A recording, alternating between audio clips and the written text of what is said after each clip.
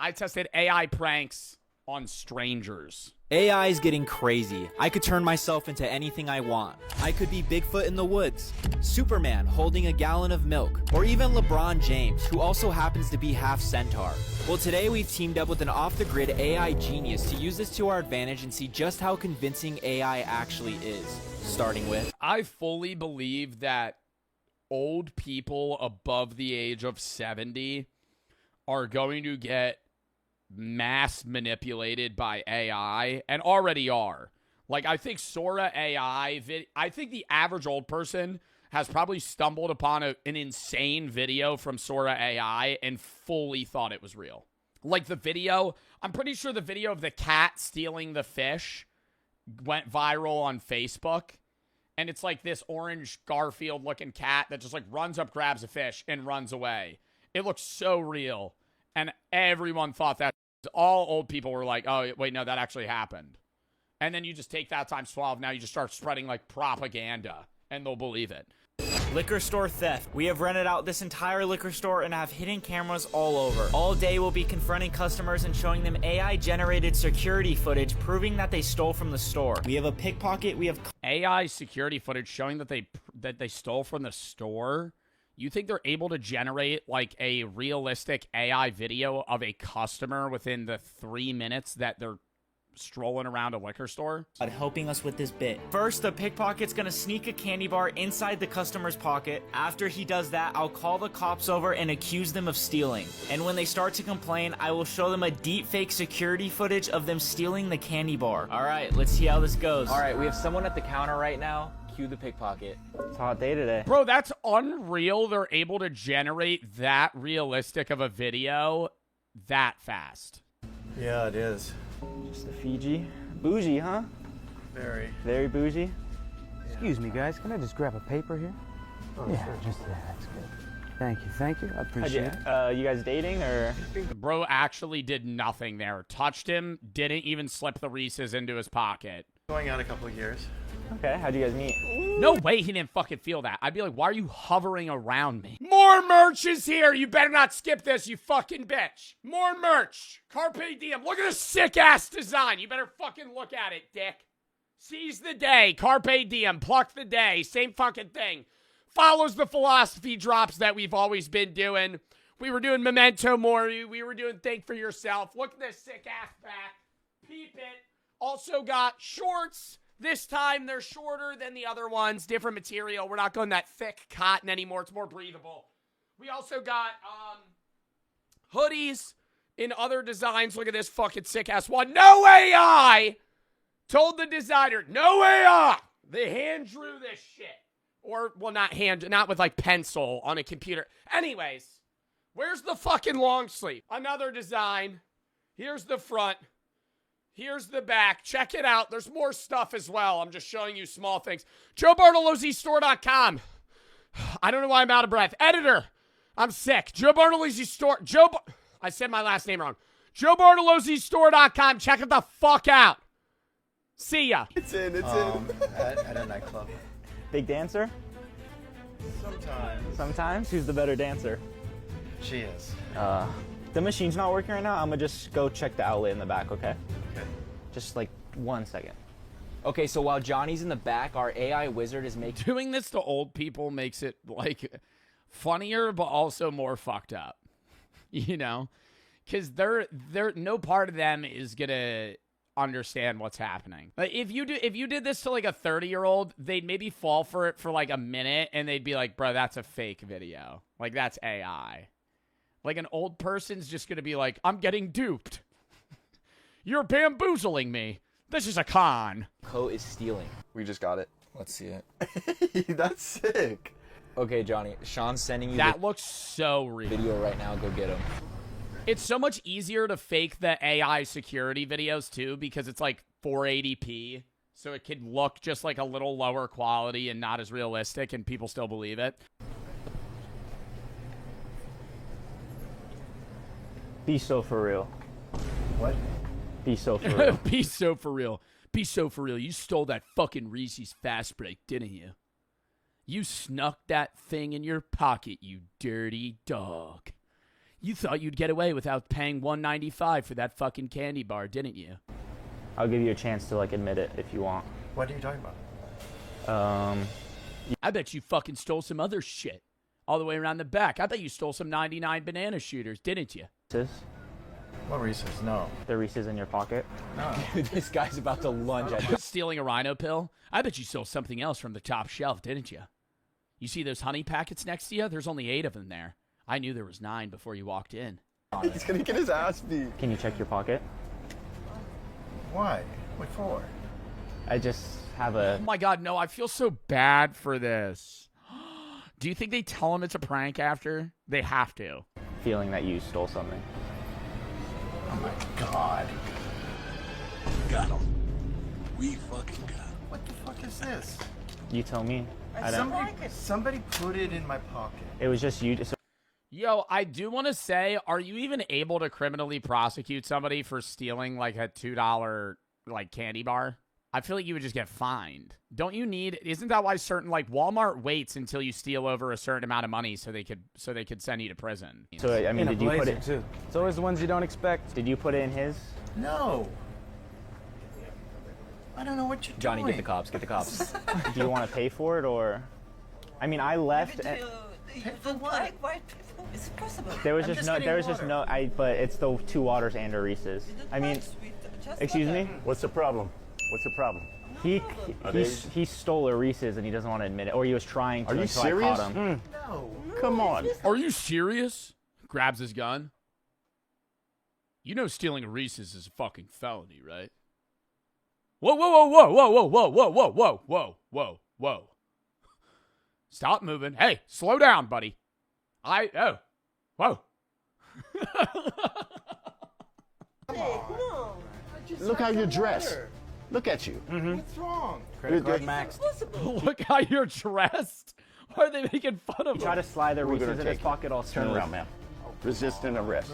Video. Can This is outrageous. I have it. I have it on video as well. How do you have this on video? We won't just. We're gonna check you out. I don't understand. You know what? Sorry.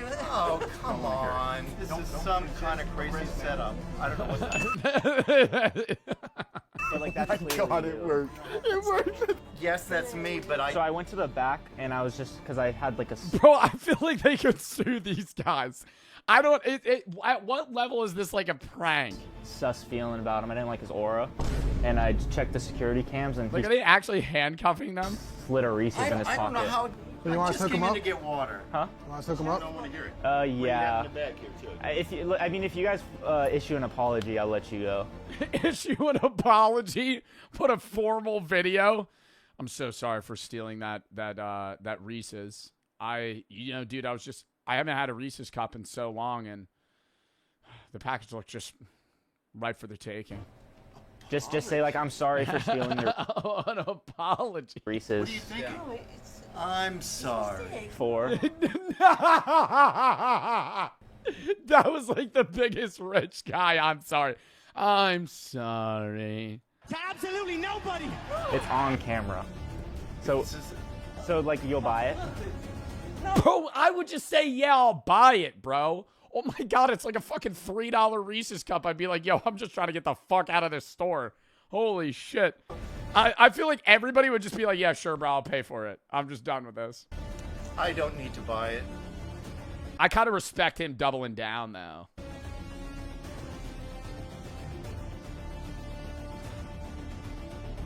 I think they're going to tell him right here.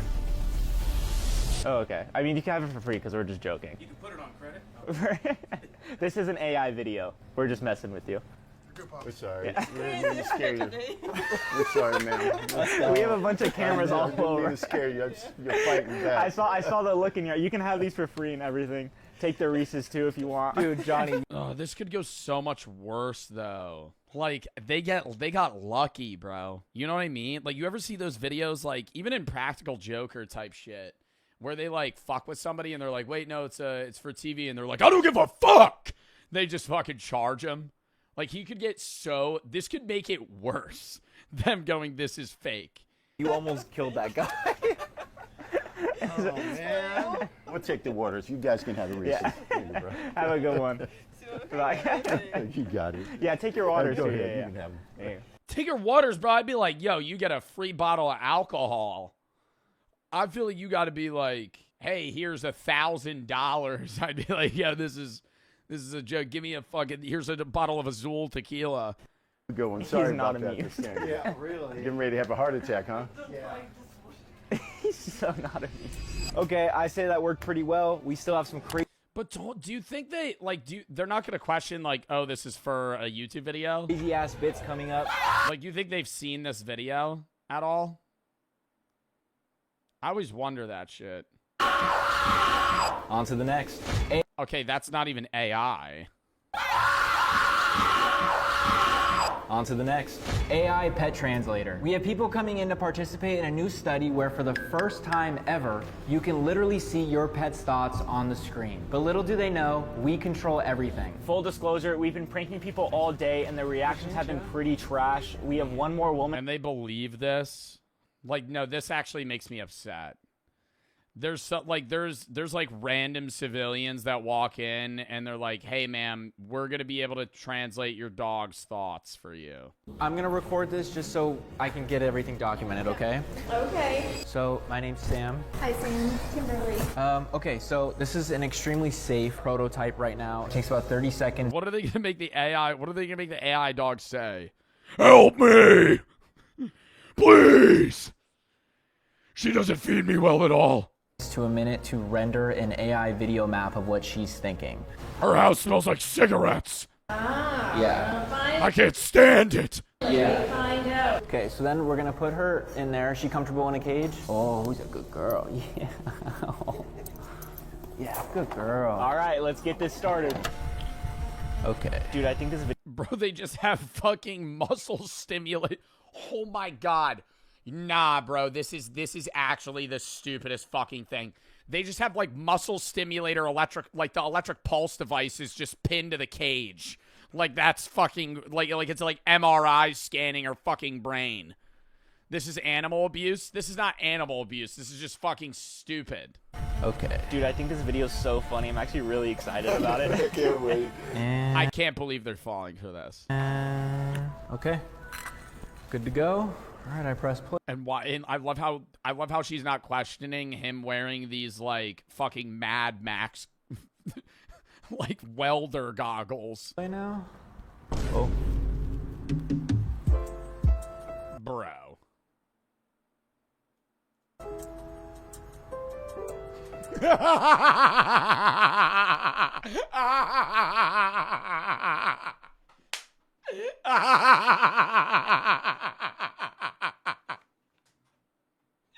It's just like, bro, I thought it was gonna be a video of the dog just talking. It's just AI videos of the dog licking her feet. That is so fucking funny.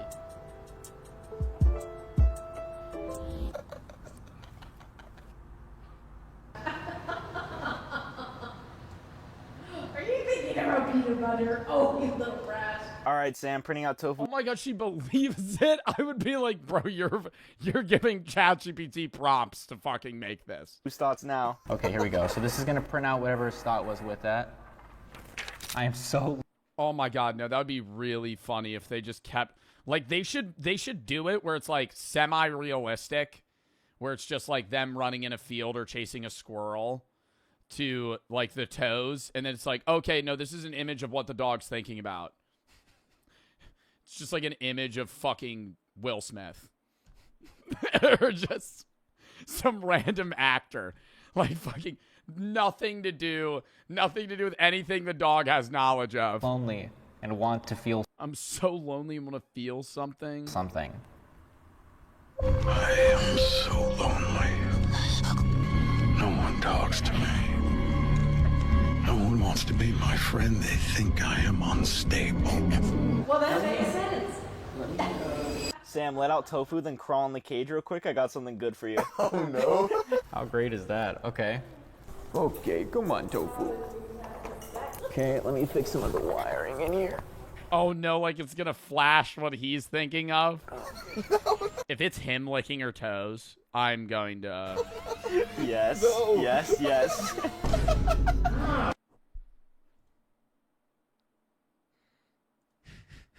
What are you thinking about? Oh, wow. Okay.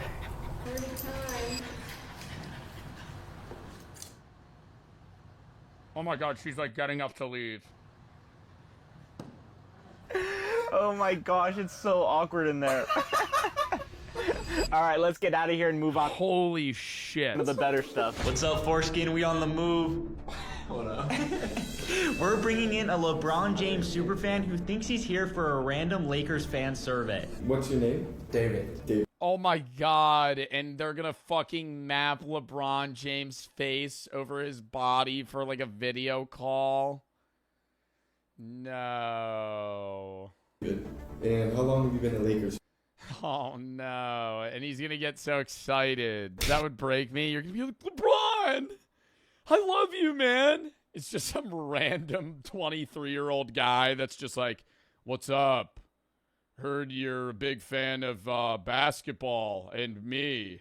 And who's your favorite player? LeBron James. But really, he's gonna be surprised with LeBron James himself. Well, sort of.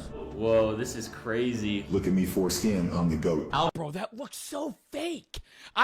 No, that doesn't look like a Sora video. That looks like some...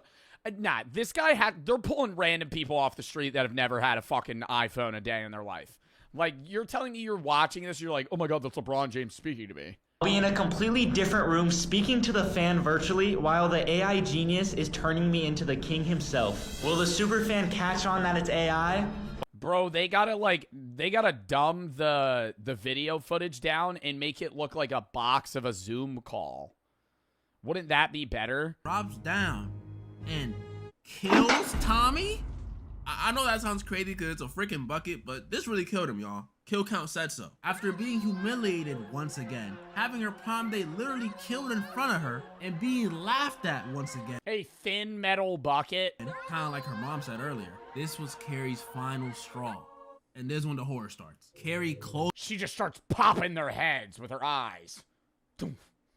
closes all the doors, changes the lights to red, and proceeds to murder everyone at the prom. And I mean everyone. She uses a fire hose full pressure to mow down some kids with water. Uses the water from that same hose to electrocute the principal and some other people, which starts a fire. She even kills the one person who always had her back, Miss Collins, by crushing her. This is so messed up and honestly, sad. Because watching this, I want to be happy for Carrie. Because, you know, we seen how she's been treated by her classmates in the school in general. So seeing her get some payback, you know, it feels a little nice. But bro. All right, it's also kind of a stupid scene that she's just going.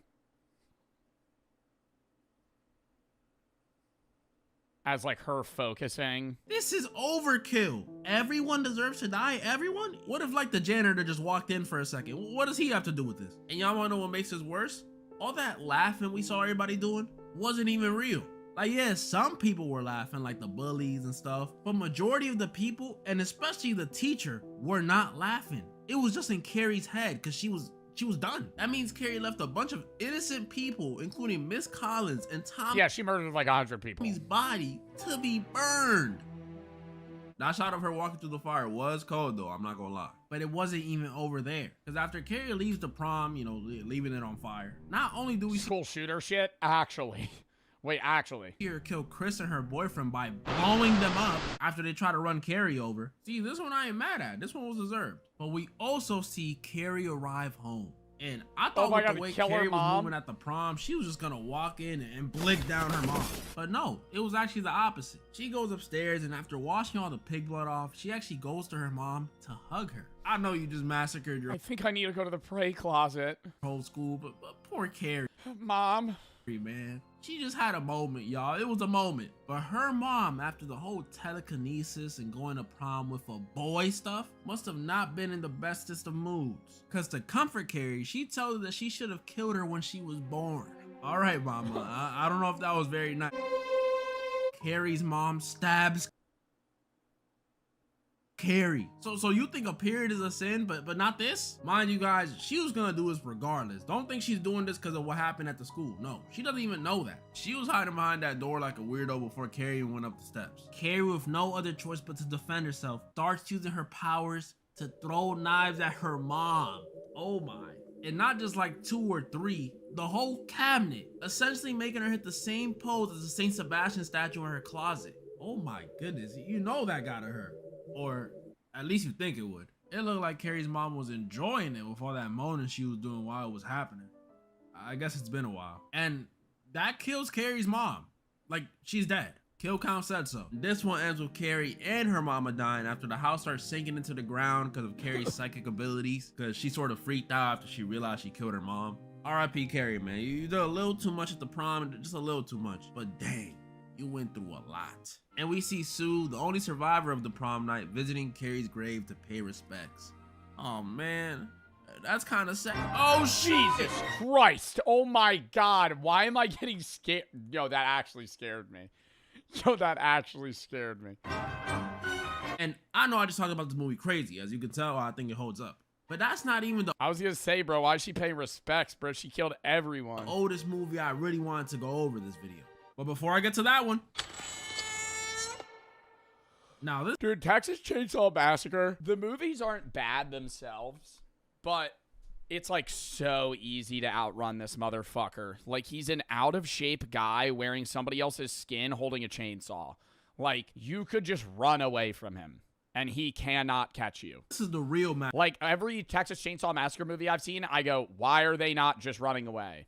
Why are they not just running away? He is a middle-aged, out-of-shape man with very limited mobility because he's holding a chainsaw and vision because he's wearing a skin mask. Massacre people remember. This movie came out in 1974. Notable things that happened that year: Hello Kitty was created, and it has had Mexican girls in a chokehold ever since. Alright, so in Texas Chainsaw Massacre, we follow a group of 5 friends in the middle of a trip. And before you say typical, this is like one of the first movies to do this, okay? You're watching sliced bread be made. But yeah, we follow a group of 5 friends who are on a trip somewhere. We got Sally, who's like the main girl, you know, she be chilling. Her boyfriend Jerry, who on Wikipedia says is supposed to be somewhere between 17 to 22, bro, looks 45.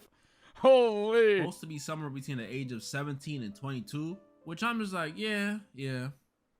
If he was doing meth since the day he was born, he's 22. That's an insult to 27-year-olds, bro. He's more like 36. Then there's her best friend Pam, who's 36. I would say 40s, bro. Really into astrology, which I'm not even gonna say anything about. I'm just saying, if you gonna judge me and see me differently and hate me for the day I was born, then just hate me for where I'm from and my skin color too. You might as well. That's all I'm saying. I can't control I'm a Gemini. Then there's her boyfriend Kirk.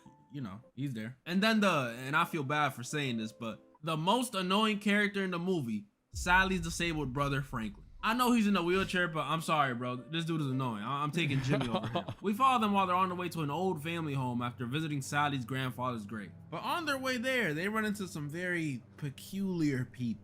First, while they're driving, they stop to pick up this hitchhiker. And thank goodness we've evolved past doing this. I'm all for people being social. A matter of fact, I actually think people nowadays should be more social. But this is too social. And this hitchhiker they got is exactly what you'd expect. He's covered in fucking blood. Crazy guy. Takes photos of them, cuts his hand open, cuts them open. This dude even lit a fire before they finally kicked him out. And then if that wasn't weird enough, when they stop to get some gas, the guy working there tells them not to go mess around in no old house. He's Southern, so you know he got the accent. And when he finds out the house they're going to, don't go messing around now, you hear? There's dangerous people in these parts. It's actually theirs. He for some like every old guy in a horror film. Did you hear about the demons? Reason does a complete 180 and ask them to stay for some barbecue?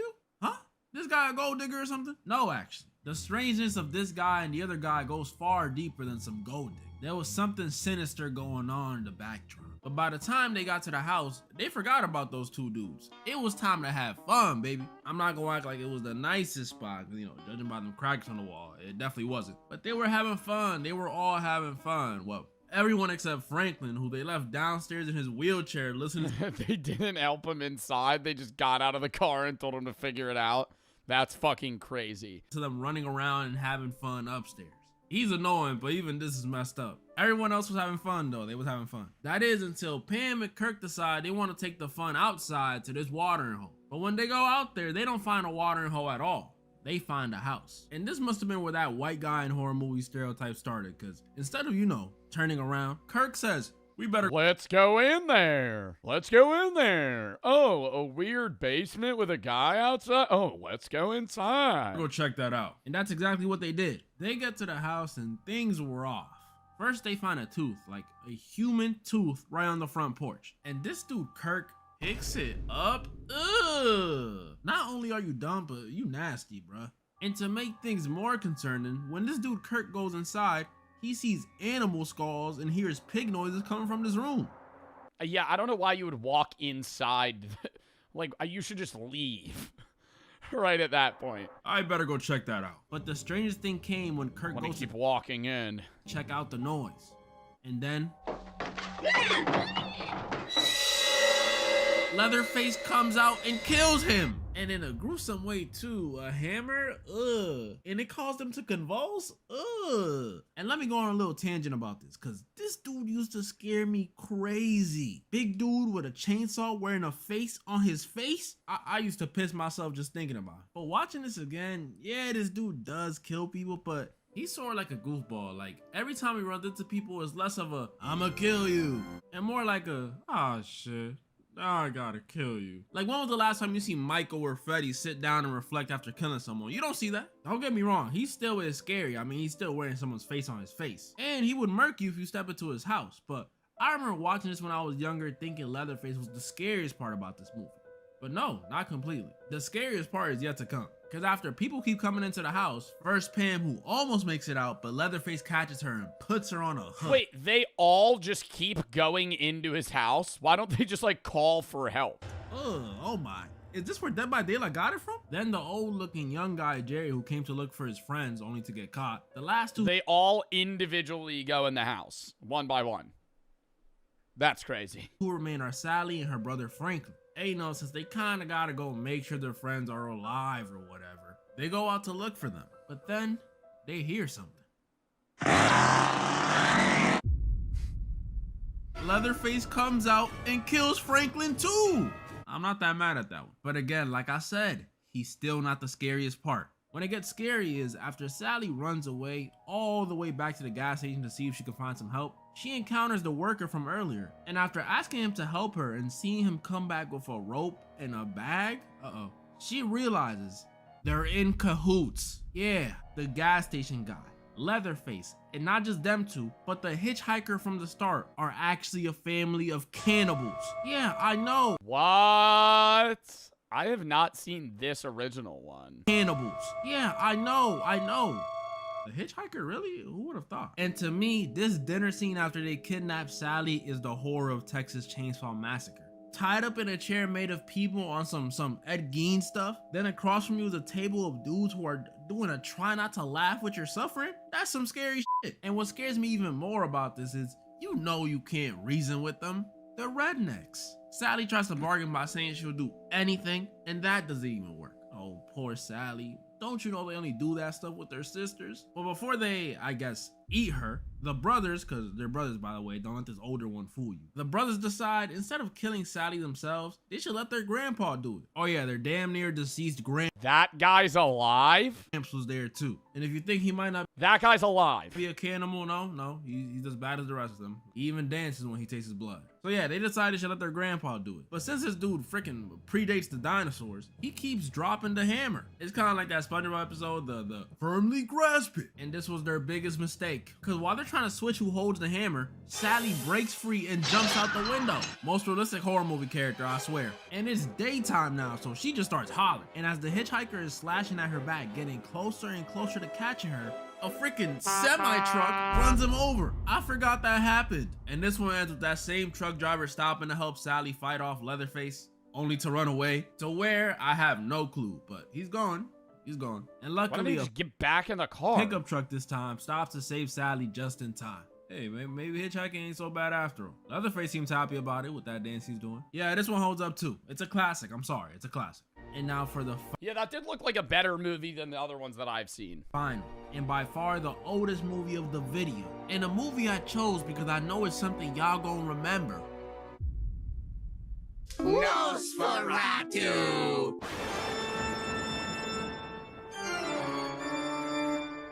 I know y'all recognize this guy. Nosferatu. First time I ever seen this. Bro, I wonder how scary Nosferatu was for people in the 1920s. Like, that must have been nightmares for days, dude.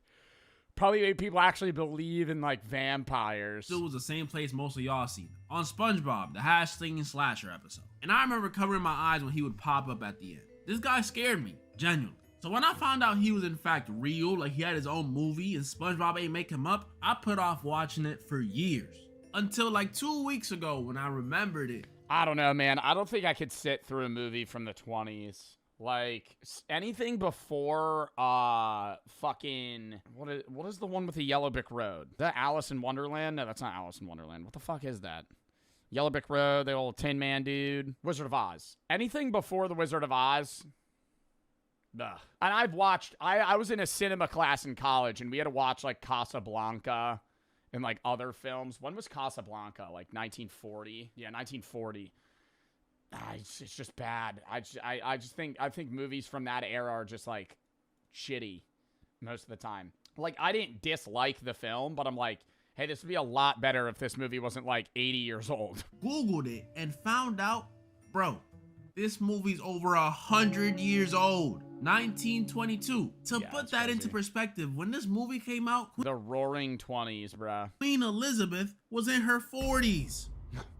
Okay, I'm joking, but she was almost born. That's crazy. And even explaining it like that, I don't think y'all really understand how old this movie is. Guys, this movie is so old, it's a silent film. Like, no dialogue. Oh, that's even worse, dude. I've watched, like, 10-minute silent films before, like, comedy ones. Oh, my God, the humor was terrible. It was literally like slip on a banana peel humor. Dude, if you watch like an old 10-minute silent film that's funny, I'm sitting in a quiet room just watching a guy like mime jokes. This is fucking awful. Like Charlie Chaplin, yeah. Slapstick comedy. I understand older like, you know, a while back, like humor's been subjective and humor evolves over time, but I really think people like before 1940 were the unfunniest motherfuckers of all time. Like, the funniest guy you knew would be like the cringiest guy in your friend group today. Like, no good jokes, no good humor, and it was all like surface level shit, and none of it was like raunchy or funny or like, you know, breaking any barriers. It was always like just like a knock joke would be the vibe of humor. On some Charlie Chaplin stuff. But 100 years old and no speech. Does this movie hold up? I think so. Look, the movie's obviously not the same level of scary as some films today. Nowhere near, actually. It's a simple story about a vampire whose name isn't Nosferatu. It's actually the Count, who is trying to, you know, do Count Warlock vampire stuff and suck the blood of this dude he met's wife. But y'all gotta understand how insane that must have been back then. This was before vampire movies were everywhere. Like, there was no romance ones like Twilight or any good ones like Abraham Lincoln Vampire Hunter. None of that. So for a little sheltered European boy to see this in theaters back then must have been traumatizing, even more than it scared me. But you're right.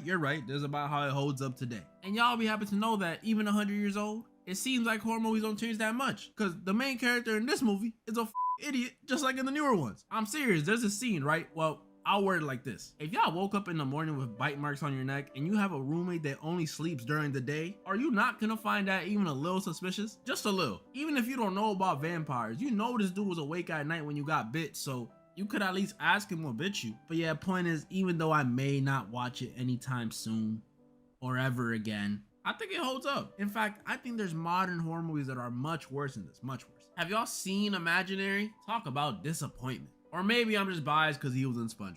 Who knows? This one ends with the wife, whose name is Ellen, pretty much sacrificing herself and letting the Count suck her blood. And not because she's into it. No, this is not Carrie's mama. She did it to distract the Count, so when the sun rises, he doesn't notice. And the sun vanquishes him. Isn't it crazy that everyone in this movie is dead? Bro, but like, okay, you're watching the movie. Silence. Radio. Silent film is unbearable. Watch like 5 minutes of a silent film, and they'll throw stuff on the screen. Wowza! In big text, if it's a comedy one. Oh, that's not what was supposed to happen. And because you have to fucking read it. You have to read it. It has music? Yeah, usually. Usually there's like dun, dun, dun, dun, dun, dun, or some random shit. That's pretty much all the movies I wanted to go over today. But it's always like silly clown music. Final judgment, I think these old horror movies hold up for the most part. Honestly. Wait, those shits are not copyrighted probably. I could probably pull up one. Old silent film comedy.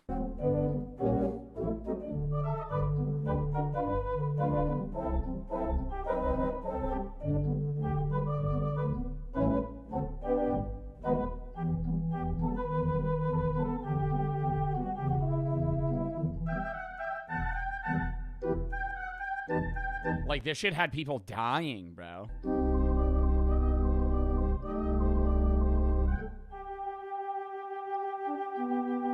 Whoa! Whoa!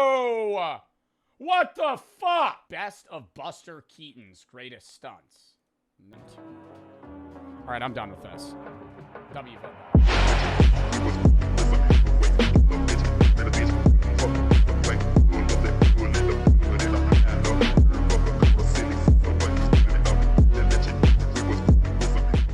When Canadians find a dead alien.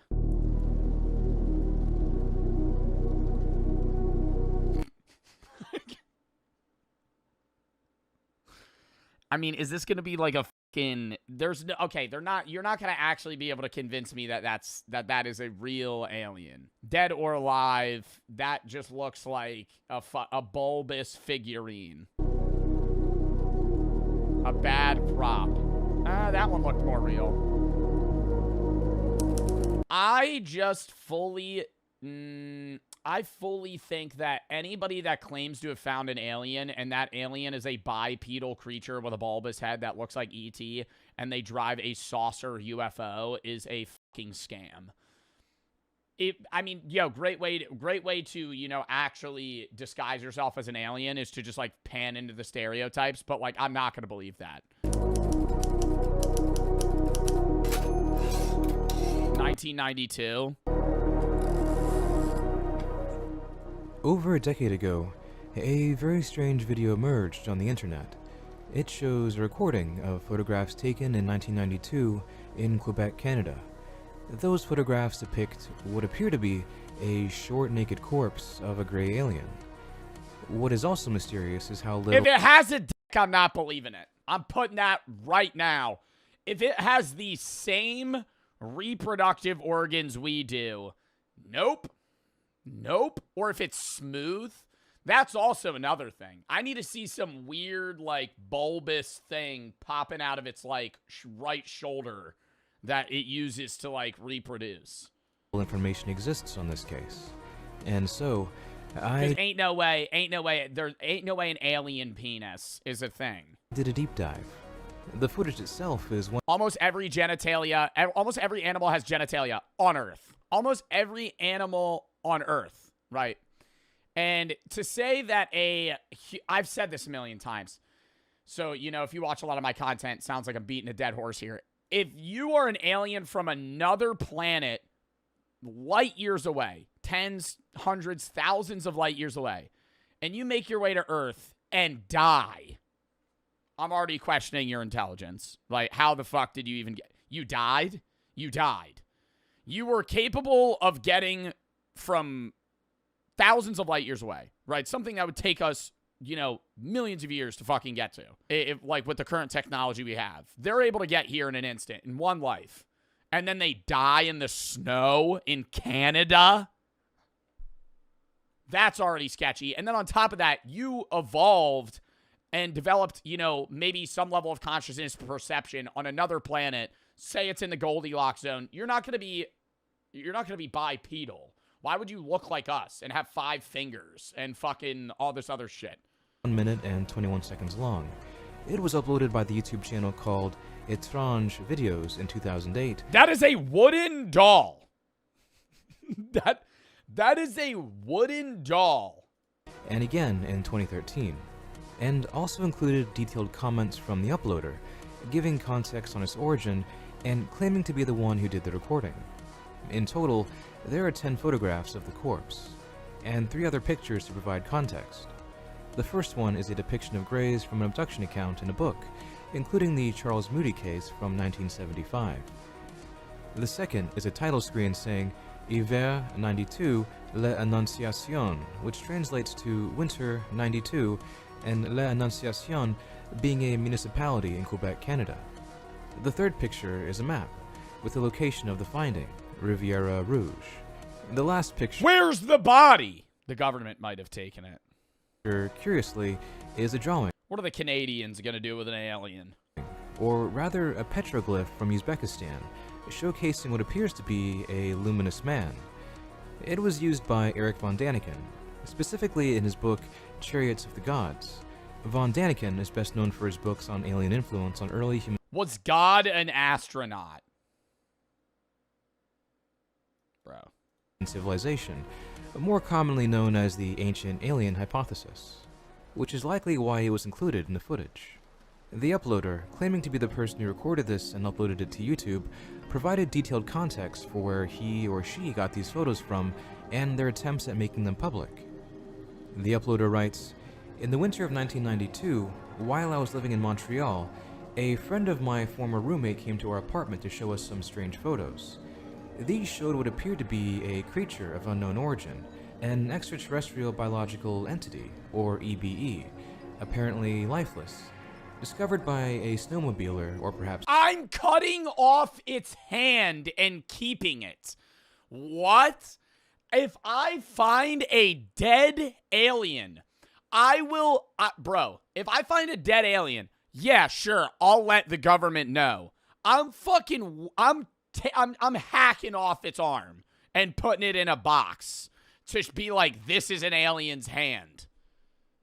Well, I'm going to show you a fucking 240p image and be like, yeah, this is a dead alien we found in the woods. ...too, in a field or wooded area not far from the road. They'll mind wipe you? You think they have that? Dude, I mean, that's a hypothetical I've ran through multiple times, chat. Alien UFO crashes in your backyard. You know, what are you doing? Right? I'm going out with a weapon, but I'm gonna be kind of like half on the offense, half on defense. I'm gonna be like kind of peaceful, like, you know, just no. I'm not aggressive, but I'm ready. You know, in case they try to lunge at me or something. I don't know what disease it has, so I might like wear a hoodie and go like this, like poke it if it's dead. Like roadkill. I'd call my friend first, actually. I'd get Chris to pull up. Then we would both go outside with hoodies on and poke it. See what it is. Take a few pictures of it. Probably take part of its body. Write a note to myself in case they Men in Black mind wipe me. Put that away. Then call... Who do you call? Who do you call? You'd probably call, like, the police and say that you found it. They wouldn't believe you. Saul, the Ghostbusters. Yeah, I call the Ghostbusters. Hey, I know this isn't really ghost-related, but this is something that you guys are going to want to see. I call one of the original actors in the Ghostbusters movie. This friend stated the photos were from his cousin and were taken in Riviera Rouge in l'Annonciation. Bro, but I just feel like the reason I wouldn't want to call the police is because if you found an alien and you call the cops, they're not roping you in on that shit. You know they're not. They're gonna barricade you in your house. They're gonna fucking rope that shit off. And they're gonna say, fuck off. And they're gonna go deal with it themselves. They're not gonna help you, you know, or they're not gonna let you in on what they find. So I gotta be investigating some of that shit myself. I might put on gloves, you know, you don't know what fucking bacteria they got, like some brain-eating amoeba just living on their skin. On Quebec, which is the circled place on the map. The snowmobiler, or one of them if there were more, retrieved the camera and began snapping photos. The other witnesses in the photographs arrived later by car. They then wrapped a cable or a rope under the arms of the corpse and used a branch to lift it up, hoping to avoid touching it. That's smart. Oh my god, wait. No, this is making me believe it more. Because they don't want to touch it. Strangely, they said they left the body out overnight, and when they returned the next day, it was gone, possibly taken by coyotes or other wild... You're fucking kidding me. You're fucking kidding me. They leave the body? I would camp that shit out with my life. See, now you lost me again. You got me, and then you lost me. This anonymous uploader then writes, "We then asked him what he planned to do with the photos. He told us..." I'm not mad if I go out that way either, you know? Like, if I see an alien, know there's alien life, intelligent alien life, and it gives me some disease and I die from it, I mean, I'm not happy, but like, you know, it's like at least you saw an alien. He would try to contact someone in the field of ufology to try to solve the mystery. Before he left, I quickly grabbed my video camera and recorded the photos one by one. Later, this friend informed the uploader that he contacted Claude McDuff, an author in the field of ufology, and one who had written a book called... I'd call Neil deGrasse Tyson. I'd email that motherfucker. I'd email that me, I would just go live. I'd be streaming that shit on Twitch. Okay, I'm saying, if I wasn't on, I'd stream that shit on Twitch. Are you kidding me? An alien, imagine the views. I don't give a fuck about the views. I'd be like, y'all better make sure they don't fucking Men in Black mind wipe me. You know? I'd be like, I'm not suicidal. I found this alien. You know? The Trial of the Flying Saucers, which was an investigative And then I would also do some shit. Right, see, that's how I would prove that alien's real, so the government can't hide that shit. Because chat would be like, you're lying, that's not an alien. I'd be like, what do you want me to do? And you'd go like, poke it with a stick. And then it jiggles, and I go, see? You go, cut it open. I go, okay. I go get a kitchen knife, walk back out. Some like weird pus fucking spews out of it. Fiction approach to UFO sightings and encounters, focused primarily in Quebec, Canada, using... What? Okay, actually, chat, no. See, let me give you the hypothetical. I go live, and I'm, like, in the wilderness. It's, like, 2 in the morning. You're just, like, watching TV, you know, about to go to bed, and you just get a notey, and you're like, Joe Bartolozzi's live. That's weird. And you tap in, and I'm like... Guys, you need to see this. And it's like really low quality. It's like cutting in and out, right? It's cutting in and out. Like it's like 420p, like 10 FPS. You hear me, but like the video's low quality, and I'm like showing an alien, right?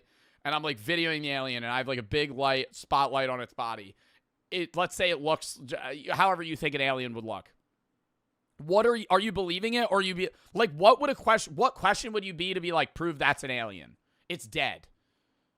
It's dead. It's just in the world. It's dead. Its spaceship is also, like, mangled on fire in the woods. Pick it up. You'd say pick it up. Open its mouth. Ooh. That'd be scary, though. Because what if it was still alive? Like a deer. You think it's dead, it starts kicking. Cut it open, lick it. Bro. Eat it? What? Nah. I feel like actually, dude, there would be some cornball that would send me 300 bits and be like, how much for you to eat its finger? And compiled eyewitness testimonies and accounts from the early 1970s. How much for you to take a bite of it? However, McDuff informed this friend to not go public or attempt to make any money with the evidence. How much? There's no amount of money. There's no amount of money for me to be like, okay, yeah, sure, I'd bite the... Dude, what? You're getting a disease. Because, as he saw it, it would almost guarantee being discredited and humiliated, possibly in a public way. In any case, we were very surprised by the former ufologist's conclusion. Not wanting to be taken for kooks or crackpots, we simply decided to keep it to ourselves, as a sort of secret. We showed the video privately to close friends with open minds, but not to the public. Like many witnesses of unexplained phenomena, I also feared that if I showed the video to the public, people would end up mocking us. And If so the my tape was kept friend- as a secret. If my friend that I've known for years randomly goes, I saw an alien a few years ago, here's some photos, I would be annoyed that they didn't take the alien's body. Like, I would be mad at them. I'd be like, why would you not put it in a box and cover it in salt and try and preserve it in some way? Like, you left it outside. In this friend group, and shown only occasionally to people who they trusted. However, That's actually TOS. You know, if I got banned on Twitch for showing a dead alien, I think I'd be okay with that. I don't think I would be upset. I don't think Dan Clancy would be mad at me as well. If in this actual scenario, I think if I showed a dead alien and then I got banned, I would be like, you know, this is for the greater good. Fast forward 17 years later to 2008. In October 2008, around 17 years after the photos came into my life, I finally decided to try my luck at solving the mystery. Lacking the equipment to convert the VHS of the EBE... Yo, how do you live a regular life? Like that, bro, that's like the worst thing that could happen to you. That's like... I always talk about how I would love to see an alien, and I still stand on that. But, like, logically thinking, you seeing Bigfoot, a Yeti, an alien, any mythical creature or scientific creature, if you saw that and then no one believed you, you would be the crazy guy that saw an alien. Like, you wouldn't be able to, like, just go to work the next day. Photos into a digital file. I had to film the VHS footage with my digital camera by recording it off the screen of my tube TV. I then uploaded the video online through the video sharing site YouTube. Thanks to this format, anyone can remain anonymous, and by avoiding judgment, share their stories or discoveries in peace. Lame. From there, the video was briefly lame. Bro, I feel like I would just be like, this is an alien I saw. Picked up within ufology circles, but not to the degree that the uploader had. Them being anonymous makes me think it's fake. They write, to help witnesses come forward or encourage investigators to take an interest, I included the email address etrangevideos@yahoo.ca at the bottom of the video description on YouTube. Strangely, at first, only one Quebecois investigator came forward, a certain Mr. Morin from Avni, Quebec. He published the details of the case on his website, where I used the pseudonym Mr. R. In December 2008, a journalist from a local newspaper in Riviera Rouge wrote an article about the video. We stayed in touch by email, in case any witnesses pictured in the photos eventually came forward. In January 2009, I reached out to another investigator. However, he declined to investigate, mainly because the only proof I had was the VHS. That's why you cut off its dick. Cut its dick off. They got whole museums about penises, bro. If you had its dick, they would be like, this isn't a dick of an animal I've seen before. Must be another creature. 13, I received an email from a Mr. Garcia in Mexico who worked for a TV show called Tercer Milenio, or Third Millennium. He wanted a Skype interview. You know they had a penis museum in Iceland and I didn't go? And I didn't know about that until recently, and I'm really upset about it. I'm really upset about it. Because I would have so gone to that. A museum where I just walk around, there's just a bunch of penises in jars from, like, varying animals. How interesting that would be. I think I need to go back just for that. I go back for 6 hours, go to the museum, leave. Why would you want to do that? Dude, I love weird museums. I love a museum where it's like, this is a man's colon that was enlarged so much that it ended up killing him. This is a random artifact. I love, like, weird museums. Stuff like that. Like, when we went to Salem and it was the torture museum, bro, that was sick. Being able to see all that. Anonymous. By January of 2016, the 2008 upload had amassed well over 400,000 views. That same month, a YouTuber named NewBeat2012 uploaded a detailed breakdown of the tape called Authentic Alien Grey EBE Footage Analyzed, Quebec, 1992, which was specifically mentioned by the uploader. I looked into NewBeat2012, and thanks to the Wayback Machine, I found that NewBeat did indeed exist, as did his video, which was also available. In the video, he explicitly talks about the anatomy of the being and how much... Like, zoom the camera real close, have it just be chest up, and make it like 480p. and then it would look like LeBron James. That would be so obvious. No, I feel like this is more obvious. I don't have a line. All right, I'll be in the trailer reacting to this because Johnny said he'll break character if I'm in the room with him. The goal is to keep David on the phone for 5 minutes with Johnny, and if Johnny's able to pull that off, I owe him $20 because I say no way. I got you. What's up? I heard you're a big fan of me. Like, what is he gonna say to him? Phone, Johnny, the 5-minute timer starts now. Well, I have a little surprise for you. That's enough. No, the surprise is enough for me. Go ahead. Cue LeBron. Cue LeBron. Wow. Hey, what's up, David? It's me, LeBron James.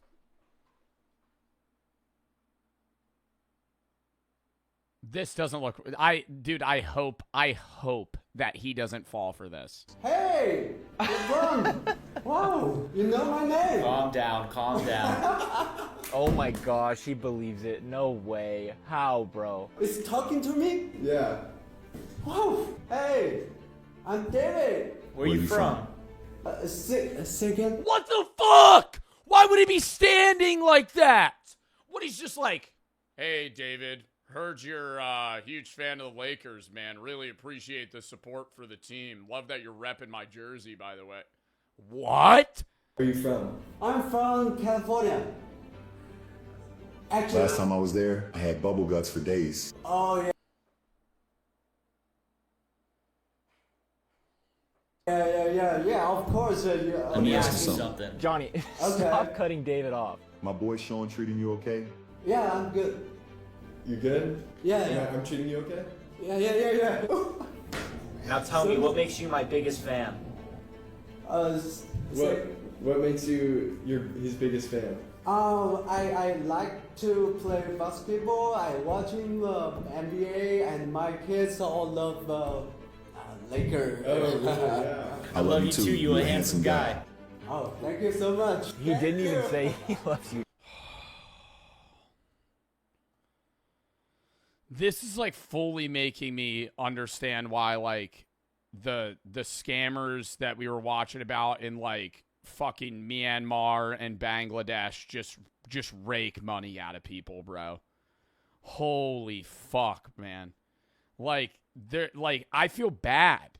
Like what? Like this guy's like actually thinking he's talking LeBron James but it's like it's not even a good. I honestly I wouldn't not necessarily feel bad, but I would be like, okay, I get it with Sora, because like since Sora came out, those videos look so real. But like the fucking standstill like VO videos where it's like it looks just like a new age fucking Instagram filter. Like it's the voice sounds off. John. Thank you for the just I never imagined today it would be happen. Yeah. So, David, you like basketball? Bro, no. Yeah, I do. Because I got 2 balls your chin can dribble. Oh! Bro, why are you this person? What possesses you to say these things? Too ball for me? He said what? He said I think he just asked if you're good at basketball. Nice save, Sean. Good at all. Yeah. Actually, not that good, but Not that good. Yeah, but I play. I love to play, and I teach my kids. You teach them, but you're not that good? Huh? Never mind. Hey, LeBron, do you remember you broke equal dollar? Of course I do. That's the greatest moment of my life. Blocked by James. Iguodala to Curry. Back to Iguodala. Up for the layup. Oh, blocked by James. Hey, LeBron, do you remember Kobe? Of course I do. That's the... Oh, no! You can't. No! You can't. No, you can't fucking... No, that's where you gotta cut it off. That's where you gotta cut it off. That's where you gotta be like, all right, no, this is AI, man. Because now he's gonna come up with like a fake story about Kobe. Legend, man. Long live the Mamba. Yeah. How David That's did not a see your fucking white guy's hand. That's a white guy's hand. What the fuck? He's not going, dude, the face is morphing right now. Am I tripping? What? This is fuck. This white hand there is a mystery to me. Now I want to let you in on a little secret. Only you, David. Only me? Okay. I'm getting traded to the Dallas Mavericks with no. Kyrie.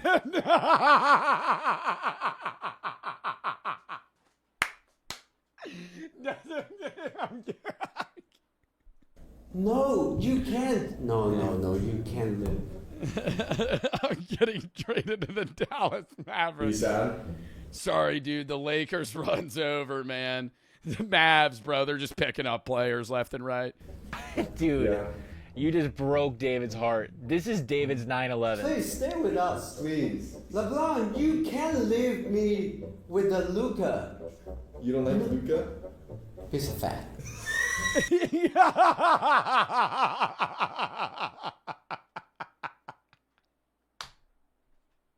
No, this is like the most fucked but the funniest fucking bit, dude. You don't like Luca? Nah, dude, he's put on a few pounds. All right, Johnny. I don't know how you did it, but you did it. Your 5 minutes is up. All right. Peace. Haha. Alright, see you later, bro. See you. Wow, thank you so Bro, tell me they tell him. much, Sean. Of course. Thank you. Is that fun? Yeah, but I forgot to take a photo with LeBron. That's alright. I actually have a third surprise for you. Too much Oh no. surprise. We were able to get our hands on 2 tickets to the next Lakers game when they play. Oh, are they No, that would be so nice. That would make it better. That would make it better. Yeah. 2 tickets. What Yeah. about 3? 3? I have 2 kids, so I can bring them. Okay, no, I could get another ticket. Wow! Is that real? Yeah, the jersey. W. David. Man just swindled a 3rd ticket off of Sean. Okay, I am praying we're able. Wow, that is very sweet, bro. Okay.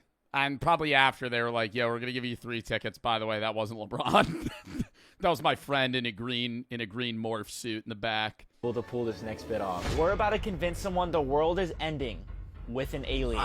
We've rented out this entire coffee shop just to prank one person, Denise. We don't even know her. We got a DM from one of our fans a while ago that said his mom wanted to prank one of her friends, and after hopping on a phone call and planning everything out, we were ready to go. While Denise is in our coffee shop, a completely AI-generated news station will pop up on the TV saying an alien got loose in Los Angeles. And unlucky for her, that alien is coming right to her doorstep. Everyone in the coffee shop is in on this, besides Denise. Okay. I kind of wish they didn't do a stereotypical green alien. You know what I mean? Like, if they had just done, like, a weird monster versus, like, no, I wouldn't believe that. If there was a news station that's like, aliens just touched down, and they're literally E.T., I'd be like, come on. Like, that would be disappointing, actually. Like, if aliens touched down and they word for word just looked like the bulbous aliens that we just grew up knowing what aliens look like, I'd be like, dude, get a little creative here, okay? I've known about this since I was 5. You're telling me this isn't new news. It would have to be like some just weird monster. Like, just any alien where it's just like has like 10 eyes, no arms, something like that. Hello. How are they going to get her to stay in the coffee Are you gonna eat shop here or do you long want to go? enough? Oh, no. Do you want anything to drink? No, I have water. Okay, cool. Thank you. Yeah. Don't worry about it. You're good. Yeah? Yeah. Oh, cool. Please. Thank you. Yep. Wow. Lucky day today. Yeah.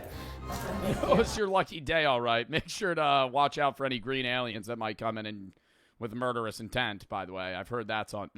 Never mind.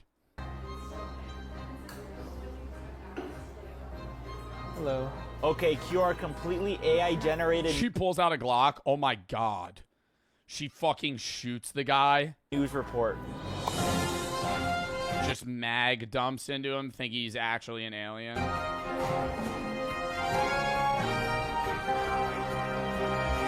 I swear, if this is like a VO3, if this is like as bad as the LeBron one. Breaking news with Ron Burgundy.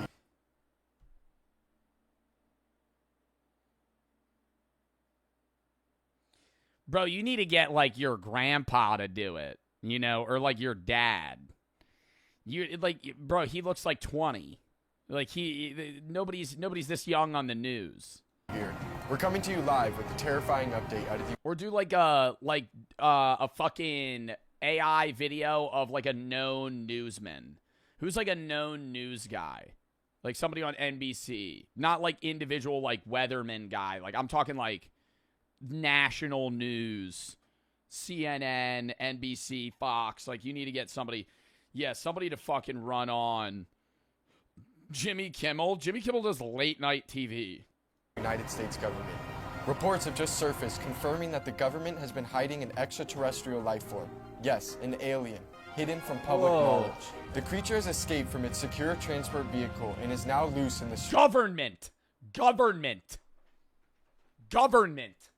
I would be my jaw would be dropped at how I wouldn't even think that I'm getting pranked. I would be like, dude, do you have like Comedy Central on right now or some shit? A fucking semi-truck with just the word government. And is now loose in the streets of Los Angeles, moving erratically and clearly in a state of panic. Authorities have confirmed that this alien carries a highly contagious disease that is incurable for humans. We urge everyone, do not approach it, do not try to make contact, and above all, do not let it touch you. That's all the information we have, but officials are urgently asking all residents of Los Angeles to stay inside, lock all doors, and do not go out in public. Whoa. Okay. He said LA, don't touch. So just keep that in mind. I'm sure it won't come here. Hold on, we're getting a live update. The alien has just been spotted, and according to the alien is outside the local coffee shop. Reports, it's heading straight into a local coffee shop. We can only hope. I know what the fuck. They have footage. Nobody's stopping the alien, but the news station has active updates of in real time footage of the alien running into the shop. And if there is, may God protect them. Everyone back up. Oh my God, no, don't tell me she has a weapon. Oh my God. And like why the alien's wearing underwear. Back up. She's smiling.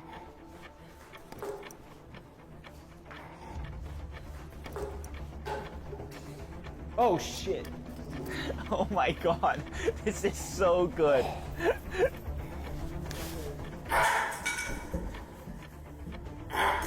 Go outside. Duck. Right here. I don't know. I have no idea. I don't know what this is. Wait, there's no exit here. Oh! Oh God! Oh my God, have the alien touch him and him like just like fake being dead and then just like dude traumatize the woman on God. Dude, that would be so scary. That would be especially if you believed it. Oh shit. Bro, his face, why is his face like, it looks like a rat. Dude, he just has, she's not looking at his feet, bro. Are you kidding me? I feel like I'd be looking him up and down. I'd be like, yo, your toe, like you literally just have human toes.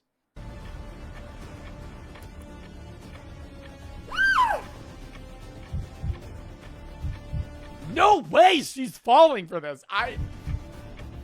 I don't know. Like, you can't know unless you're in this situation. Do you think you would fall for this?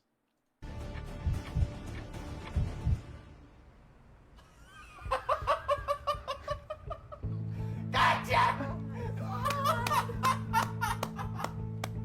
It's a prank. Oh my God. Are you okay? It's a prank. It's a prank. I need more than a muffin. I'm so sorry. We're Andrew's mom's friends. I'm so sorry. We have. No! Are you okay? Oh my God, I feel horrible. She's literally shaking. Dude, oh my God. I'm sorry. Okay, everyone inside is an actor. Go ahead. Oh my God. Her scream. Oh my gosh, my heart. Did you actually say that was You okay? Yeah. That was not funny. I'm sorry. Are you okay? Yeah. We're Andrew's Andrew's mom were his friends. She's not coming today. Oh, that's okay. You look great. All right, Foreskin, we are so close to 2 million subscribers. Foreskin? Is his fan base named Foreskin? Close to 2 million subscribers. Oh, chat. Oh my god, Bart Farts is so lame. That's such a cool nickname. His audience is called Foreskin? Bro. You don't like Luca? He's fat. That was a fun video.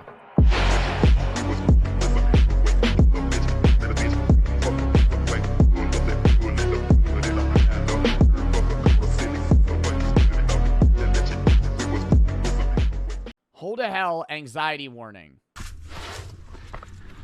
Oh, here it is. Yeah.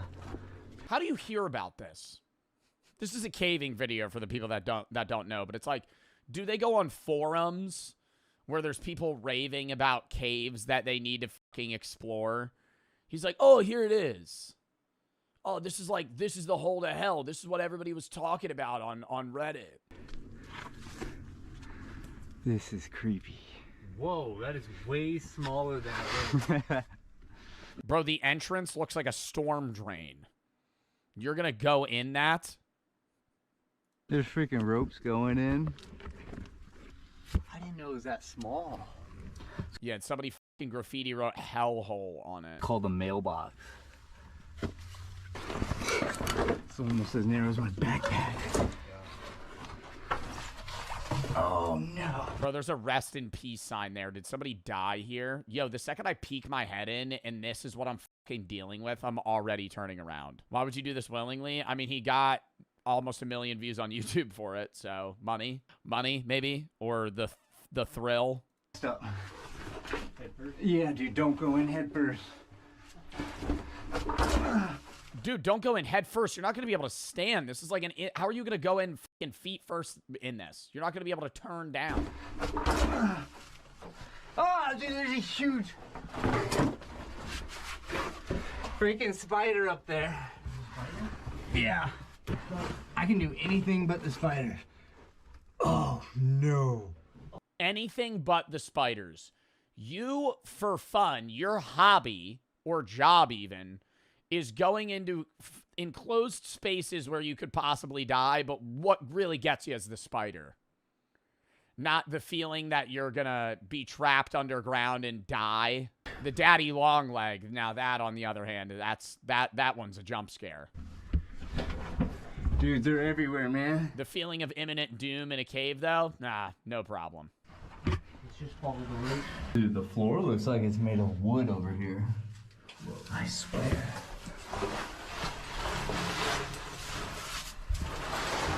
Where do they go? Is there a path?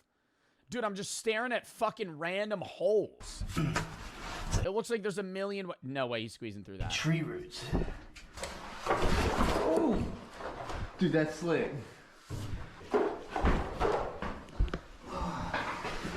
Who put this rope here? Well, there's a rope that goes up. We're supposed to climb that.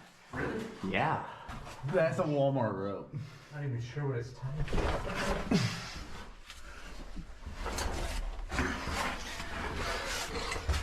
Do they not have a map? They're not going in with a map. They're just like kind of free balling it. They're not even marking where they're walking. They're just like, oh, why is this rope here? Oh, I think we're supposed to go up.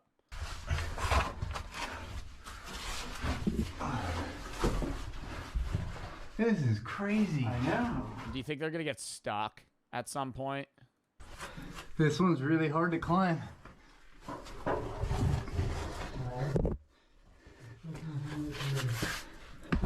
This cave looks like the inside of my butthole. What do you know why do you know what the inside of your butthole looks like? Whoa. There's a... Maybe a colonoscopy. metal pipe in here. Whoa, there's a room up there. That's what the pipe's here for. I don't think that's what the pipe's there for, so you could use it as a fucking leverage point. I feel like it's just there. Somebody put that pipe into this fucking wall.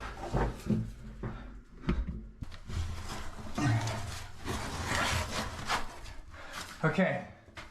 I'm up. Okay. Whoa, it keeps going.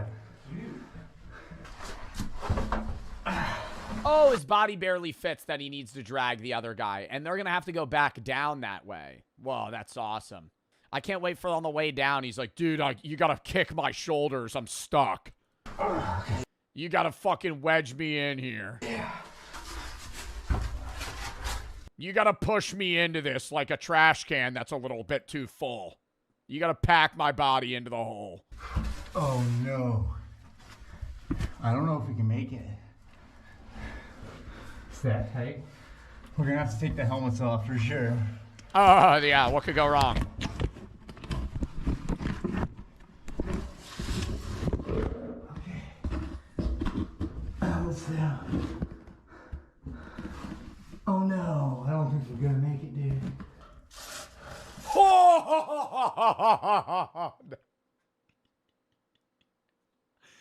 Like, I love how they... Dude, I feel like if you're a caver, they have to have some sort of device to scientifically know whether or not they're making it through, you know?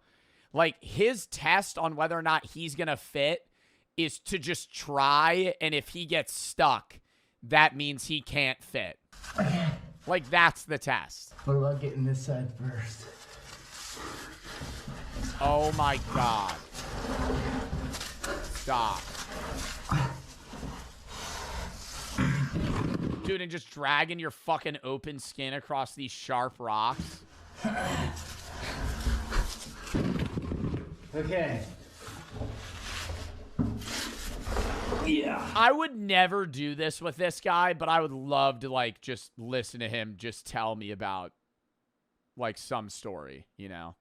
Around a campfire, he's like, there was this one time I was in the ass twister. And when I tell you, dude, I was fucking standing, I was in the cave like this. And I couldn't move. So every time I had to move, I would have to even turn my head. It was like, I felt like my neck was going to snap up. I would go, and then I would drag myself. And I would drag myself. Dude, it goes up. Like to watch him reenact it. Keep going. Yeah. Oh yeah, it's going up good actually.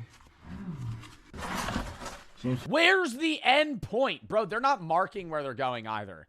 They're just hitting multiple forks in this cave, and they're just like, all right, let's just keep going this way. Got a rope down there. Oh my God.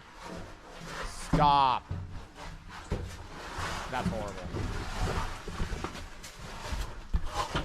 If there's a rope the whole way, that makes me feel happier about this. Dude, just keep going. It was tied to a root. A root? Yeah. What? So all these things we saw are roots. Yeah. That's why they look like roots. Whoa. Yeah, this guy's my guide. This guy's the dude that's taking me through the cave, and then he says some dumb shit like that. Ooh, this is actually a fat rope. Oh, everything looks like roots because they are roots. It's my first time going caving. This guy's my guide. It's fucked. If it goes down. Rope, huh? Big old fat one. I'm not gonna lie, dude. I don't know how we got here. Come figure it out. I don't know where my backpack is. That's just off in the middle of the cave. Dude, that goes 60 foot. Does that go straight down? Nah, he's about to fucking eat shit. It's another set of ropes. Oh, dude, it's like a straight decline, man. Let's go down it. I don't even know if we're going to be able to make our way back up. I'm just going to butt scoot across the wall here. Maybe, on the way to get back up, we're going to have to do like a Mario jump, you know, in the mini game where he has to go like, oh. We're going to have to like shimmy. It's going to be like a Jason Statham scene. Fuck.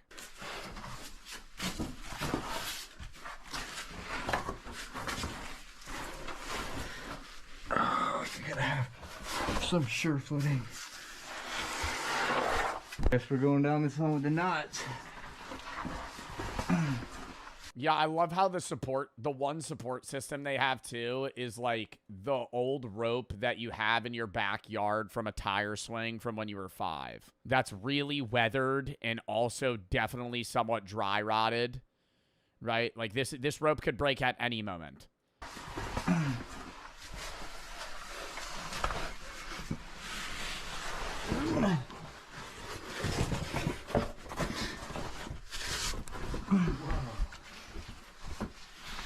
See, that's a nice person. That's a nice person. Whoever that is, smart. You know? Hey, I'm going to draw an arrow for somebody.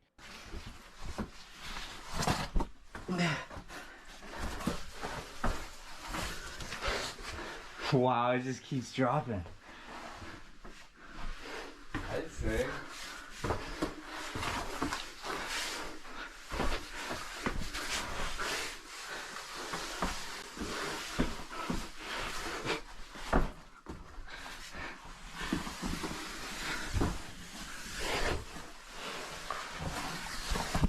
Dude, it just keeps going. I say this every time we watch or talk about anything having to do with caving, but I never understand the first person that explored this, you know? Like, somebody laid this rope after already going down here previously.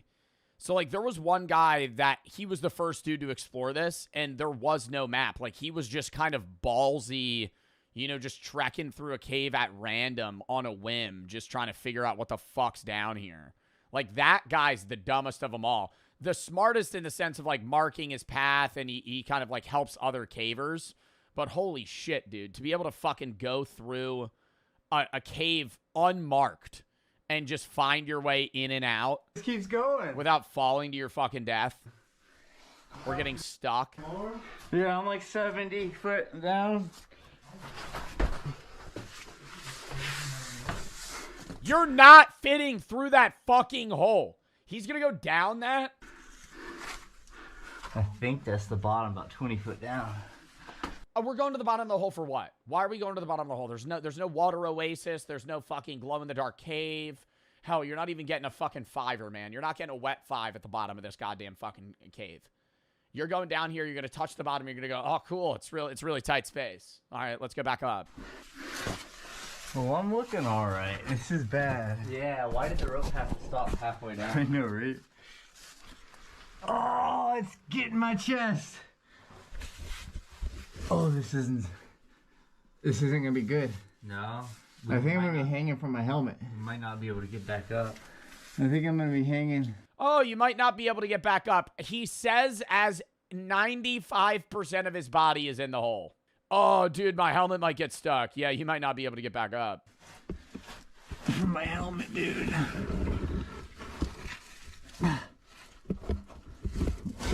Oh, well, it fit.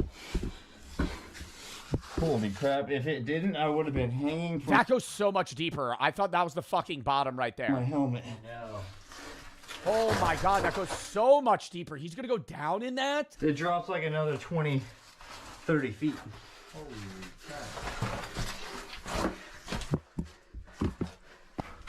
Okay, I'm getting off on this level. Okay.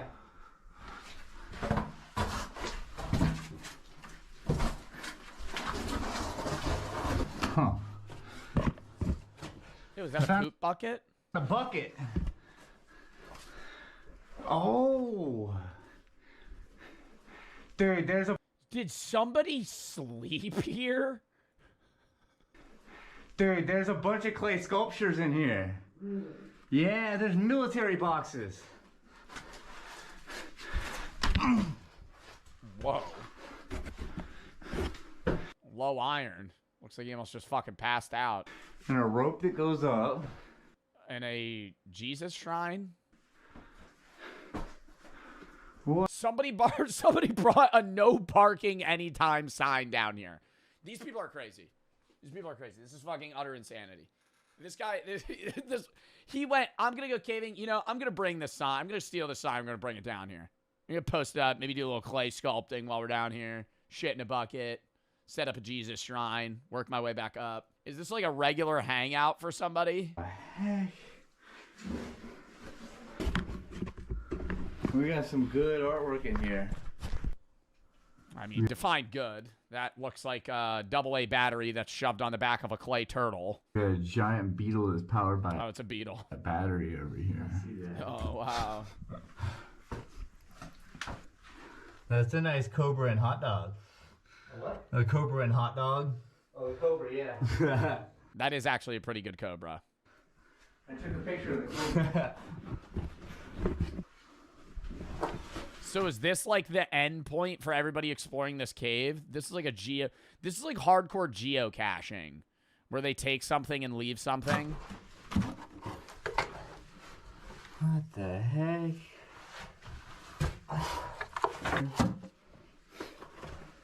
What was that? It's like a shrine. I know. And then a classic rope that goes up to who knows where. Wow. Oh, that's creepy. There's like a little figurine up there just staring down at. I gotta say, going with somebody else does make this a lot less scary. Like, being down there with somebody, if you're ever nervous, you're always like, okay, somebody else is here to navigate through with me. But if you're just full alone and it's dark, it would be so eerily quiet.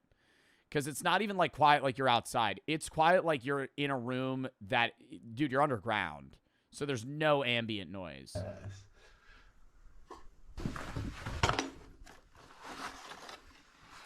Legend. Oh, God, there's a fucking notebook. What do you think they're leaving for each other? Funny drawings. Old ledger. From 2024, Haktua! Haktua in a cave! It was destroyed. 2024, they started this one. Alright, it's just a bunch of people who signed this. Hey, I'm from Japan. I'm from Japan. Oh my God, this hole. OMG, this hole. Look, we got this random guy a shout out here. My name is Mike Ecstasy. Welcome to hell. Mike Ecstasy. Mike Ecstasy sounds like a guy you'd meet at a bar. He'd offer you a drug that you've never seen in your life before, and then you just never see him again. Mike Ecstasy seems like a guy straight out of the Hangover movie. He's a DJ for sure. Yeah, he's a local fraternity DJ. Mike Ecstasy. Welcome to the hellhole.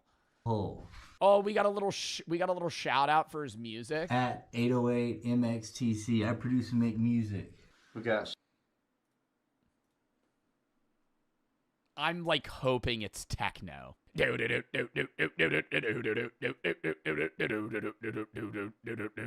Oh my God, this is exactly what I thought Mike Ecstasy would look like. Just a bro. It's actually a pretty good fucking beat. I'm not gonna lie. But what is this guy saying? They're spreading healing frequencies out to the world. That's Mike Ecstasy. Dude, you're all over the place.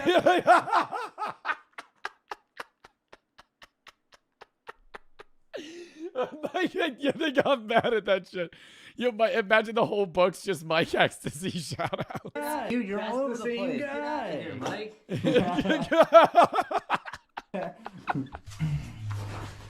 Oh my God, I actually fucking love these cavers. Stop. We think that rope just went right back up to where we came from, so we're going deeper.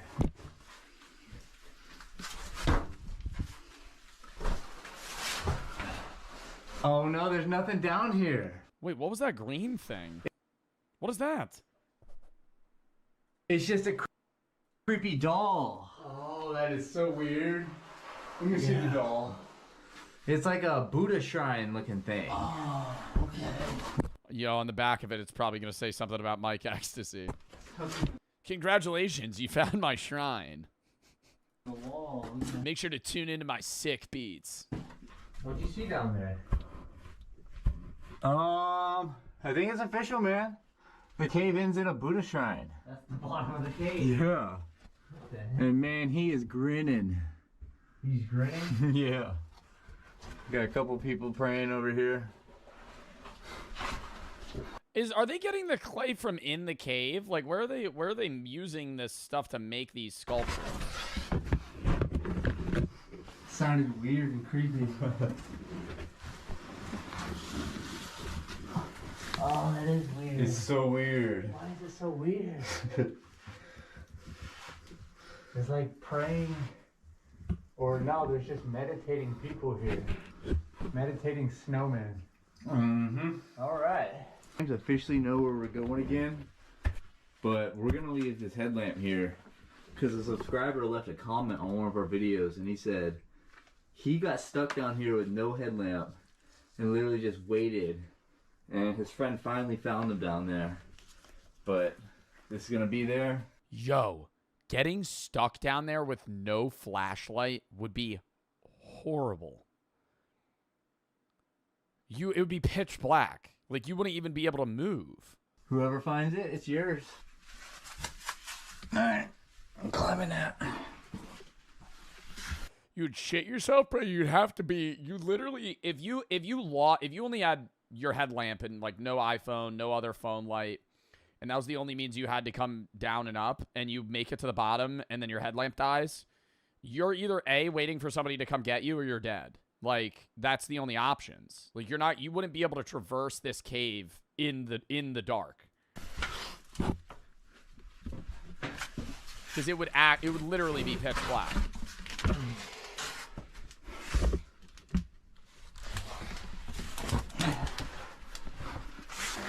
Yeah, just full trusting the fucking strength of these roads. I don't know if this is the way to go or not. Oh no.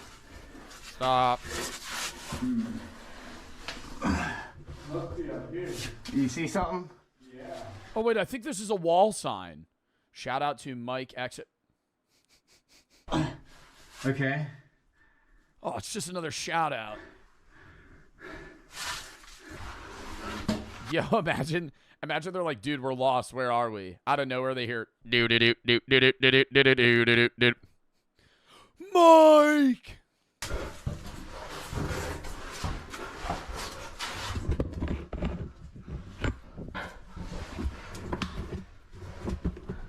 Oh, this is the tight part. Dude, I see daylight. What? Yeah. Where the fuck do you see daylight? Oh my god, it is daylight.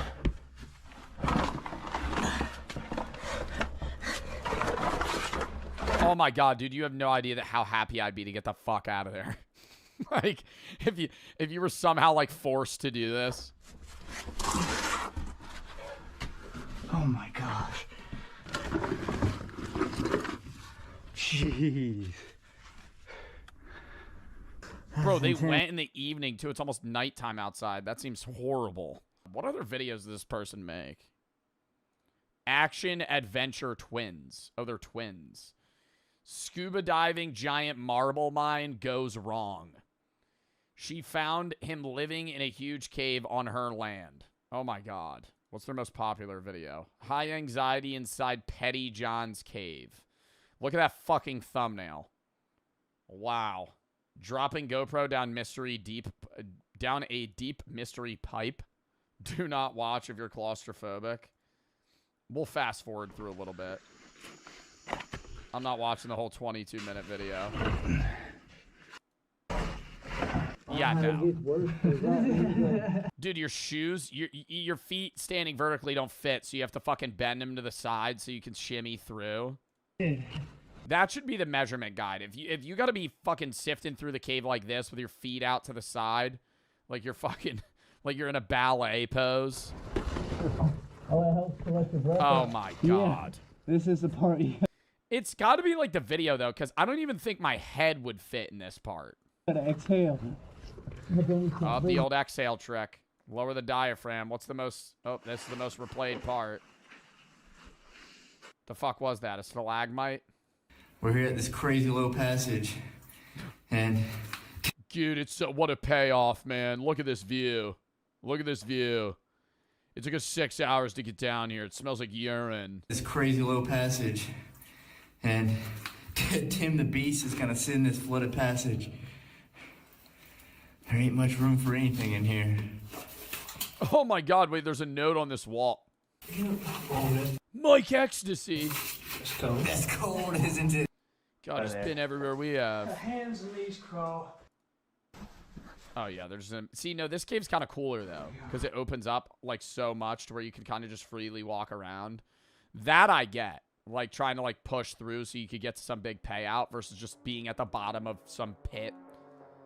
All right, we're gonna call that there though, chat. We might watch more of those videos.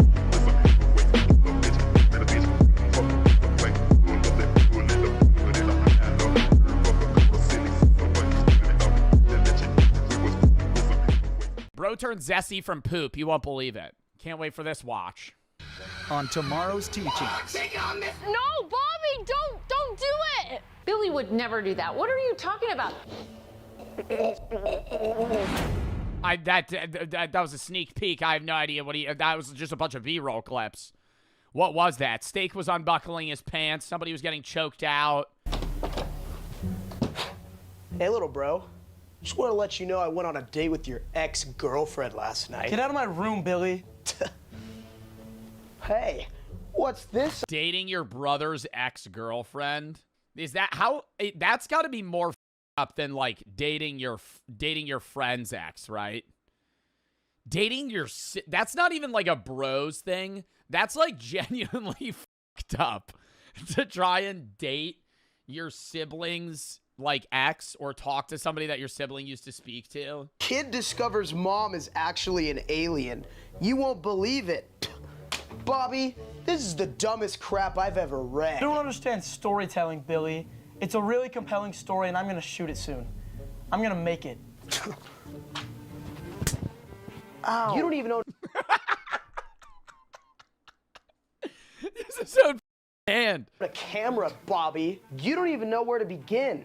And even if you did, nobody would watch it because you have 0 followers, 0 subscribers, and nobody would ever want to watch your stupid, pathetic little channel. I have good ideas. I just need the right opportunity. You know what, Bobby? I'm gonna show you what I think of your brilliant script. What are you doing? Oh, is he gonna poop on the ideas?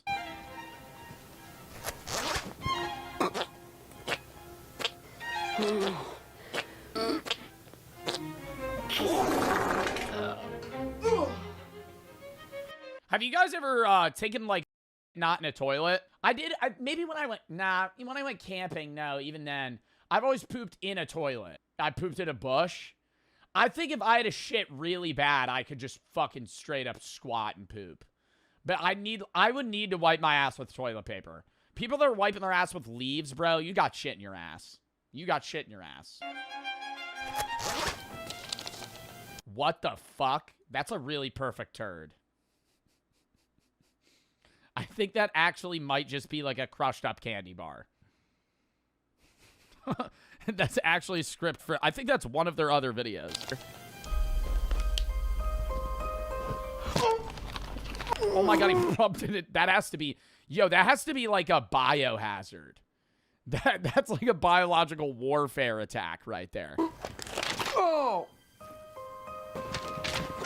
Oh! Isn't that actually a crime? Okay, I don't want to say I was actually soft pitching the potential of throwing a possum in a nightclub, but I'm pretty sure that's like actually a real, like, if you threw a dead animal with diseases or something like in a public area, that would be like a genuine, borderline like terrorism crime. Yeah, it'd be like bioterrorism. Being me nonstop and I can't take it anymore.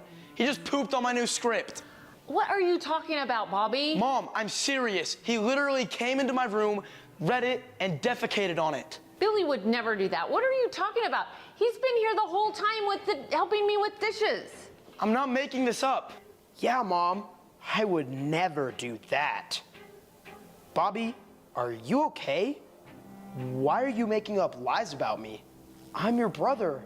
I love you. The script is right there. Steak is reading his lines in front. I can see it. I'm not making up lies. He just ruined my script. He's a liar. He pooped on my work. Okay, go to your room now. Stop accusing your brother of nonsense. Billy. They're all reading their lines. Bro, this had to have been made in one cut. Would never do that. No wonder your girlfriend left you if this is how you act. But Mom! Go to your room until you have an apology for your brother. Go to your room now! I hate their shirts, bro. Who would... dude, okay, I'm not trying to clown on that. Who would buy that? Content creator? I would buy the fucking, not a McGriddle. What is that? Sausage, egg, McMuffin? I would buy that shirt. But Mom! Now! Why don't I go check on him and make sure he's okay? You're such a nice brother. Thanks for doing that. I know. Listen up, little bro. Don't you ever try to rat me out again. Next time you try to expose me like that, I'm gonna film me and your ex-girlfriend making out and make you watch every single second of it. Why are you being so cruel to me? You're supposed to be my big brother. You're supposed to support me. Dude, you know what's crazy, though, is there's actual instances of, like, people dating two different siblings in... Steak's here. Steak, how long did this... Steak, how do you know the Tomorrow's Teachings people? You're in, like, all of their videos. Did this take, like, a day to film? Cruel to me. You're supposed to be my big brother. You're supposed to support me, not tear me down. You really want to know why I hate you so much? Yeah, I don't know why. Because of what you did to Dad. It was supposed to be a simple moment. Who the fuck throws a football like that? It was supposed to be a simple moment. A dad and his son playing catch in the yard, laughing between each throw, until one moment changed everything. Oh my god, he was texting and driving and ran over his dad. That was 2 years ago. Wow. You're still holding on to that, Billy? Still holding on to it? Bobby... He would not die from that. You're driving in a rural neighborhood. How fast do you think you need to get ran over for you to... Okay, I don't know if this is a conversation that I want to have. I feel like if you hit me with a car going 20 miles an hour, I probably wouldn't die. Unless the wheels ran over my body. Like, if you just hit me, I think I would break a bunch of bones. I think you would need to be going like 40. Me and Dad can't play catch anymore because he's a vegetable now. All he does is sit on the couch and look out the window.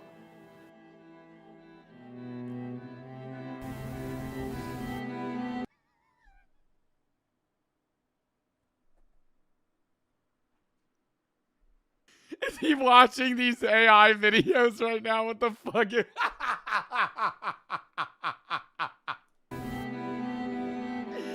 He just sits on that couch staring at nothing because of you. It was an accident. I don't care if it was an accident.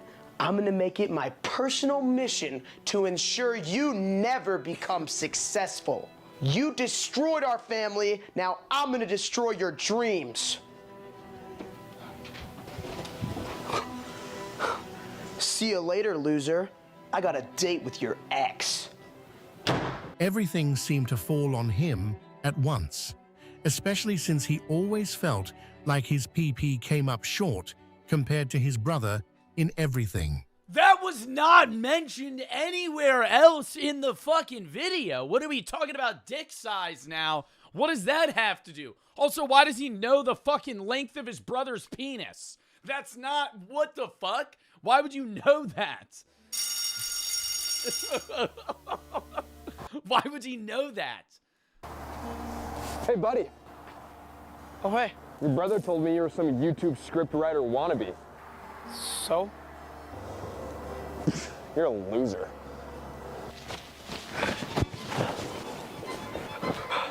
Scriptwriting? You're such a loser. Why don't you get a real job? So what? That face was looking real punchable in third period. Smell that? No.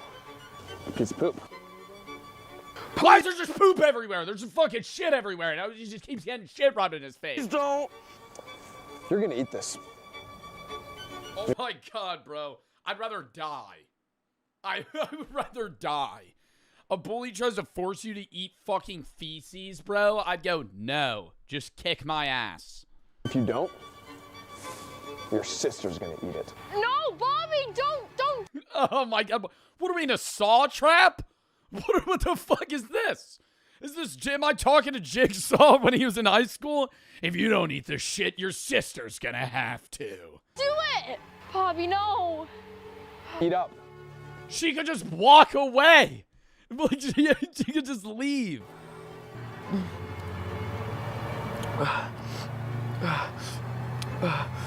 I mean, I'd at least ask for like a piece of bread. You know, make it a shit sandwich. Damn, dude, you think you could? I think I could get down a shit sandwich. Oh my God, I don't know. I feel like if I had to eat a shit sandwich, I would most likely want it to be like cow poop. Rather than my own shit, what would be like the best poop to eat for a shit sandwich? Like the least disgusting. I feel like cow poop's mainly grass, so it's not bad. You know what I mean? Have you ever been in cow poop? Okay, have you ever walked in a field that has cow poop? It's like rabbit shit. Rabbit shit kind of looks like Cocoa Puffs. No! No, don't do it! Bobby! Bobby!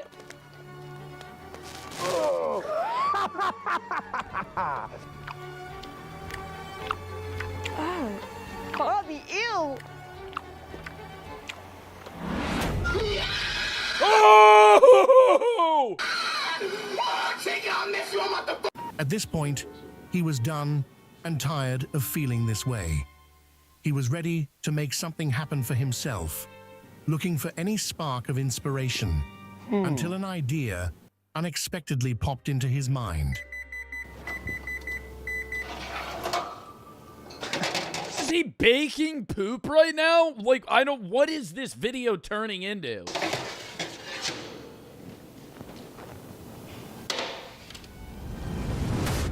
Kind of looks like a cosmic brownie.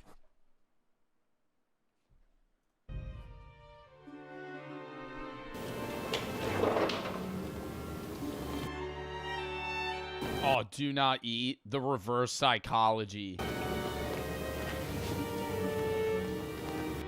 Billy loved sneaking bites of his brother's food. He hadn't eaten in almost 6-7 hours, and the cake on the counter had a pull he couldn't ignore. Something about it just called to him. When Billy was hungry, you would know it's shit! You would know it's shit! This is like reminding me of that William Osmond video of how much sawdust you could put in a fucking Rice Krispies treat before somebody notices. I would say, how much poop could you put in a brownie before somebody noticed? 20%. I think you could make a brownie 10% feces and no one would know. nothing could distract him, especially not when there was something sweet in front of him. The second you would smell the poop. You know what would really give it away is if they're just like a corn kernel. Just in the brownie. Cake is cake.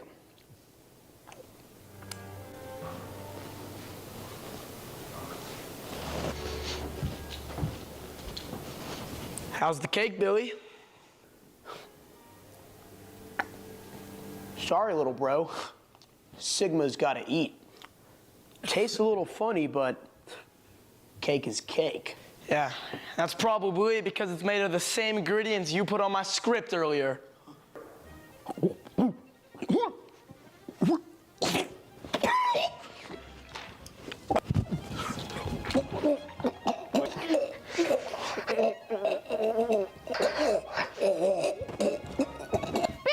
what are you doing? He made me eat his poop. He tricked me into eating actual human feces. He did what? Yeah, only because he pooped on my work first. He defecated on it. He ruined everything. And he smashed it in my face. What? Billy, is this true? Yeah, he's lying. Mom, he's been torturing me. He humiliated me. He ruined my work. He destroyed my scripts. And you never believe me because he always acts perfect around you. Oh my God, Billy! Is this true? He deserves it. He ruined this family. I can't believe what I'm hearing. That's it. That's enough. This behavior is unacceptable. But, Mom! No buts. Behavior's unacceptable, but she acted like a teacher. Yo, the brothers are making each other eat their own poop. I feel like this is more than a sit-down conversation. What do you do as a parent in this situation? No, actually, if you were the mom and your brothers, or not your brothers, your sons, were making each other eat their poop, what's the belt? Bro, that's like, I'd be like, we need to go to like some sort of guidance counselor. We need to go somewhere. Ask ChatGPT. You know, actually, that's a great idea.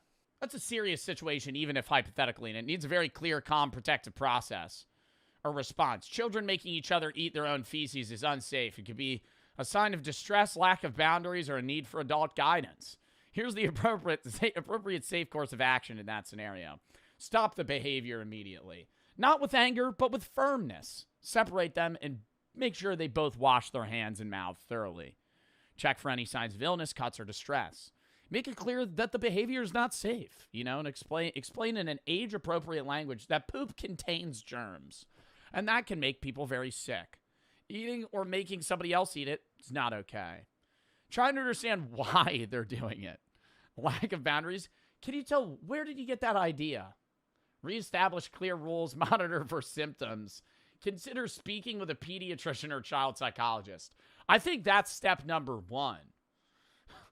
Your kids are eating each other's poop? You are going to Camp Redemption Monday morning. What? Not gay camp! What? Camp Redemption Monday morning. What? Not gay camp! Gay camp? It's a behavioral correction facility where they redirect young men's aggressive energy. They use intensive therapy, role-playing exercises, and an immersive experience to help young boys explore alternative lifestyle choices. Most of the young men, by the time they graduate, develop attractive relationships with other men. Oh, it's not gay camp to make you not gay. It's a gay camp to make you gay. Instead of channeling their energy into violence and aggression. But Mom! It's actually gay camp. I want to come back liking dudes. That's it. I've made my decision. You're gone Monday morning. Take that, Billy. Bobby? Bobby, I'm headed off to gay camp. Talk? What do you want? I wanted to apologize before I leave tomorrow. I'm going to gay camp, and when I come back, I'm probably going to be attracted to men instead of women. I appreciate that, but you're already zesty. I also found something that you might love. There's this YouTube channel called Tomorrow's Teachings, and they're accepting stories from fans. Oh my God, what? They'll make a video from like a chat, like a comment. They like your idea, they might actually produce it and put your name as the creator on their channel. It's in the link of all of their videos. They have this whole submission program where you can send them your story ideas and they'll turn it into an actual video. Are you serious? Yeah, I am. You really think they'd pick my stories? Bobby, your stories are incredible. I was just jealous because I knew you had more talent than me. You deserve to have your stories seen by millions. I think your alien mom story could be huge. It could be the next Spider-Man. I don't know about that. I don't think the alien mom story is going to be the next Spider-Man. Submit it. What do you have to lose? So that's exactly what he did. He took the opportunity in front of him.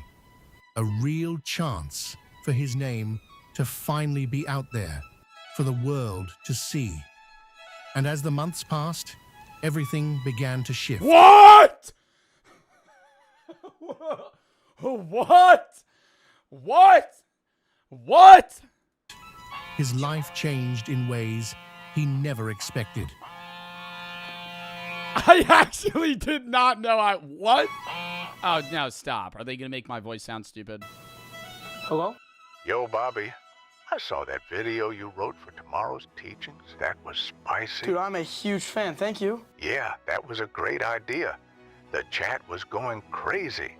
Why don't you hop on my stream one day? Yeah, for sure. Why do I sound like an AI Morgan Freeman? Man, just hit me up. I'd love to.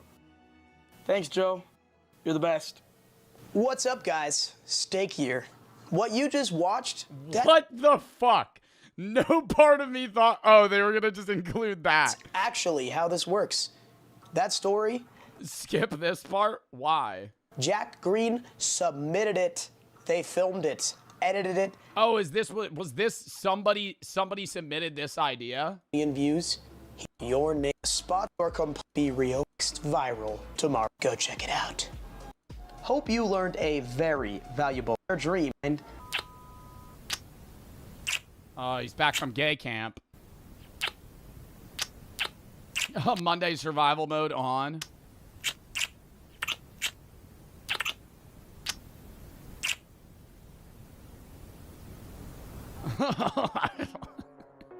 Dude, they bought like 6 different random shirts for this video.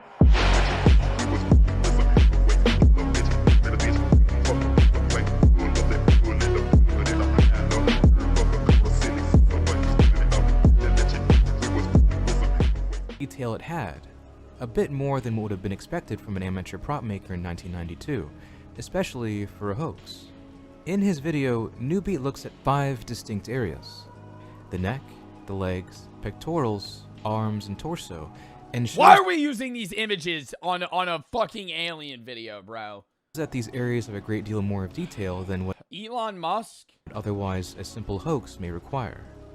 Now, naturally, this is difficult to fully claim given the low quality of the original video, but you do seem to be able to make out distinct details of the neck, as he shows here, along with the shoulder area. I don't know, bro. I refuse to believe that weak-ass neck would fucking hold his bowling ball of a head up. Along with the shoulder area. And a clear view of the sternomastoid, more commonly recognized as the V-shaped muscles you see connecting from behind the ear down to your collarbone. And what may be a coracobrachialis, pectorals, and abdominals. But what I found most interesting was his analysis of the legs, which genuinely do seem to have a lot of muscle definition. No deck! When props of aliens are made, there is usually some basic musculature included, some of which would be the same areas that Newbeat 2012 highlighted, but this one stood out the most. You can see what appears to be fairly recognizable muscles comparable to a human leg, and that begs the question, would a prop for a hoax in the early days of YouTube require this? And why is every alien, bro? Do you really think aliens would be that scrawny? Like, the more intelligent they get, the weaker they get? Because every, like, fake alien image I've ever seen looks like some 3-foot alien I could throw against the wall and it would shatter. Like red mist. Like, I'd just punch it and it would just die. Like, just fucking, they have the structural integrity of an infant. Like, you just throw them and they die. Here, he inverts a close-up of the body, and you can see what looks like, at first, wrapping. But I don't believe this is wrapping. I believe it's peeling, blistering outer skin. Schizo checkpoint ahead. A tinfoil hat is required beyond this point, because we're going in one level deeper. In 2023, an alleged whistleblower came forward on r/aliens discussing, in depth, the anatomy of gray alien corpses he studied on behalf of the US government. It became rather infamous in ufology circles for how detailed the science presented behind their biology was. This post was even covered by AJ from the Y-Files in a 1-hour, 30-minute stream on his channel, The Y-Files Backstage. The guy who posted it, whoever he was, or she, he reads like a man. Now, this case will get its own video, as I have a lot to say on it, but for now, I only want to pick out the crucial details and compare them to this case. This alleged whistleblower on Reddit wrote, "The gray skin that is often described in folklore is in fact a biosynthetic film which, likely, serves to protect the EBO, or extra biospheric organism, from a hostile environment. It doesn't provide effective protection against temperature changes, but it does offer adequate protection against the passage of liquids. What, so their skin's good for fucking protecting them from getting wrinkled in the water? Like, what the fuck does that mean? It's possible that this film confers other advantages, but my knowledge on the subject is limited. Under the gray film, the epidermis is rather white, and the texture is very regular and without any hair. So, from my perspective, it may be possible that this wrapping we see is the outer skin coming apart. In fact, a lot of the physical details of this corpse match this man's account.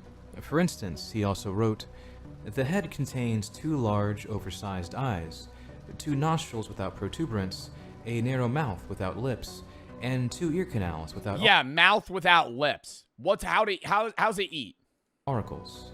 There is a mandible, but the musculature is vestigial. There are no teeth or tongue in the oral cavity. So it just sucks in food. It just what is it, a filter feeder, bro? Oh my god. We see in the video is essentially an exact match.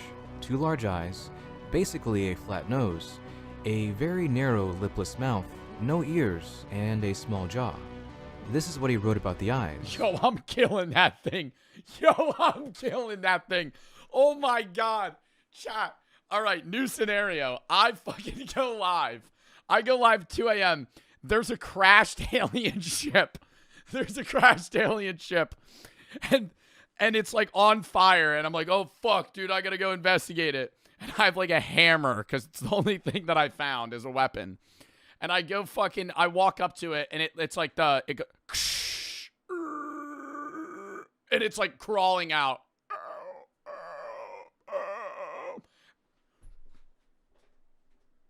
And you just watch me mallet its head in.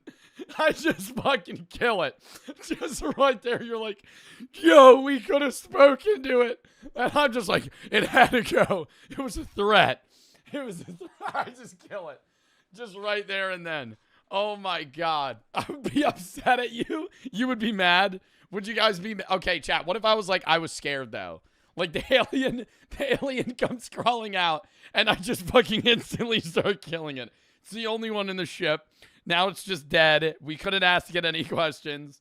Before I killed it too, it could have been making a noise, but it also kind of sounded like it was going, help, help. And I just fucking like murdered it. Like the skin, the eyes are covered with a semi-transparent biosynthetic film. He was reaching. I have a fucking gun. I have a taser. I just have a taser. I'm like, stay where you are. Stay where you are. I fucking start pointing the gun at it. It's like, I'm not. That offers the same environmental protection while providing protection against certain wavelengths and light intensity. When the film is removed, a more traditional eye is revealed. It's about 3 times larger than a human eye, and there are no eyelids. In other words, the black eyes of the gray are just very large human-like eyes with a dark film cover to them, no different than how you or I would wear sunglasses. Interestingly, this may be seen in the video where we see what appears to be the whites of eyes being visible. Then again, this also could be snow. So the eyes of the alien are, in other words, noticeably large, but not comically so, as shown in the media. Now, humans naturally form caricatures of things in their mind, using things that most define a person.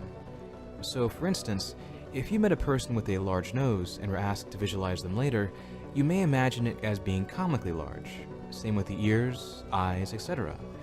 We see this in cartoons all the time, being that we exaggerate bodily proportions. So perhaps, is this also true of gray aliens and their black eyes? Lastly, I want to bring up another detail that is easy to overlook. In the photographs, it appears that the head is being articulated and moved around, which would open up many implications.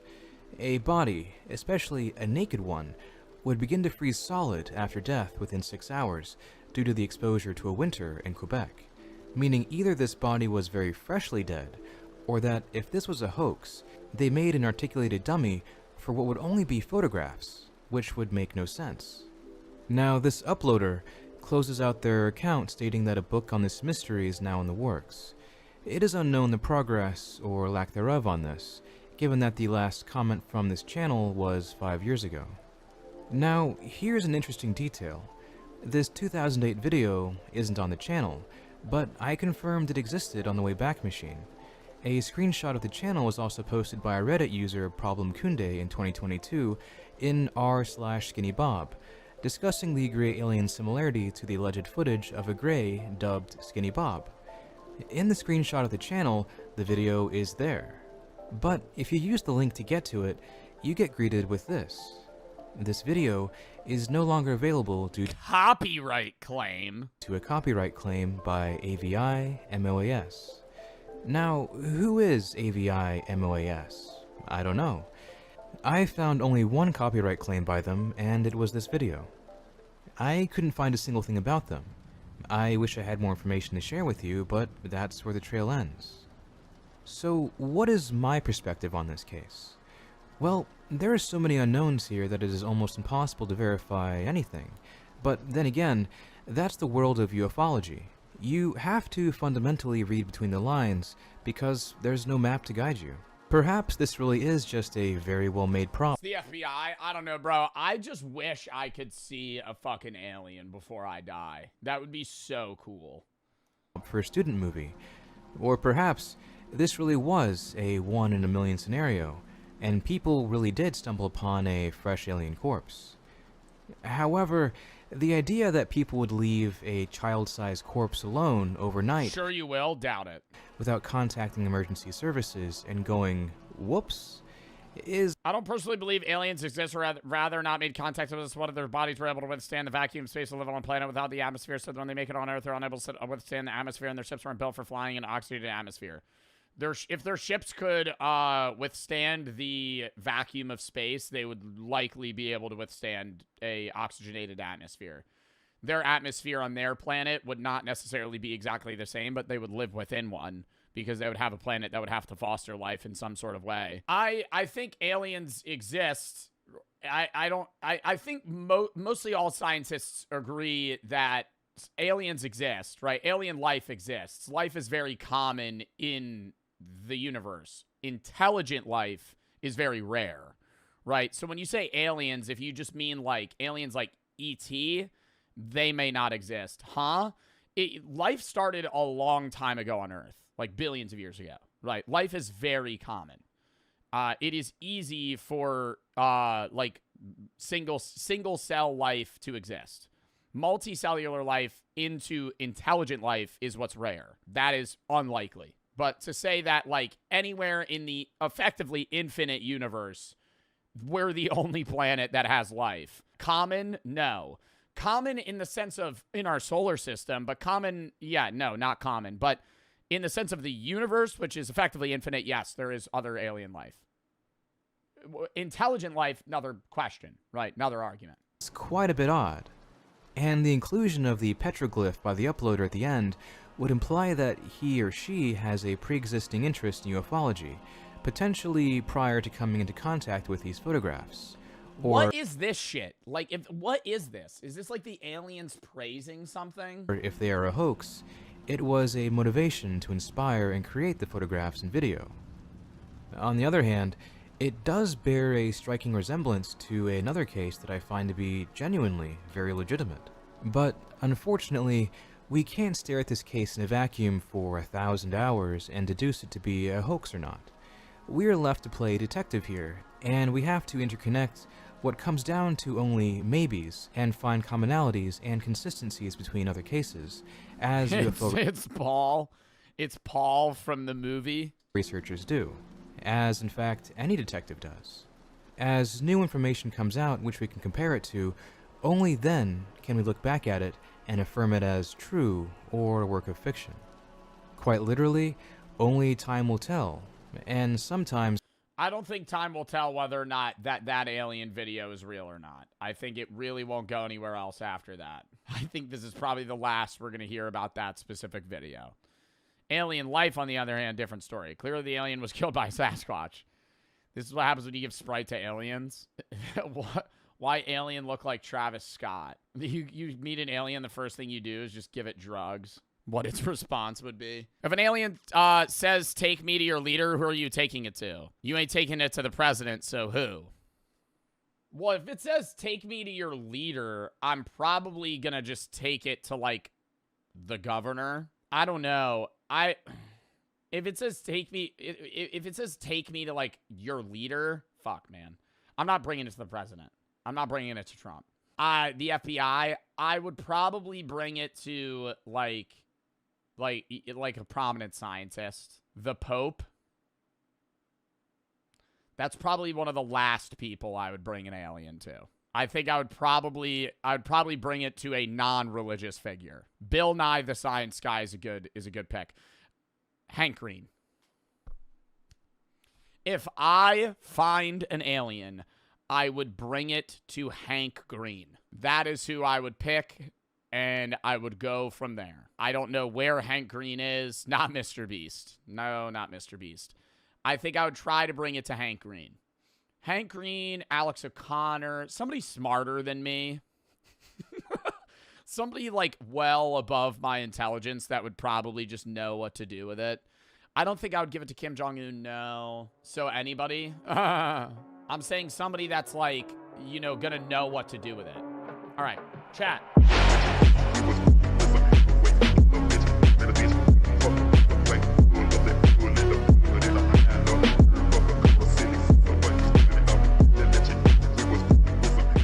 The worst internet trends still happening today. Lock in. Some internet and social media trends are stupid, some are dangerous, and some are both. These are what we're gonna dive into. These are the worst internet trends still happening today. What is an internet trend that people are still doing? Yo, y'all remember Galaxy Gas? What happened to that shit? That was an internet trend. Devious Licks? Well, that's just stealing. The Devious Licks trend is still happening today. Okay, just robbing people. Stealing. Cinnamon Challenge, Tide Pod Challenge. Nobody does that anymore. Yeah, they all died. Yeah, the people that did Galaxy Gas. Goal, guys, is 2.5 million subscribers by the end of 2026. Yeah, what happened to that? What was that guy's name? He's like, yo, my name was it Lil T? Lil Tay? What was his name? He was eating a French fry. It is crazy, so it would mean the world if you... My name Lil T, man. Does he still do Galaxy Gas? They still sell that shit at Walmart? Subscribe, and I promise to do my very best to put out the best videos I possibly can for you. I'm Visual Venture, and yeah, Visual Venture with a new cut. Low-key looking fire. You are awesome. Swarming. This trend is awful because it doesn't affect those doing it. Instead, it causes problems for random people who just happen to be nearby. The trend has... Oh, is swarming where you just get like a group of 30 people to run into a Best Buy and just start stealing shit?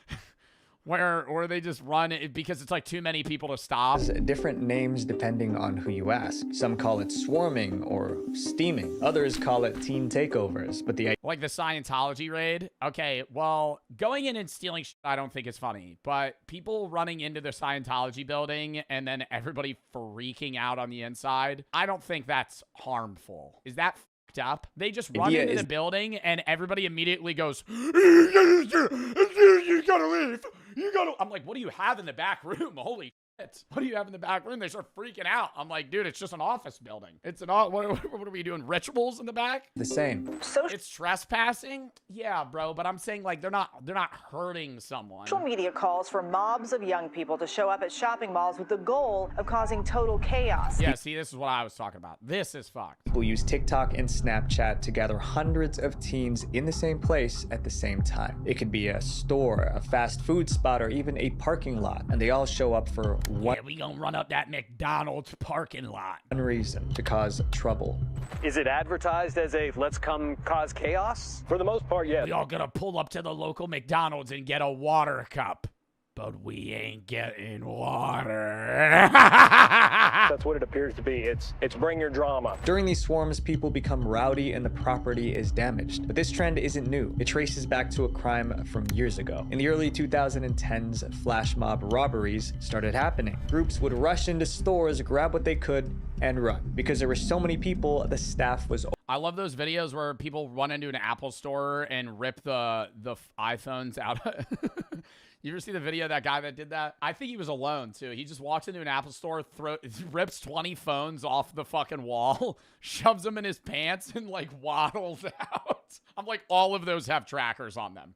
Like every single one.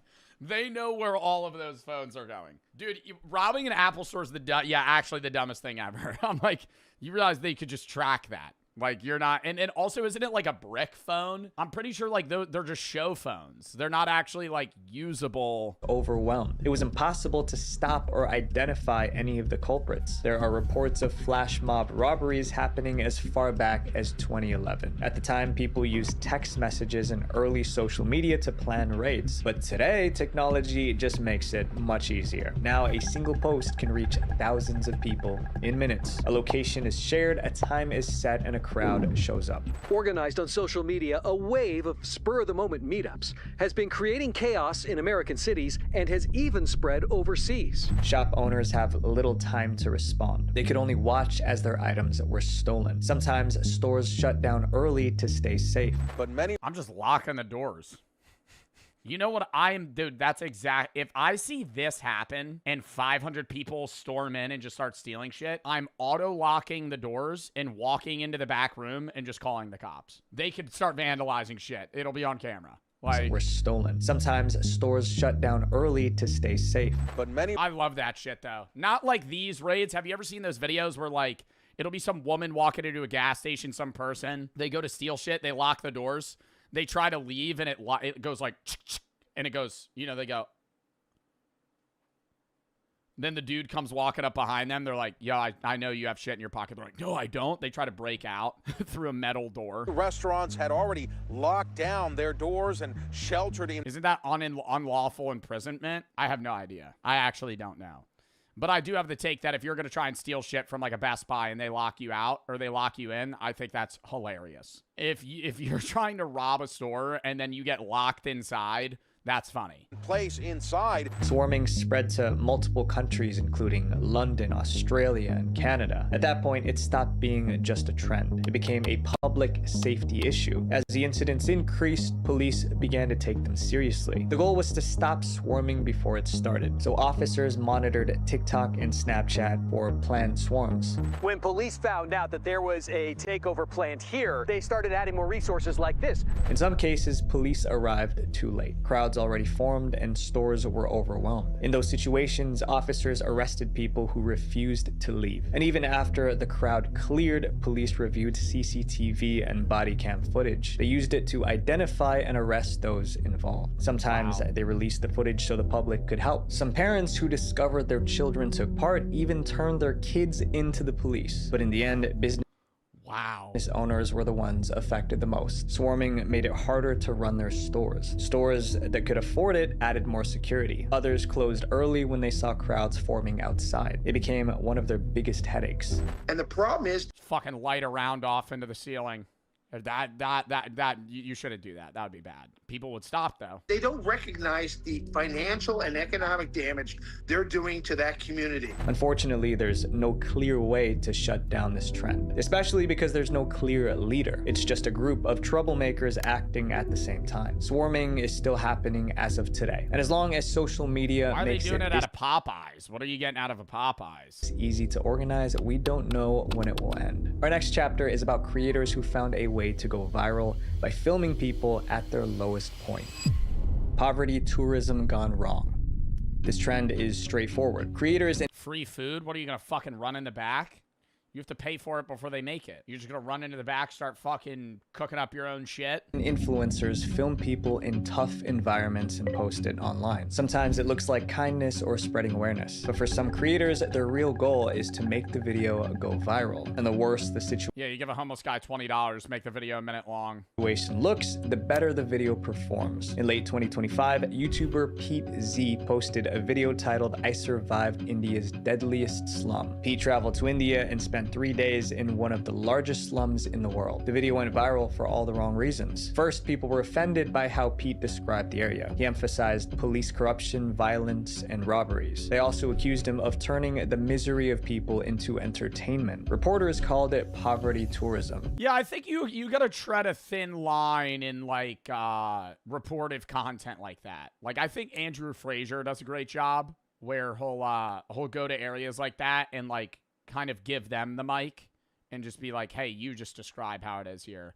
rather than you just being some, like, you know, nepo baby fucking first world country motherfucker going somewhere and being like, do you see how dirty it is here? It became a global story. Like, who the fuck are you? Despite the backlash, the video stayed up. It was offensive, but not illegal. But this next creator named Keith Castillo took things much further. In 2025, Keith was struggling to get views on his video, so he came up with a new idea. He would film himself giving gifts to random homeless people. I mean, that sounds like a good thing, but the gifts weren't actually gifts. Instead of the ones where they walk into a pizza place, I'm gonna order 1,000 pizzas to give out to homeless people. Are you gonna charge me full price for that? For the homeless?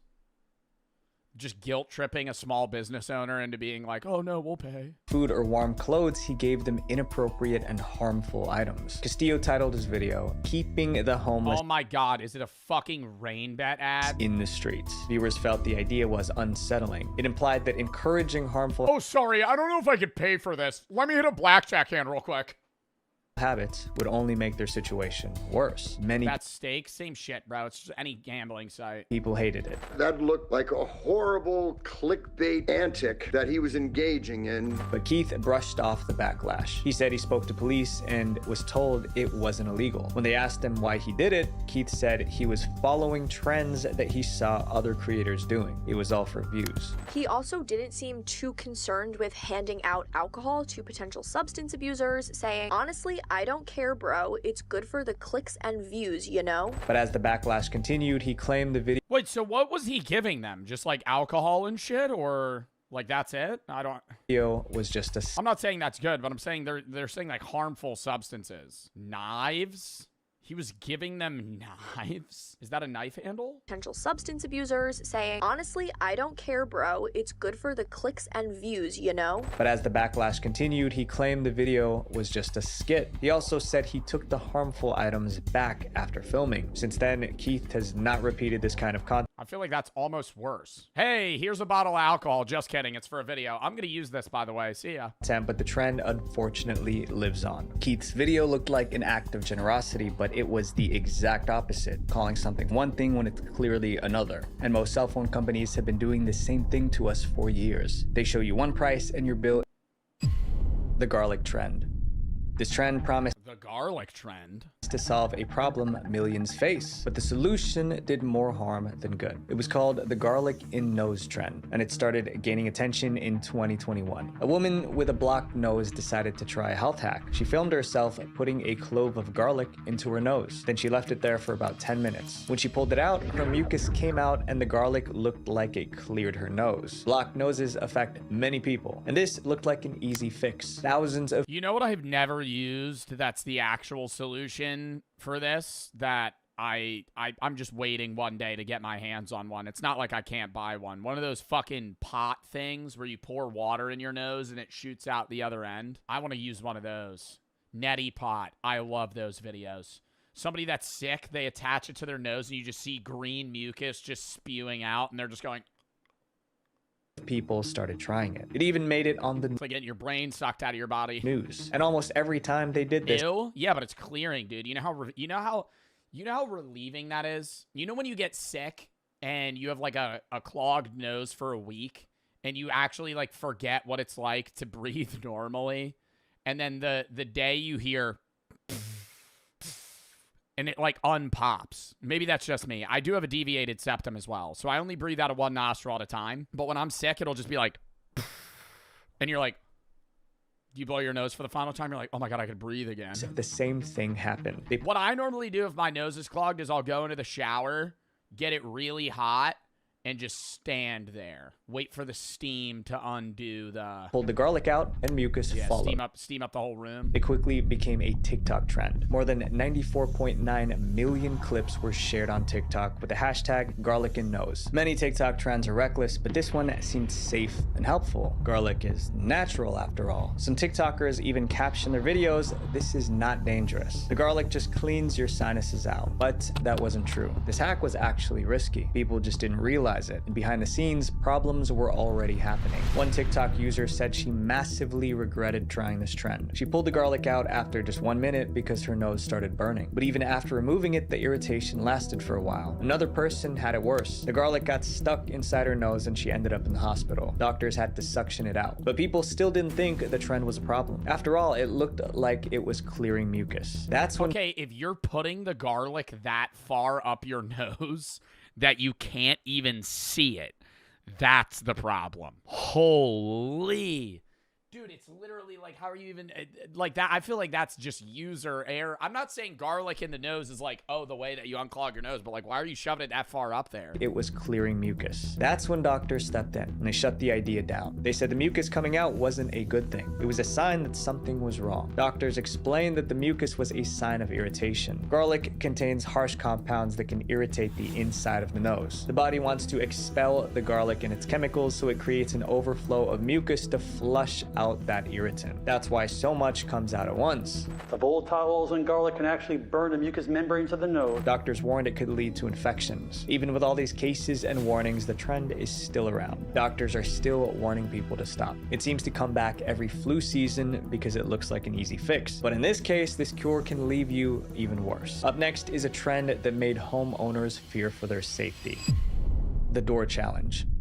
The door kick challenge started in 2021 as a prank. College juveniles approaching homes in the middle of the night to kick or bang on front doors. 2021 as yeah, that's how you get some crazy motherfucker to shoot you in the head. a prank. College students kicked dorm room doors to scare their friends. But by the end of the year, it got worse and spread to neighborhoods. Teenagers would kick the— Way scarier. You kicking the door of your friend, roommate, or not your roommate, but your friend that lives in the same dormitory as you, it's like, okay, at most you just piss them off. You walking up to a random house on the street and just fucking banging on the door in the middle of the night, like, you might actually die. doors of random houses and run away. The people inside didn't understand what was happening. Yeah, you get a 12 gauge through the wooden door. Either a car had hit my house or somebody was trying to break in, which seems pretty stupid since my truck was right here in the driveway. Most homeowners thought someone was trying to break in, but when they came outside, no one was there. Only a damaged door. Police quickly identified it as the latest TikTok trend. They go up to this house, and you can see it from the security camera. They go, they kick the garage, they run away, and it turns out they actually damaged the garage. The media picked up the story. Teens actually recording themselves kicking people's doors, and authorities are worried they could be putting themselves in some real danger. Homeowners were getting angrier. Some made it clear they were ready to defend their homes. He didn't think about, you know, there's definitely reactions to actions, and he didn't think about what could have happened. You know, it could have just that quickly gone that bad. At that point, it was only a matter of time before something unfortunate happened. In December 2025, a teenager in Florida picked the house for the challenge. The door swung open instantly. The good news— Oh, he kicked the door in? was that the homeowner wasn't inside, but her dogs were. One of them was a Yorkshire Terrier. Dog dies? Spooky. With the door open, Spooky ran into the street. By the time the owner got home, the door was broken and her dog was gone. She searched everywhere, but by the time she found her dog, Spooky didn't make it. Look, this is not a joke, but you guys can't just go around kicking people's doors and not being held responsible for it. The community was outraged by this. Police launched an investigation. A few weeks later, they arrested the person who kicked the door open. He was charged with felony burglary and criminal mischief. But even after the incident, the trend didn't fully end. New incidents are still being reported. This next trend told people to do something most of us were warned. That is wild. I don't know, bro. You see stupid shit on social media all the time, though. Like, one of the craziest, it's not even really a trend, but I've seen a lot of people do it, so maybe it is. Have you ever seen the shit where they'll be on like a bridge or somewhere near a body of water, they'll cover themselves in gasoline, light themselves on fire, and then jump in the water? Death speed running, natural selection 101. Those are the dumbest videos I've ever seen. They literally, I've seen this probably like 5 separate occasions. It's usually like a teenager, he covers himself in gas, and he's like standing on the ledge of like a pool or something, lights himself on fire and backflips into the water. And I'm like, even in that small moment, I feel like you could just get singed. Even if they're wearing like that burn gel, which they're not. Not to do as children. I did that. Yeah, it's really dumb. You could have died. Sun exposure. You lit yourself on fire willingly. A TikTok trend claimed you could improve your health in a strange way. The trend was called sun eating. Oh, I thought it was going to be sunning. When you put your butthole to the sun, that was a trend.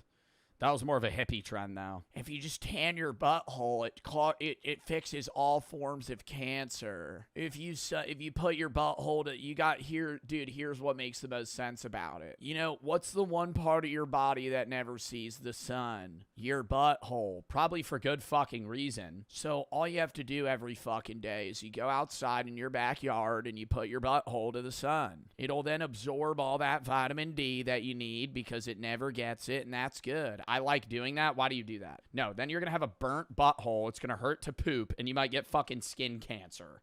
Like sun eating. Sun gazing is an ancient Egyptian practice that will drastically improve. I mean, okay, I don't want to say natural selection, but if you're seeing a TikTok of some jackass like this, 35 with a green screen going, sun eating is an ancient technology that will drastically change your life for the better. This was started over 5,000 years ago, where when people were out of food, they would just stare at the sun to absorb their energy. Improve your life on all levels, mentally, physically, and spiritually. People were told to expose their eyes to sunlight for 5 to 10 seconds every day, but only during the first or last 15 minutes of sunlight. Influencers claimed that time was the safe window. Not only is it safe, but it will improve your eyesight, improve your endocrine health. Increases penile size. Increases penile size. Staring at the sun on the sunset, or like in the last 15 minutes when it's real bright, it's gonna make your dick bigger. Okay. Improve your sleep cycles. Oh, you skipped that one. Didn't want to... Dude, this is just like a JPEG image off Google, dude. This is some Pinterest shit. But it will improve your eyesight, improve your endocrine health, improve your sleep cycles. By late 2023, the trend was already popular online. TikTokers shared videos trying it for themselves, and they couldn't stop talking about the endless benefits of this ancient practice. It gives you natural energy, which is what they don't want you to know. That's why they tell you not to do these. Bro, and they always say they. Who's they? Who the fucking higher lizard beings that are inflicted, they don't want you to know. Yeah, Benjamin Netanyahu. Benjamin Netanyahu doesn't want you to know that if you stare at the sun for 10 minutes, it's going to give you superpowers. Mark Zuckerberg and Elon Musk. Some even they're staring at the sun. That's why he's actually 500 years old. Claimed it could help with weight loss. Thanks to these claims, this trend had over 70 million views on TikTok. People treated it like a miracle cure. There was one big problem. There was no scientific proof behind any of it. Helps with weight loss. Oh my god. Doctors were the first to sound the warning. The main Oh, wrong penile? Wait, what did it say? Pineal? Oh, that's your brain gland. It was the wrong penile.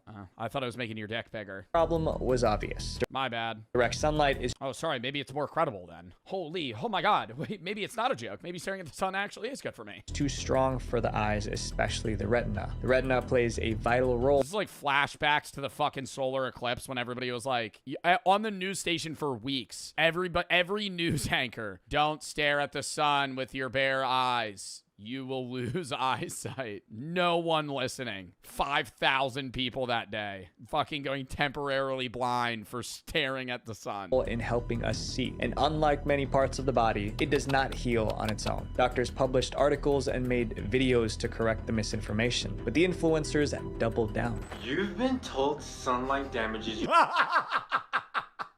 I mean, no, there's just I don't want to say like this is obviously like somebody you should have taken advice from, but like this is something that you don't understand is going to change your life. Your skin. A cropped image of just people like the sun gazing on what is this, like hieroglyphics?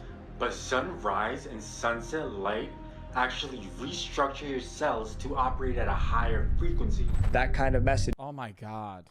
Kept the trend alive. Dozens of people, including grown adults, continued. Oh my god, Mr. Based, dude. Mr. Based. I see a whole couple of my For You page once every 6 months of him just sun gazing. Doing it. Is he still doing that? Oh my god, he is. Dude, it's been like years. Bro, for a minute and a half. Yo, like, actually gonna be blind in 2 years. I would think he's on drugs.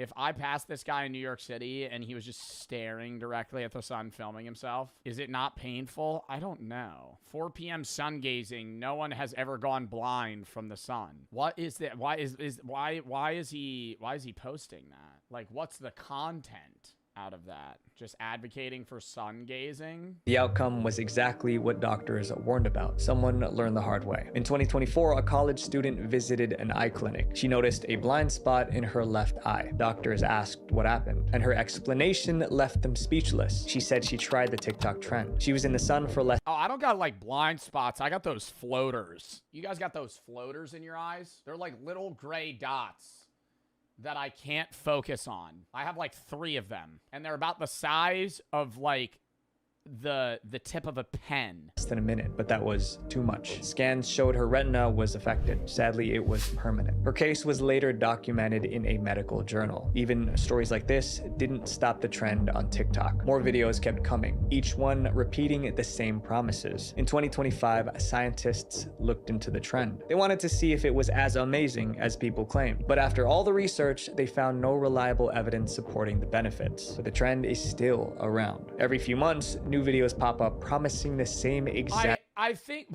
new videos pop up. 4 out of the 8 of them are Mr. Base staring at the sun in New York City. I was going to say I don't really think this is a trend anymore. I think part of the benefits that people feel is just being outside.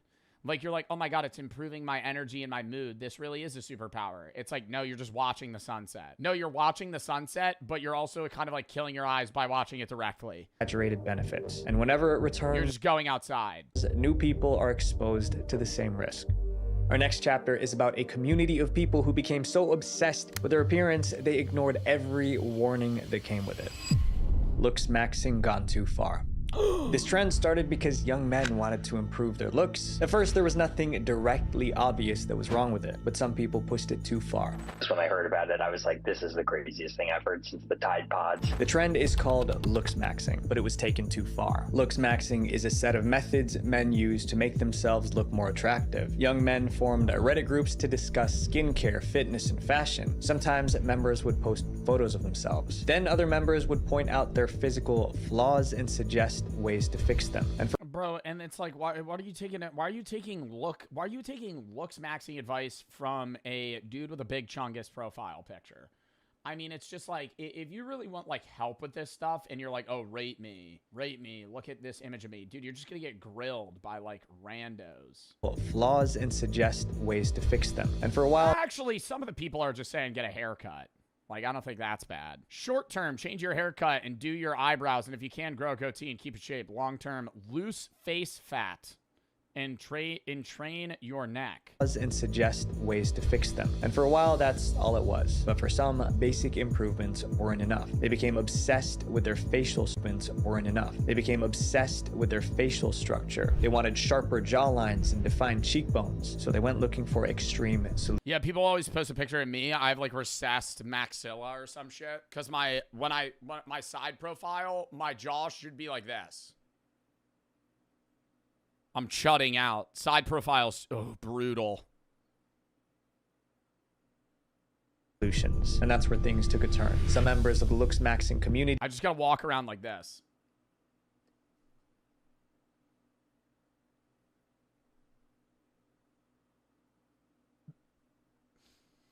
That one guy at the bar walking around.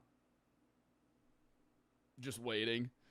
Like holding their breath. He came across a theory called Wolff's Law. Wolff's Law says that bones can slowly adapt when pressure is applied over time. But these guys misunderstood the concept. Without going into any detail, they thought applying force to their face could give them sharper jawlines and cheekbones. Some went ahead and tried it. Starting in 2022, those videos began appearing on TikTok. They claimed it improved their facial features. The videos pulled in millions of views. More people copied what they saw. And bro, but it's just like, get jacked, get tattoos and get a buzz cut, bro. Like that's the take I have. If you like every motherfucker's like, oh, should I start bone maxing? No, go to the gym. Go work out.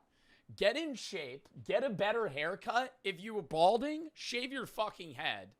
try and grow a beard, right? Maybe get a dermal roller. Like, I feel like that's like a normal idea of looks maxing. Like, let me improve my beard. Get a tattoo, not some cringe shit. Don't get the clock and the lion and the rose like every other fucking white guy has. Like, you know, something that's unique to you.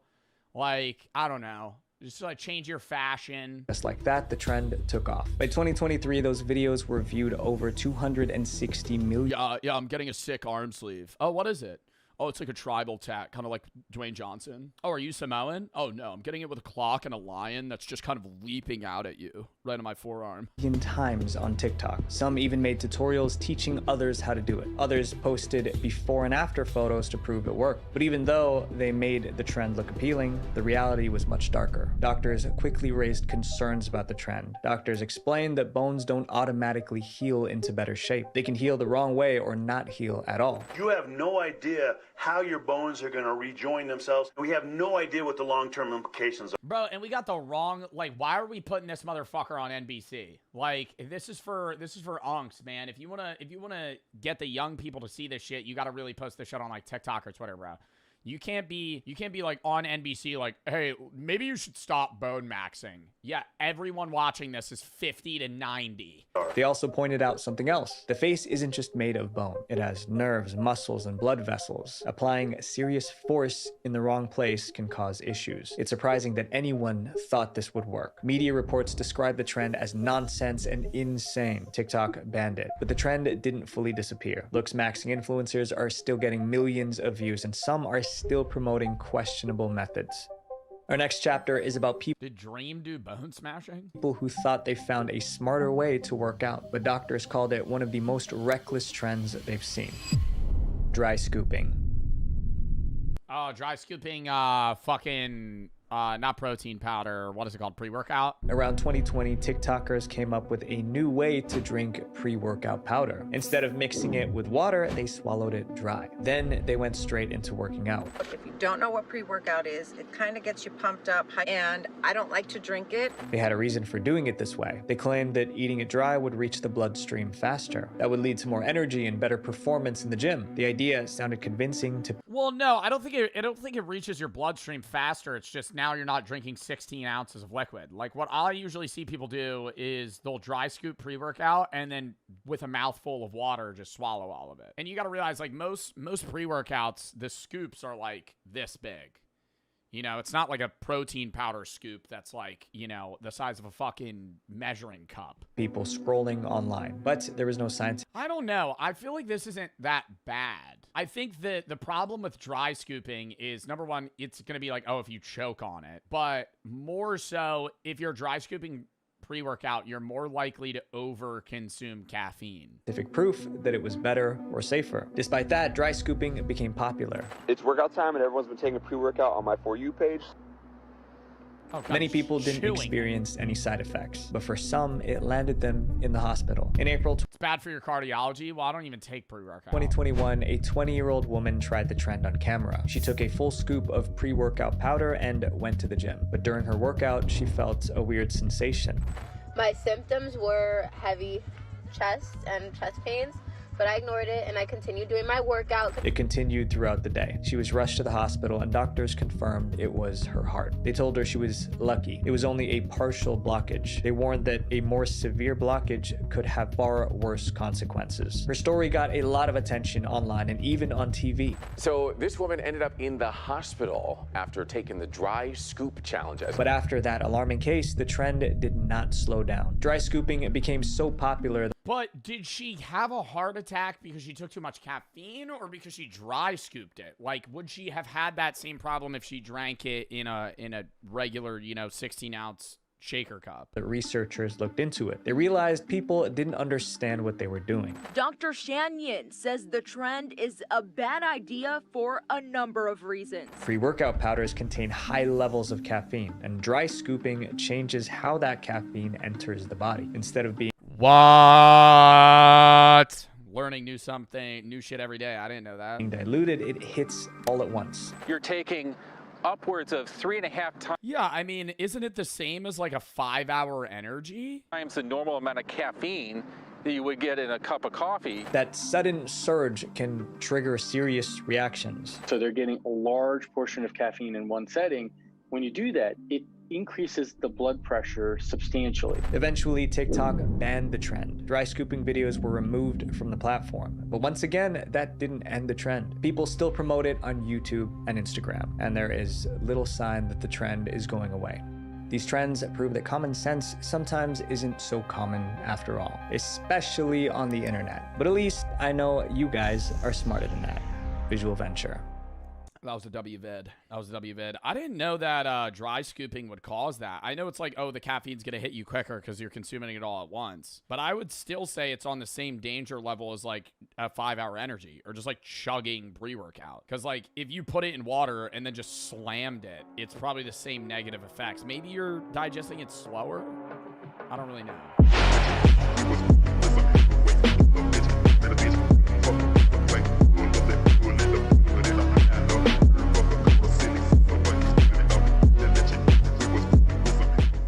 Hold a hell, anxiety warning. Oh, here it is. Yeah. How do you hear about this? This is a caving video for the people that don't know, but it's like, do they go on forums where there's people raving about caves that they need to fucking explore? He's like, oh, here it is. Oh, this is the hole to hell. This is what everybody was talking about on Reddit. This is creepy. Whoa, that is way smaller than it is. Bro, the entrance looks like a storm drain. You're gonna go in that? There's freaking ropes going in. I didn't know it was that small. Yeah, and somebody fucking graffiti wrote hellhole on it. Called a mailbox. It's almost as narrow as my backpack. Oh no. Bro, there's a rest in peace sign there. Did somebody die here? Yo, the second I peek my head in and this is what I'm fucking dealing with, I'm already turning around. Why would you do this willingly? I mean, he got almost 1 million views on YouTube for it, so money maybe, or the thrill. Stop. Yeah, dude, don't go in head first. Dude, don't go in head first. You're not going to be able to stand. This is like how are you going to go in fucking feet first in this? You're not going to be able to turn down. Oh, dude, there's a huge freaking spider up there. Yeah. I can do anything but the spiders. Oh, no. Anything but the spiders. You, for fun, your hobby, or job even, is going into enclosed spaces where you could possibly die, but what really gets you is the spider. Not the feeling that you're gonna be trapped underground and die. The daddy long leg, now that on the other hand, that one's a jump scare. Dude, they're everywhere, man. The feeling of imminent doom in a cave though? Nah, no problem. Let's just follow the roof. Dude, the floor looks like it's made of wood over here. I swear.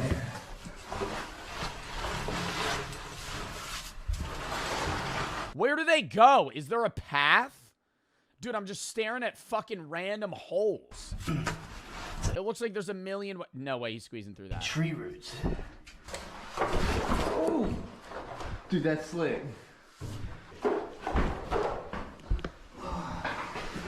Who put this rope here? Well, there's a rope that goes up. We're supposed to climb that. Really? Yeah. That's a Walmart rope. Not even sure what it's tied.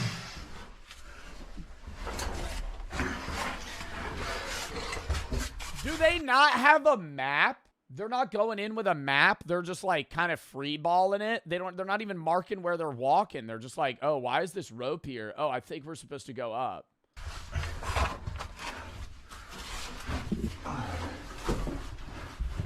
This is crazy. I know. Do you think they're gonna get stuck at some point?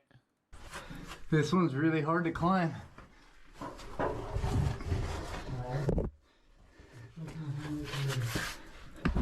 This cave looks like the inside of my butthole. Why do you know what the inside of your butthole looks like? Whoa. There's a... Maybe a colonoscopy. Metal pipe in here. Whoa, there's a room up there. That's what the pipe's here for. I don't think that's what the pipe's there for, so you could use it as a fucking leverage point. I feel like it's just there. Somebody put that pipe into this fucking wall.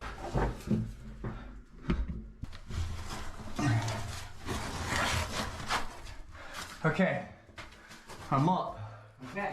Whoa, it keeps going. Oh, his body barely fits that he needs to drag the other guy. And they're going to have to go back down that way. Whoa, that's awesome.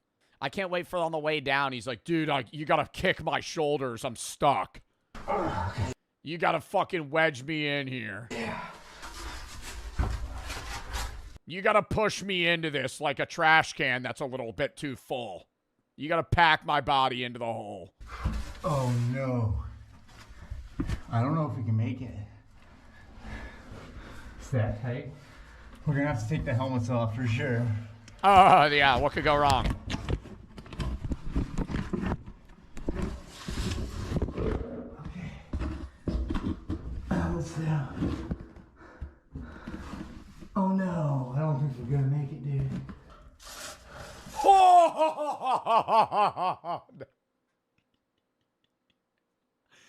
Like, I love how they... Dude, I feel like if you're a caver...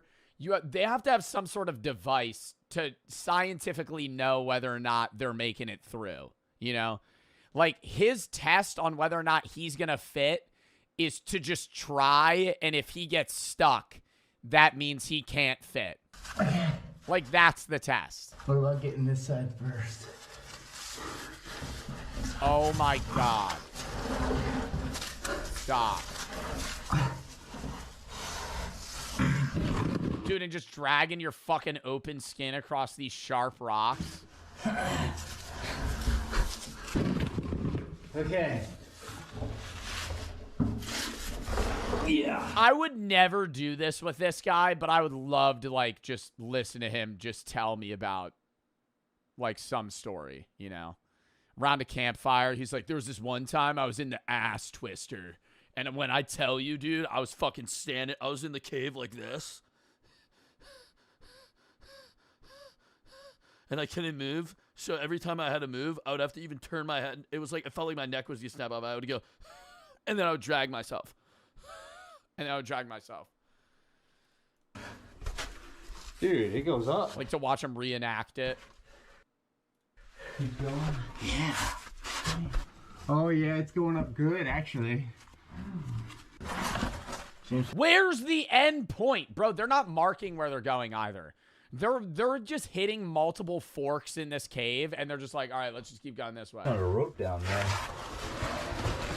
Oh my God. Stop. That's horrible. If there's a rope the whole way, that makes me feel happier about this. Dude, it just keeps going. It was tied to a root. A root? Yeah. What? So all these things we saw are roots. Yeah. That's why they look like roots. Whoa. Yeah, this guy's my guide. This guy's the dude that's taking me through the cave, and then he says some dumb shit like that. Ooh, this is actually a fat rope. Oh, everything looks like roots because they are roots. It's my first time going caving. This guy's my guide. It's fucked. If it goes down. Rope, huh? Big old fat one. I'm not gonna lie, dude. I don't know how we got here. Come figure it out. I don't know where my backpack is. That's just off in the middle of the cave. Dude, that goes 60 foot. Does that go straight down? Nah, he's about to fucking eat shit. It's another set of ropes. Oh, dude, it's like a straight decline, man. Let's go down it.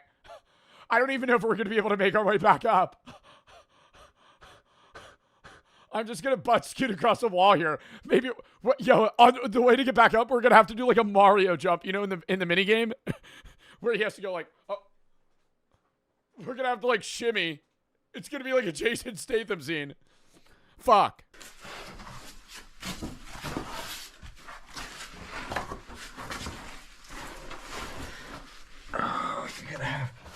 some sure footing. Guess we're going down this one with the knots.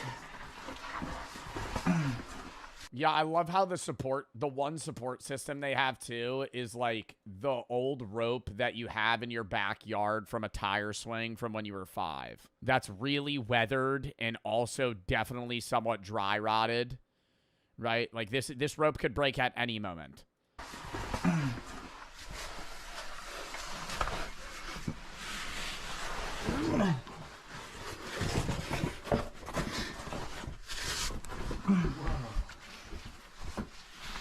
See, that's a nice person. That's a nice person.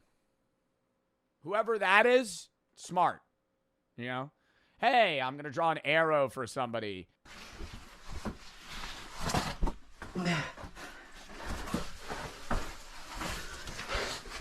Wow, it just keeps dropping.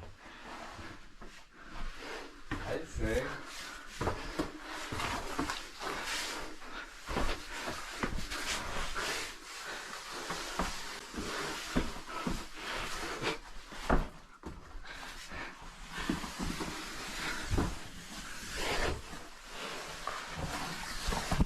Dude, it just keeps going. I say this every time we watch or talk about anything having to do with caving, but I never understand the first person that explored this, you know? Like, somebody laid this rope after already going down here previously. So, like, there was one guy that he was the first dude to explore this, and there was no map. Like, he was just kind of ballsy, you know, just trekking through a cave at random on a whim, just trying to figure out what the fuck's down here. Like, that guy's the dumbest of them all. The smartest in the sense of, like, marking his path, and he kind of, like, helps other cavers. But holy shit, dude, to be able to fucking go through a cave unmarked and just find your way in and out. It keeps going. Without falling to your fucking death. Or getting stuck.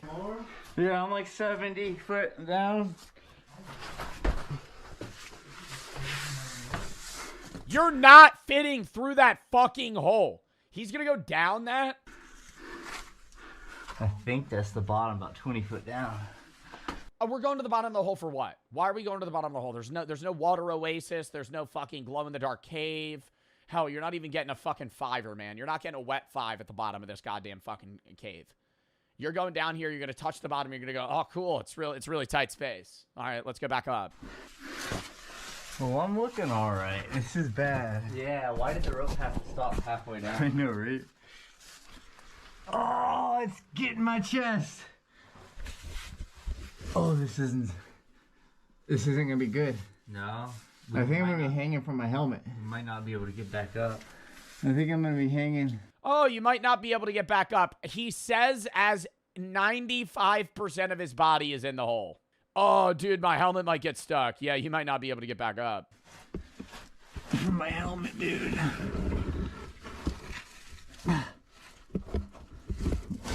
Oh, well, it fit.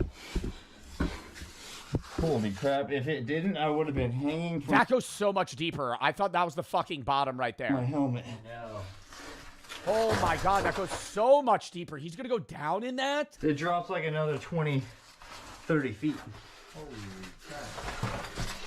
crap. Joe Bartolozzi memes explained in 4 minutes. How niche do you think we're gonna get here? I think it's gonna be very surface level stuff. I think it's going to be like the possum meme. I've been in the hills. Fucking what else? Beaver moment, maybe? Like, yeah, beaver moment for sure. Lenovo laptop. I don't even know if that counts as a meme though. That was just from a random Mr. Beast video where he just kept shouting out the fucking Lenovo gaming laptop powered by an Intel Core CPU. Dead possum. The joke originated about a... Oh, this motherfucker made it like AI. 6'7". That's not even a Joe Bartolozzi meme. That's just a meme in general. Bob. Dead possum. The joke originated about a year ago. Bro. Bartolozzi, you should have paid a Fiverr guy $5 to... I would have fucking voice acted this for you. When Joe was yapping about being at a nightclub with friends and said he would pull out the dead possum to throw. It's possible he said this because of his previous rant about dead possums on the side of the road. He used No, the dead possum meme originated when me and my friends had an idea to cover one of my friends in deer piss at a nightclub and see how long it would take for him to get kicked out from smelling bad.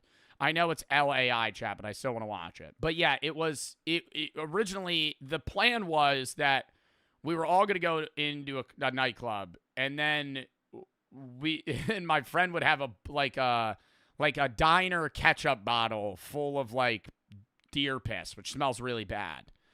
And we were going to go into the bathroom and then just cover him in it. And he was going to make his way to the middle of the dance floor and just see how long, like, because how bad would you have to smell or how sweaty would you have to be?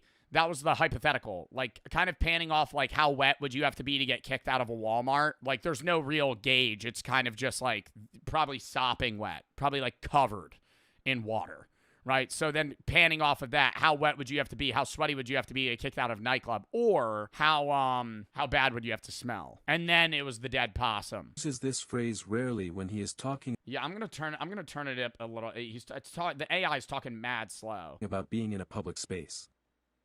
Bob is a boxing dummy bought by Joe about 3 years ago to put behind him. See, what are these fucking images you're throwing up? What is that picture of me? Bob originally did not have an accessories, but slowly Joe added some. Yeah, Bob's wearing the Jägermeister glasses, the Joe Bart beanie, and the TwitchCon badge now. He's got a bit of a persona. He used to be just naked in the back.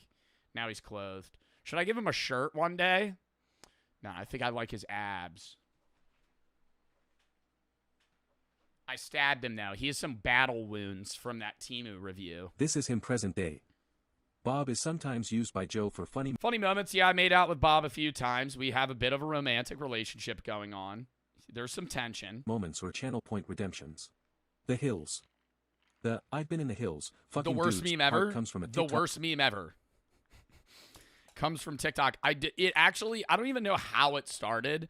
I always wonder that. Like, there's a guy that started the I've been in the hills meme, and I don't know who it is. Do you think they think about that? I've said that before. Do you think people that, like, start memes and no one knows, like, breathe in it? Like, if you were the first person that started a meme, I'm not even saying the hills. I'm just saying, like, a viral meme. And you never got credit, you'd be like, nah, this is kind of lame. Like, it would piss you off slightly. So I always wonder about that, because I know it was a guy that edited a smile, because the original photo, I'm not smiling like that. I'm just straight face. A remix of an audio that's from a 2017 meme remix of a 21 Savage song. The meme pairs that audio with images or slideshows of Joe that someone edited to make him smile, which users then edit/remix into compilations. The meme really took off in mid-2022. Okay, teacher, we're going to Bangladesh. Kid named Bang. That is, whoever fucking wrote that out, you got it wrong. It would be the kid named Ladesh. You fucking wrote it wrong. Kid named Bang, smiling. So we're going to Ladesh, Bang? What does that mean? I don't, like, what? That's on purpose? Users then edit/remix in mid. This fucking meme's so stupid. It's just not funny. 2022. A TikToker by the name of drippiest.boi.in. Oh my god, is this the person that started it? Town 3 used the slideshow feature with the bus seat photo plus the hills sound in June 2022. That got a lot of traction, and then Joe himself reacted to one of the No way bro actually did a deep dive on who started the meme. Those viral remix/edit videos via green screen. Elon Musk's 3 keys to success. Which further amplified its spread.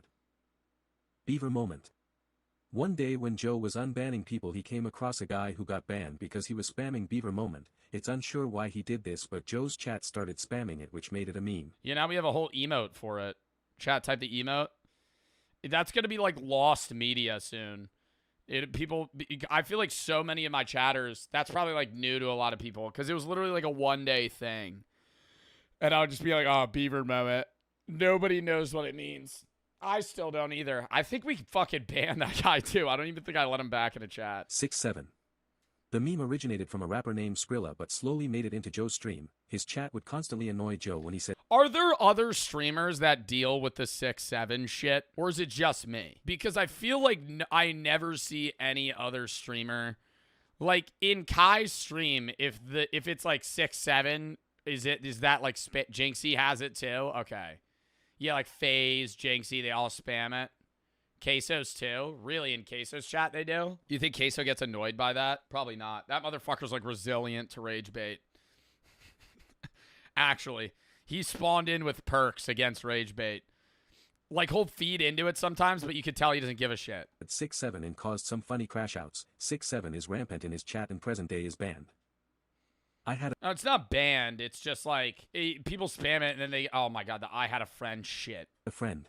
The I had a friend meme got created when chat noticed that when Joe relates to a story or video, he always has a friend that did something that relates to the. No, and here's the thing. So many people are like, there's no way Joe has this many friends. I don't. When I say I had a friend, I'm just not naming. Why would I be like my friend Steve, right? Because that's just pointless. Like, I would just say I had a friend. But everybody assumes that when I say I had a friend, each individual story is about a different person. I had a friend is like one of 9 people. Like, I'm almost like half of the stories of I had a friend is about like one of 3 people. Conversation. Like, for example, if a chatter or the video he is reacting to says that a high schooler broke a world record for the 100-meter. Oh god, I look like such a fucking cornball in that. Oh my god. Dude, I look like I'm not, like, my body and my head don't look normal in that. Like, whenever I see that, I'm like, dude, I don't look real. Ash, he would had a friend that ran a crazy time. Joe Swanson. This meme is pretty simple. Whenever Joe yells really loud, And 720. he starts to sound like Joe from I don't even know this meme. I sound like Joe Swanson from Family Guy. And 720. He starts to sound like Joe from Family Guy. When the fuck do I sound like Joe from Family Guy? His voice is so much deeper than mine. Pickle Rick. Nah, now I need to hear Joe Swanson scream. The one that I hear a lot is my laugh is like the Lego Batman laugh. You mean Alfred the Butler with 2 T's? That sounds like my laugh. But Joe Swanson screaming. Awesome! Yeah! Maybe, but it's deeper. Pickle Rick is just like Bob. He is decoration in the background of Joe's stream. However, he is much older, tracing back all the way to almost 5 years ago. Pickle Rick might be young. Yeah, Pickle Rick's pretty old. Pickle Rick's been there for quite some time. The oldest I used to have no stream background. That was like, bro, my stream background, now I got like stuff behind, and I think it's like a good aesthetic. Then, bro, and I still gotta hang up these YouTube plaques. Oh my god, I never even showed you guys this one. That's the philosophy one. This is the gaming channel, 1,000,000 subs. That's the main channel, 1,000,000 subs. Look what YouTube did.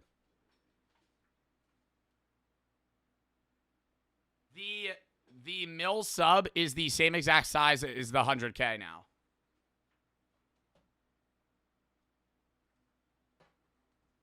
And then this 100K one is like, I'm not mad about it, right? Like, I'm getting a plaque. I'm fucking happy. But it's like, isn't that kind of whack that they're like changing the size of them? It is believed to be. It just changed because I feel like, dude, I think that these ones look great, right? But they also changed the color. I don't know. Maybe they didn't. I feel like this looks like a darker. It looks the same on frame. Be from a time where Joe won it at arcade. Oh, Rip God, Joe- the fucking Trojan sponsor. Yeah, remember that. Arcade. Rip Joe Bart. The RIP Joe Bart meme started around 3 years ago, is a meme where people post tributes suggesting that Joe Bart has died, even though he is very much alive.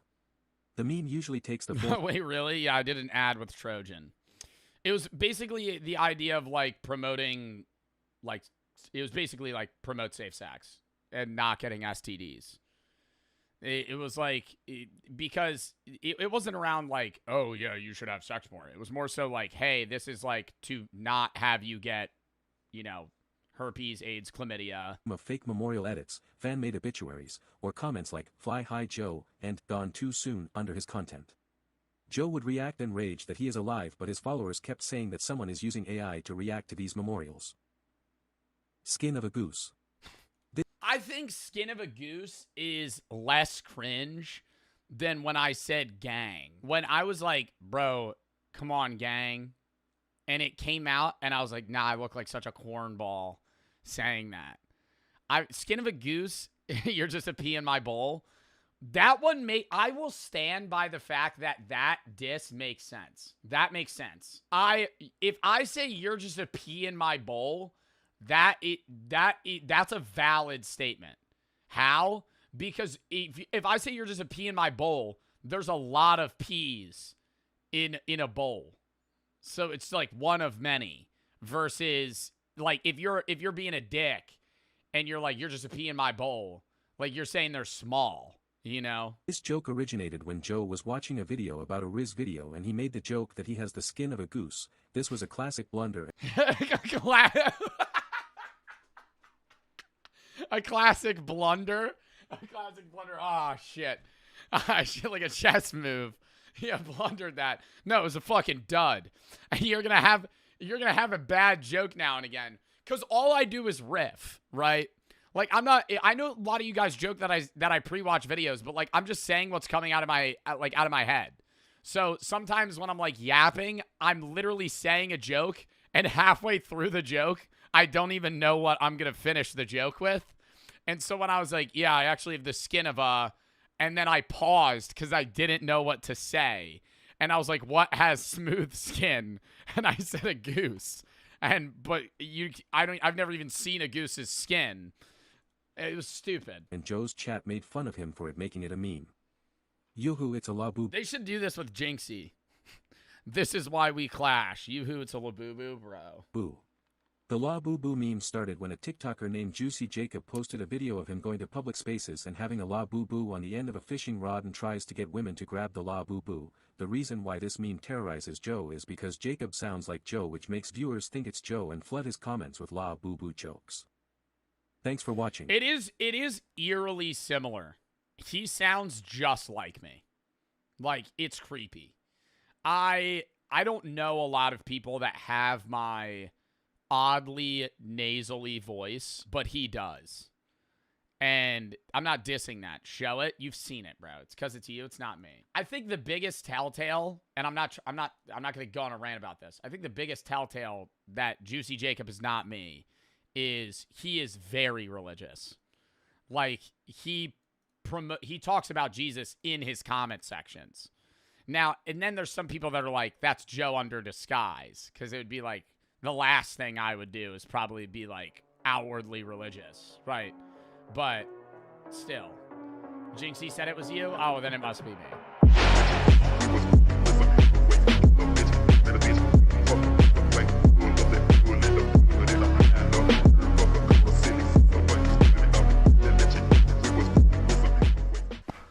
Okay, I'm getting off on this level. Okay.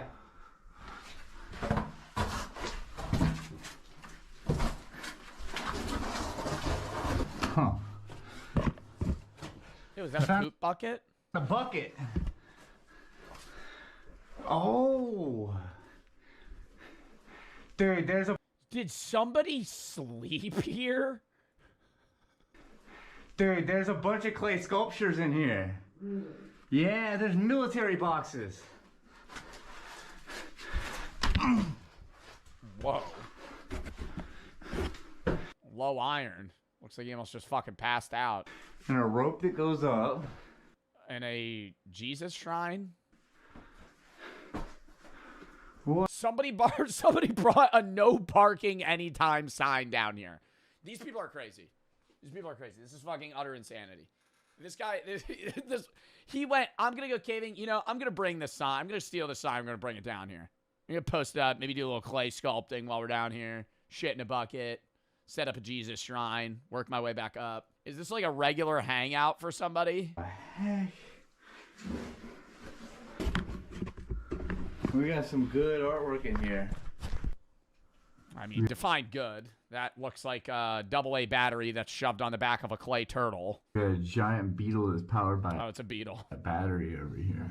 Oh, wow. That's a nice cobra and hot dog.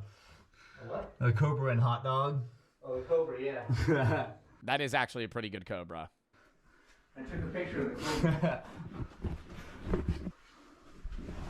So is this like the end point for everybody exploring this cave? This is like this is like hardcore geocaching, Where they take something and leave something. What the heck?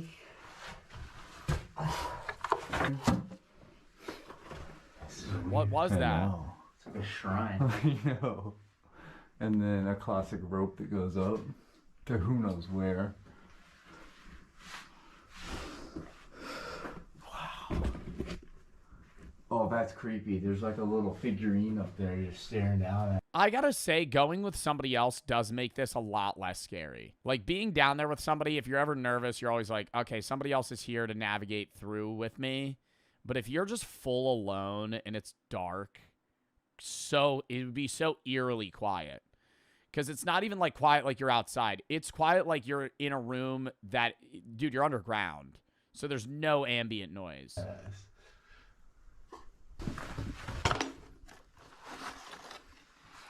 Legend. Oh, God, there's a fucking notebook. Here. What do you think they're leaving for each other? Funny drawings. Old legend. From 2024, Haktua! Haktua in a cave! It was destroyed. 2024 they started this one. Alright, it's just a bunch of people who have signed this. Hey, I'm from Japan. I'm from Japan. Oh my God, this hole. OMG, this hole. Look, we got this random guy a shout out here. My name is Mike Ecstasy. Welcome to hell. Mike Ecstasy. Mike Ecstasy sounds like a guy you'd meet at a bar. He'd offer you a drug that you've never seen in your life before, and then you just never see him again. Mike Ecstasy seems like a guy straight out of the Hangover movie. He's a DJ for sure. Yeah, he's a local fraternity DJ. Mike Ecstasy. Welcome to the hellhole. Oh, we got a little shout out for his music. At 808 MXTC, I produce and make music. We got. I'm like hoping it's techno.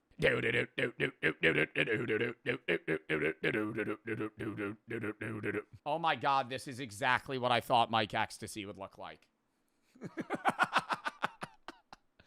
Just a bro. That's actually a pretty good fucking beat. I'm not gonna lie. But what is this guy saying? They're spreading healing frequencies out to the world. That's Mike Ecstasy. Dude, you're all over the place.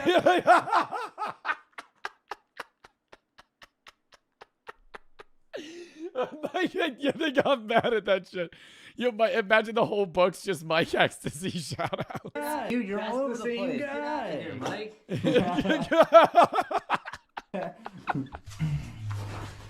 Oh my God, I actually fucking love these cavers. Stop. We think that rope just went right back up to where we came from, so we're going deeper.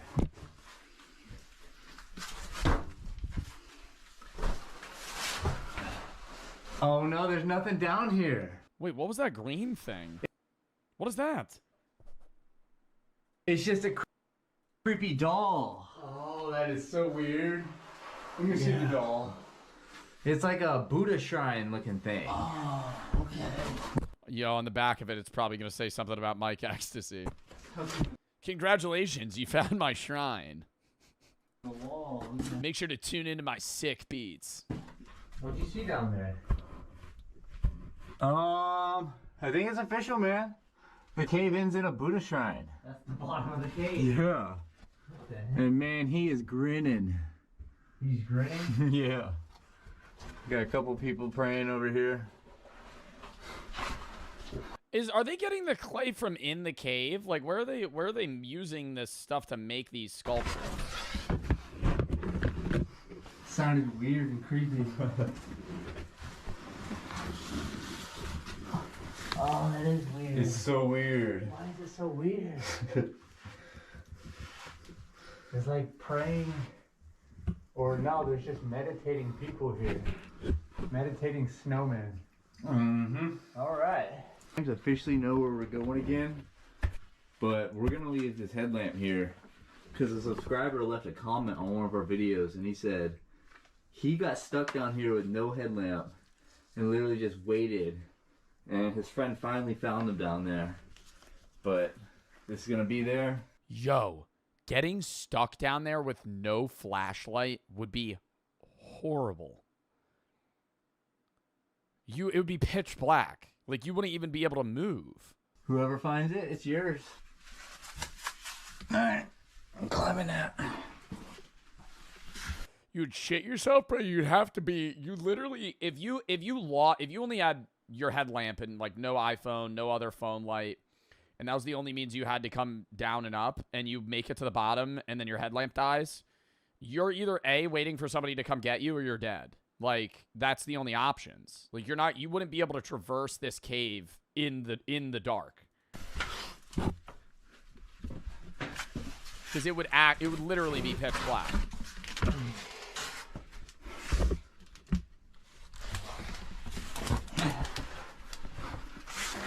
Yeah, just full trusting the fucking strength of these ropes. I don't know if this is the way to go or not. Oh no.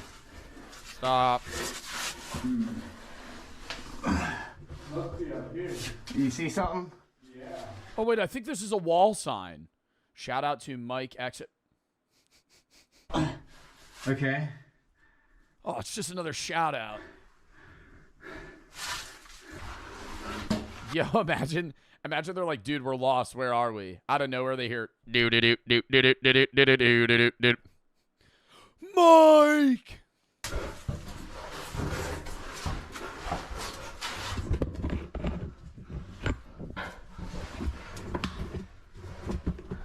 Oh, this is the tight part. Dude, I see daylight. What? Yeah.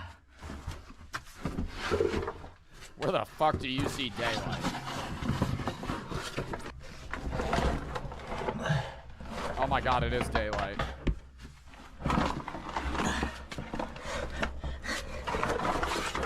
Oh my god, dude, you have no idea how happy I'd be to get the fuck out of there. Like, if you were somehow like forced to do this. Oh my gosh. Jeez. Bro, they went in the evening too. It's almost nighttime outside. That seems horrible. What other videos does this person make? Action Adventure Twins. Oh, they're twins. Scuba diving giant marble mine goes wrong. She found him living in a huge cave on her land. Oh my god. What's their most popular video? High anxiety inside Petty John's cave. Look at that fucking thumbnail. Wow. Dropping GoPro down a deep mystery pipe. Do not watch if you're claustrophobic. We'll fast forward through a little bit. I'm not watching the whole 22-minute video. Yeah, no. Dude, your shoes, your feet standing vertically don't fit, so you have to fucking bend them to the side so you can shimmy through. That should be the measurement guide. If you gotta be fucking sifting through the cave like this with your feet out to the side, like you're fucking, like you're in a ballet pose.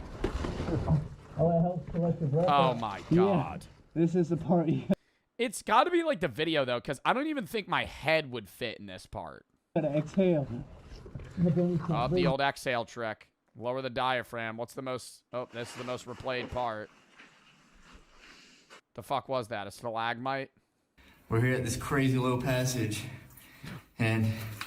Dude, it's so... What a payoff, man. Look at this view. Look at this view.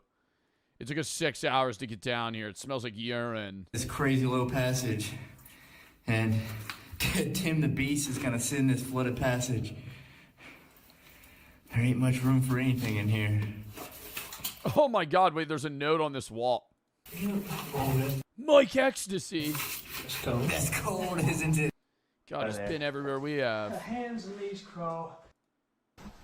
Oh yeah, there's a... See, no, this cave's kind of cooler though, because it opens up like so much to where you can kind of just freely walk around. That I get. Like trying to like push through so you could get to some big payout versus just being at the bottom of some pit. All right. We're going to call that there, though, chat. We might watch more of those videos.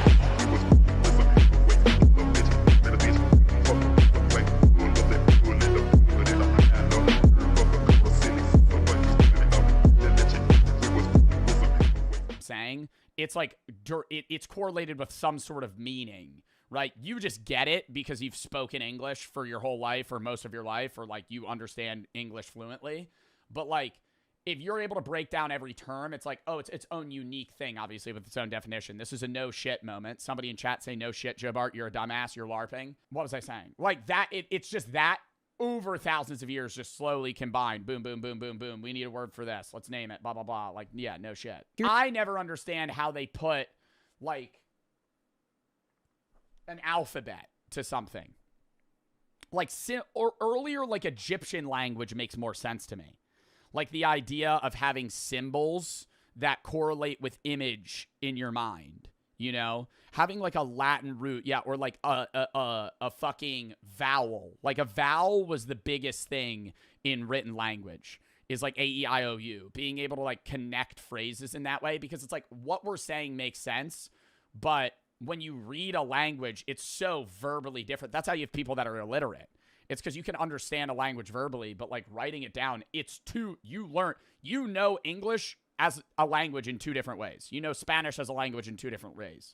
Like you could learn Japanese and never be able to read it, because it's like you actually know two different modes of communication. Here's the key. You don't go every day. If the hunt was successful 2 days ago and food is stored, you might not leave camp at all. You might spend the morning working on tools, sharpening a spear, weaving a basket, scraping an animal hide to make it soft and usable. This isn't... And that's why it's like, it's always based off of something. It's usually based off of vocal, like written language is based off vocal language. But for somebody that's like deaf that learns ASL is its own unique language that isn't correlated to spoken English. It's like its own fucking thing. They still understand both, but like somebody that is deaf reads, say, written English and also is able to communicate with American Sign Language. Work in the modern sense. There's no clock, no supervisor. You do it because competence matters, because being skilled earns respect, because making things well is part of being human. If hunting happens, it's not the frantic chase you see in movies. Humans are persistence hunters. We track animals at a steady jog for hours until they overheat and collapse. We're the only species that can do this effectively because we can sweat and regulate our body temperature while running. Most animals can't. So we outlast them. The hunt might take 3 to 6 hours, including travel. Then the animal is carried back. Or even when they had the hunt for exhaustion, yeah, might take that long. But even if you have an instance where they have bow and arrows and they shoot one, they might shoot a moose. Like if you're an earlier human, you shoot a fucking big ass animal. You hit a kill shot, but now you just kind of have to follow the moose around for fucking 9 hours till it collapses. Because you can't rush at it because it'll kill you. But you just have to wait from afar for it to fucking die and bleed out. And by early afternoon, the productive part of the day is essentially over. What happens next is what modern people find hardest to understand. Nothing and everything. People rest. They sit in the shade and talk. They play with children. They groom each other, picking through hair, reinforcing bonds. They make... If you're an earlier human, your chill time is the equivalent of being just like a more evolved ape creature. Jewelry from shells or beads or animal teeth. They carve designs into bones or stones. They nap. Anthropologist James Sussman documented that among the Juhuansi, adults spend roughly 6 hours per day in what he called social time. Not working, not sleeping, just being with other people, talking, laughing, telling jokes, because in a world without money or police or written contracts, your survival depends entirely on your relationships. If people don't like you... Yeah, but like when was there a fully spoken language where people were communicating in that way? What was the earliest spoken language? Well, I don't want to say an official language. It's impossible to know the first language ever spoken, true. Spoken languages leave no physical artifacts. Linguists estimate human speech emerged between 50,000 and 150,000 years ago, long before the invention of writing. Yeah, because written, that's where you're going to know is through written shit. Like Sumerians dating roughly back to 3400 BC, widely considered the oldest known written language. But even then, so say like 50,000 years ago, they had a definitive language they spoke to each other. Yeah, they just fucking chopped it up, just fucked around. But, like, what stories is there to do, you know? Because, like, when you hang out with your friends, you guys live different lives. You meet up. You have stories to share, things to talk about. If you're in a hunter-gatherer society with 8 people that you live with on a daily basis and you are around them all day, every day, like, what is there to talk about? You're not giving each other hypotheticals. You're not having fun, like, ooh, what ifs? What do you think about this? Oh, pop culture stuff. It's all just about, like, chilling and fucking, oh, food. Maybe that's where, like, earlier religions and, like, beliefs took place because they would talk about that. Like, what do you think? Like, philosophical shit, but, like, more surface level. But I feel like it'd be, like, very shallow conversations, yeah. They don't have to share food when you're hungry. So you invest enormous amounts of time in those bonds. Not because it's productive, because they took shrooms and got geeked. I mean, we watched a video about that. Yeah, earlier ancient humans did get fucked up all the time. it's how humans stay human. Then the sun sets, and this is when something remarkable happens. In 2014, anthropologist Polly Wiesner analyzed hundreds of hours of conversation recordings from the Zhu Huanzi. During the day, conversations were practical: who saw animal tracks where, which plants were ready for harvest, complaints about someone not sharing fairly. But at night, around the fire, 81% of conversations shifted to stories. Myths about how the world began, tales of ancestors who did impossible things, jokes that made everyone laugh, adventures from far away. Wiesner argued that this is where human culture was actually born. Gods, spirits, the past, the future. Things you can only think about when your stomach is full and you're safe. And people didn't go to sleep and stay asleep the way you do now. Historical records from medieval... I mean, yeah, even earlier, like, more, like, philosophers in the thinkers sense were all just rich people, bro. Like Plato and all those guys, like, it was very rare you'd have a philosopher in, like, early Greek times not be just filthy rich. Because if you weren't rich, you were working, and you didn't have time to fucking sit on your ass and think about life for, like, endless amounts of time. So it's, yeah, during free time is when people have those thoughts. Europe and sleep studies from the 1990s confirmed that before artificial light, humans slept in two phases. First, sleep for about 4 hours, then a wakeful period of 1 to 2 hours in complete darkness, then second sleep for another 4 hours. So here's what... I feel like that's how I live regularly. I feel like that is kind of just how I wake up at, like, fall asleep, wake up 4 hours later, can't fall asleep for another hour, pass out. A full day looked like. And the whole time I'm sitting there, I'm like, damn, I could just, like, start my day. But then I'm like, oh, I'm just going to crash 5 hours from now. About 4 to 6 hours securing food or making tools. About 6 hours in social interaction, storytelling, grooming, playing. About 8 hours sleeping in 2 separate phases. And the rest, resting, sitting, watching clouds, doing nothing in particular. Oh my god, having a fucking posted up Minecraft spawn. Holy shit. Living in just like a dope-ass field on a beach, in a cave, in a mountain with a view. Existing without needing to justify your existence through productivity. Then, about 10,000 years ago, something changed. Humans in the Fertile Crescent began planting seeds and domesticating animals. Agriculture. And agriculture is a trap. Once you start farming, you can feed more people. More people means you need more food. More food means more farming. Within a few generations, populations exploded and there was no going back. Because now there were too many mouths to survive by hunting and gathering. You were locked in. And farming required far more labor. Plowing, planting, weeding, harvesting, storing, defending crops from animals and raiders. The skeleton... But that's the only reason any of us are alive. Like, if we didn't have agriculture and mass population growth, none of us would exist because your parents would have never met and your parents' parents would have never met. Like, there would be people and humans still on Earth, but they would all be very localized populations of hunter-gatherers that stayed in that circle for thousands of years. Like, if you have two parents, like, maybe your parents were in the same area, but, like, your grandparents might be from two different countries. Like, and then their grandparents are from a different area. Like, you would have never had people intermingle, like, culture-wise or race. Like, if you're mixed, like, especially that. Like, if you're, like, half black, half Caucasian, there would have been zero chance your ancestors would have fucking met without agriculture. Early farmers worked harder, ate worse, and died younger than the hunter-gatherers who came before them. But the population kept growing, and with larger populations came specialists, toolmakers, potters, weavers, inventors, then soldiers, priests, administrators, and eventually jobs, employment. The idea that your time belonged to someone else in exchange for resources. By the time we built cities, the original human lifestyle was gone, replaced by schedules, obligations, the need to work most of your waking hours just to survive in the system we created. Today, you spend 90,000 hours working. And it's a constant loop of return to increase production. Like, any surplus of goods is reinvested into the system to grow the system.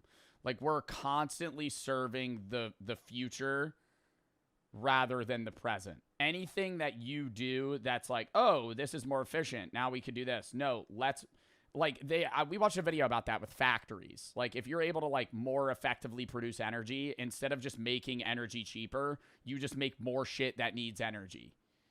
Like, that's why prices of that stuff never go down. Because whenever we get better at making something, you just make more things that need that shit. Because now we'll just keep that at like a stagnant $2. We'll make it more efficient, and then we'll add more stuff. So you have more luxuries, but those luxuries never get cheaper. Your ancestors spent way less. You sleep in one block and call waking up at 2 a.m. insomnia. They slept in 2 phases and used the middle hours for reflection. You spend your life chasing an illusion of greatness, achievements, wealth, and success by standards society invented. They woke up every morning already free, already enough, and at peace with nothing to prove to anyone. They didn't need to become successful. They were already living the life you're... Yeah, I wonder if there was like a level of, like, what level of depression existed within earlier humans. I don't think it was ever depression. I think there was higher rates of anxiety. Like, that's what I think existed more. I think depression was very far and few between in earlier humans, and it was almost certainly just full-on anxiety. Because you're just worried about dying. Worried about dying, worried about the future. Your fucking leg's injured. You're bleeding out. You have an infection. Like that type of shit. Working your entire existence to retire into. You make art if you can find time after your job. Like you trade freedom for safety in modern society. Like the freedom of this era was better, but it's like you could die at any time. There's no net to catch you. Made art because they had time, and that's what humans do. We're not a different species, but we live so differently from how humans lived for 99% of our existence that we might as well be. We traded freedom for food security, leisure for population growth, time for productivity, and most of us have no idea what we gave up, because we never knew it was there. You think somebody said you think they gambled? Maybe, but I don't know, dude. Imagine being the first guy that made a casino. Holy fucking printing. You're the first guy that invented, like, blackjack, and you're the house. Fuck. You probably raked in money, man. Going to the OG slots. Well, not even the OG slots, bro. Those were, like, glitchable. I'm just saying you're the first dude that invented, like, a roulette wheel. Bet on it. And you're just the house. Infinite money glitch. Legitimately. But everybody would hate you. All right. I have to go piss. And then we'll hop into the last video.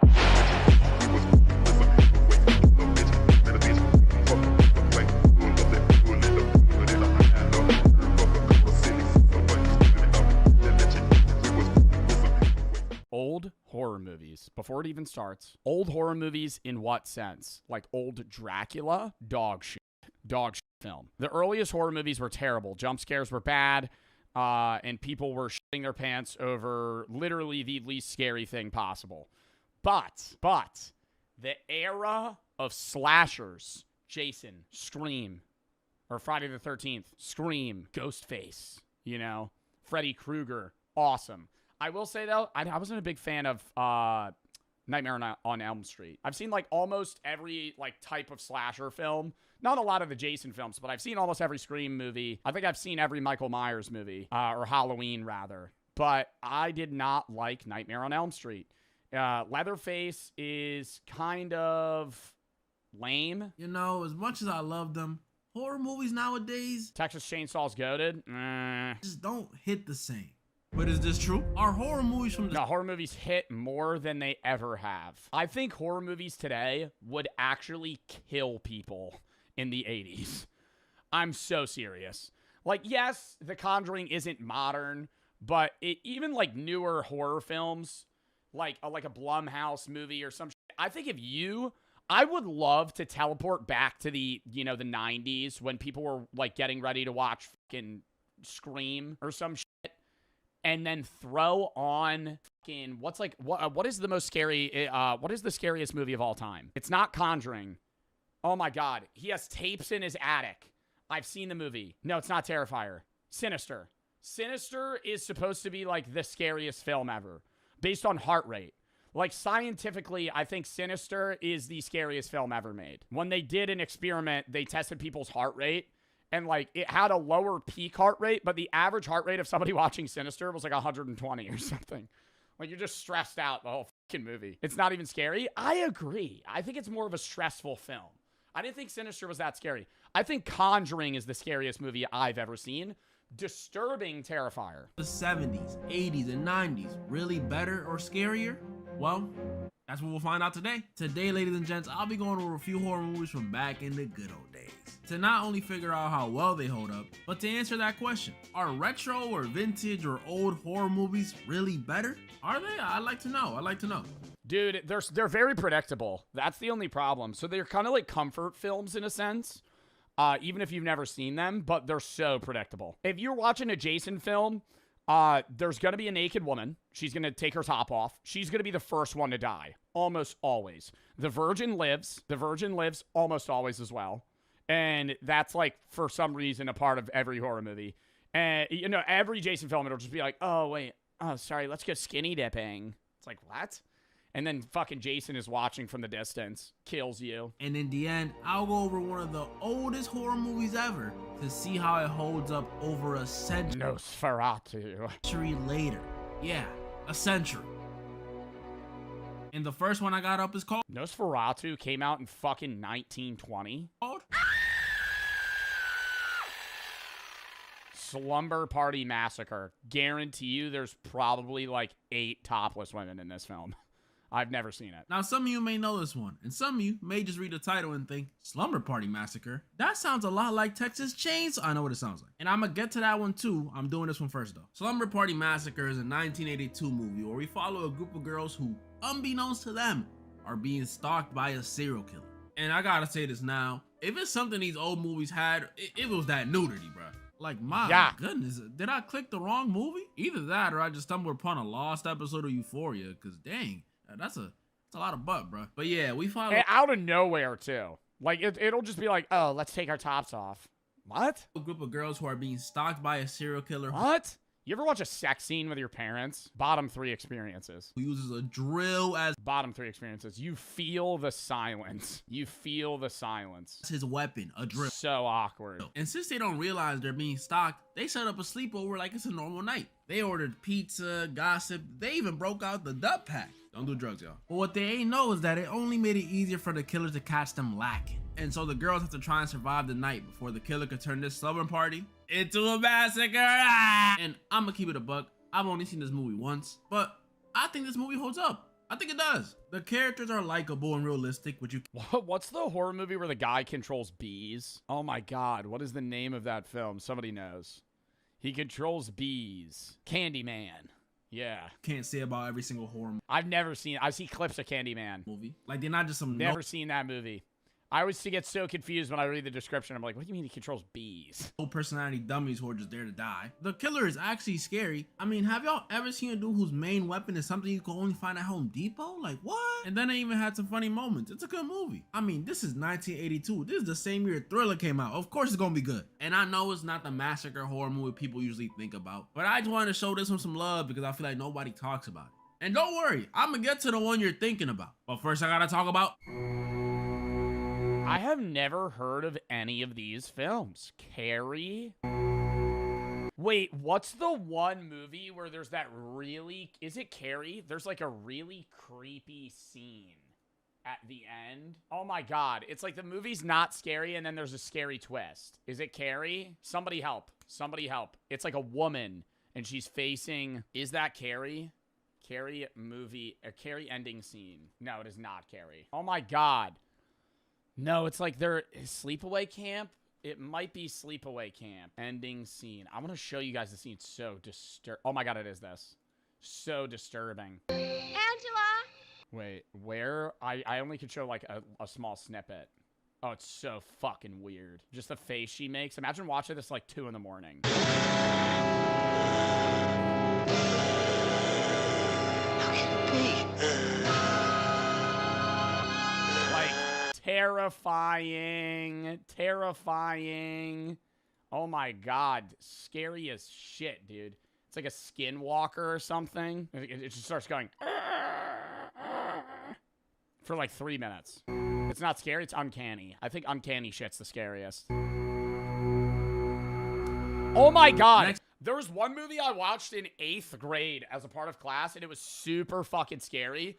Again, we're going to do another game where I describe the movie and you tell me what it is because I don't remember it. They suck your body, pause. They kill you, create a clone of you, and when they find you, they go like this. And then they kill you again. It's not Barbarian. What is that movie? Invasion of the Body Snatchers. Chat's so good at this. Super scary film. Super scary film. And they don't really use like that much. It's like a 1980 film, but it's like, dude, every monster, you don't know if somebody's like it. And then when they find you, they all just point at you and scream. Oh, I gotta rewatch that. Next movie I got up. That was a good fucking movie. Up is Carrie from 1976. Notable things that happened this year: Red M&M's got removed from the bag, and Ryan Reynolds was born. Now, I had never seen this movie before I thought of making this video. I heard of it because it's insanely popular, but I had never seen it until today. And I'm gonna say it now, this movie caught me off guard, because watching it, you wouldn't think it's a horror movie at all, up until the end. So in Carrie, we follow a girl named Carrie. Shocker. She's a quiet and shy high school senior with an extremely religious mother, I'll get to that in a second, who's sort of an outcast at school. She gets bullied, like, a lot. And we see how bad this bullying gets when one day while they're in the locker room, and I'm sorry, I know I'm still introducing this one and I said it with the last movie, but these old movies really had that nudity. Like, I can't even show a single clip of this locker room scene because it's just straight Tata's butt and bush, bro. You know that's how they rocked it back then? Y'all gonna have to start questioning y'all grandparents. Bro, I used to rewatch that one scene from Harold and Kumar. Oh my God, bro. I remember when I was a kid and I found that movie, that shit was crazy. I mentioned that there's a bottomless party in the Harold and Kumar go to Guantanamo Bay, and dude, it's just like straight bush. You're a gooner. Bro, no, like chat. I remember my mom would be like going to work. I'd be like, can I rent this movie? She's like, you've seen it 3 times. I'm like, I just really love that movie. Just straight fast forward to that scene. Just rewatch it over and over again, bro. Oh my God, I had to be 10 years old. I'd be 10 years old, maybe. Oh my God, I don't even think she knew what the movie was about. I was like, it's just a comedy film. It's Harold and Kumar.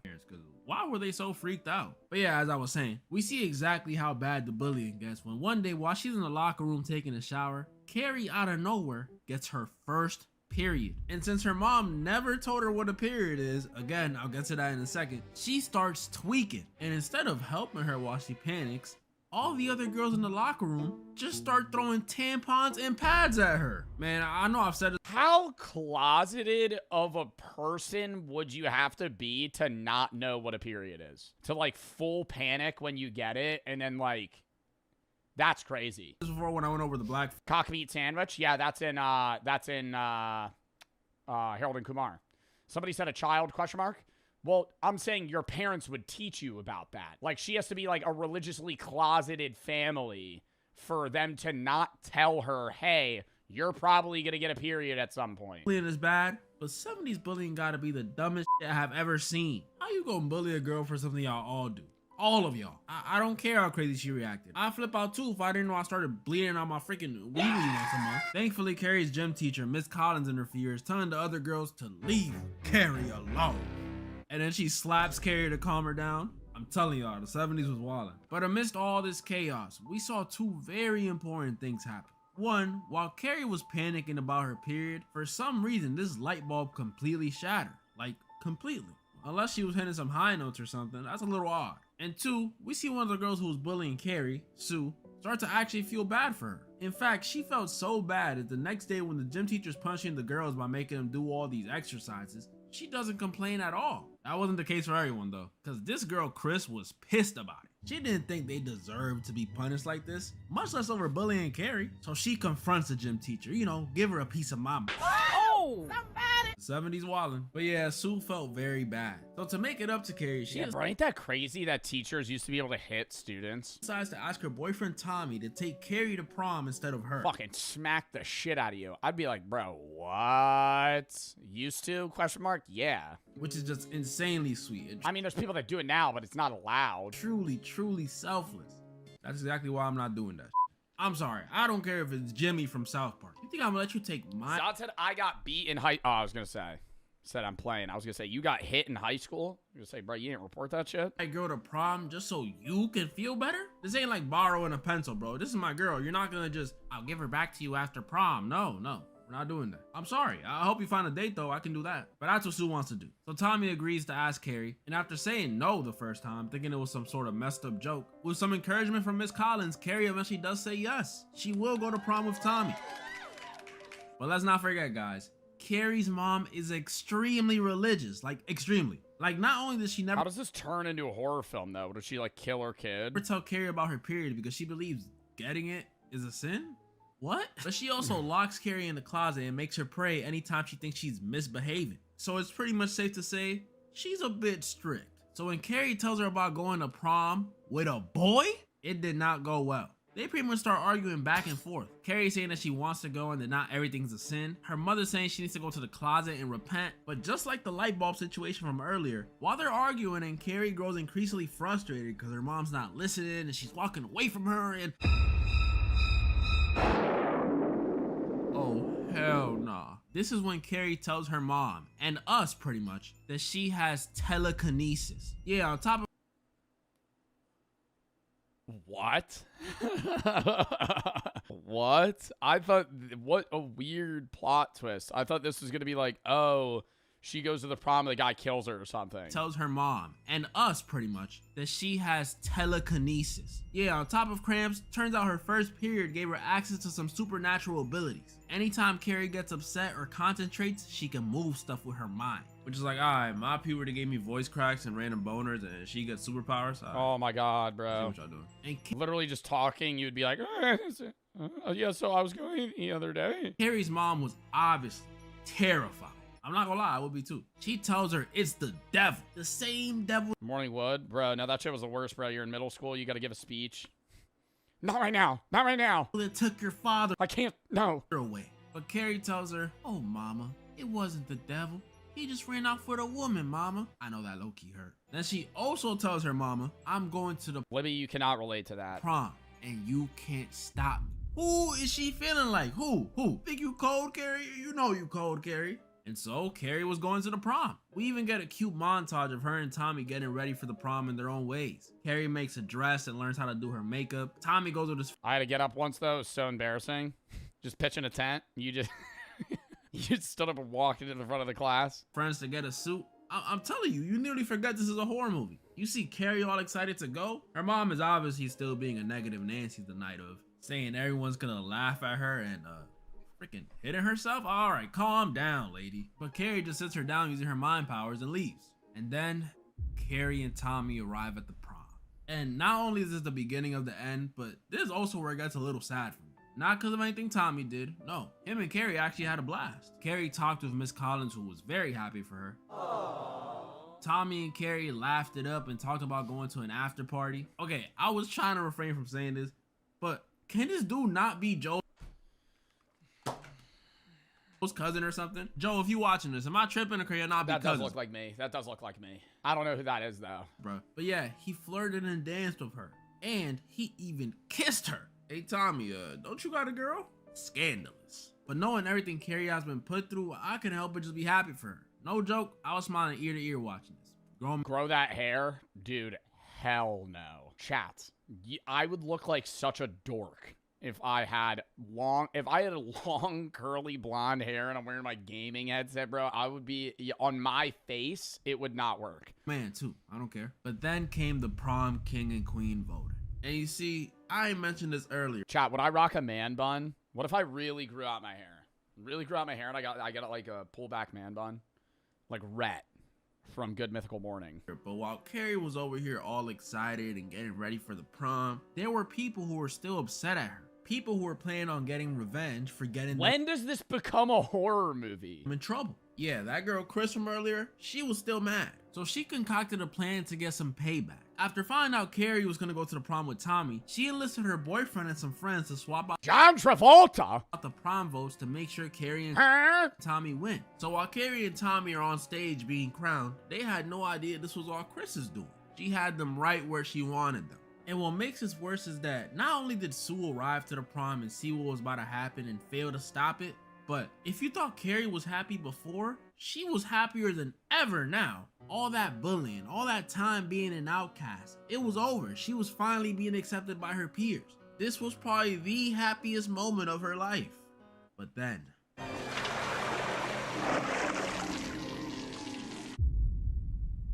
Chris spilt a bucket full of pig blood on Carrie. And as Tommy's outraged and confused about who could have done that to Carrie, that very same bucket... What did ancient humans do all day before jobs existed? You wake up when your body is ready. No alarm, no schedule, no place you need to be. You sit up, stretch, and ask yourself one question. What should I do today? For 99% of human history, this wasn't a hypothetical. This was every single morning for roughly 300,000 years. And Yeah, bro, but you're not waking up in a fucking bedroom going, oh, no alarm clock. What do I do today? You're waking up because you're sleeping in the outside. You're sleeping in nature. The sun rises, there's animals about. You're probably just going to wake up because it's time to wake up. Like, if you had to work on, like, circadian rhythm clock and you lived outside, you probably would wake up at, like, 7 a.m. every day because the sun's up. Like, maybe you sleep, like, an hour longer tops, but then you got shit to do, dude. You're going to die if you don't get fucking food. I know there was, even in medieval times, like, once, like, alarm clocks didn't exist, but there were societies, there were people you could pay to, like, throw pebbles at your window to wake you up. Like, they would be your alarm clock. There was, like, a person whose job was to stay up, and, like, when the sun rose, you would wake them up. They were called knocker-uppers. Is that actually what they were called? Yeah, it was a job. Knocker-uppers were human alarm clocks, and they worked in Britain and Ireland during the Industrial Revolution. They were paid a few pence a week per person to wake up factory and mill laborers. Alarm clocks were expensive and unreliable. These people had long poles and pea shooters to, like, bang on windows, and they would wake your ass up. I love learning about jobs like that, like, used to exist, but now they're just, like, you know, in the future, irrelevant. So why would you ever have somebody do that? Now, modern humans spend about 90,000 hours of their lives working. That's roughly 1/3 of your waking existence dedicated to a job. But for the overwhelming majority of human history, jobs didn't exist. There was no employment, no wages, no boss, no career ladder to climb. So what did people actually do all day? Let's start with what we know for certain. Fucking hunt, walk around. If I was a kid, I feel like most of it was, like, cultivating food, right? Like, even before, like, farming, it was just, like, foraging for shit, hunting animals, making a fire, cooking the food, maybe improving on your shelter in some way, and then just fucking, you know.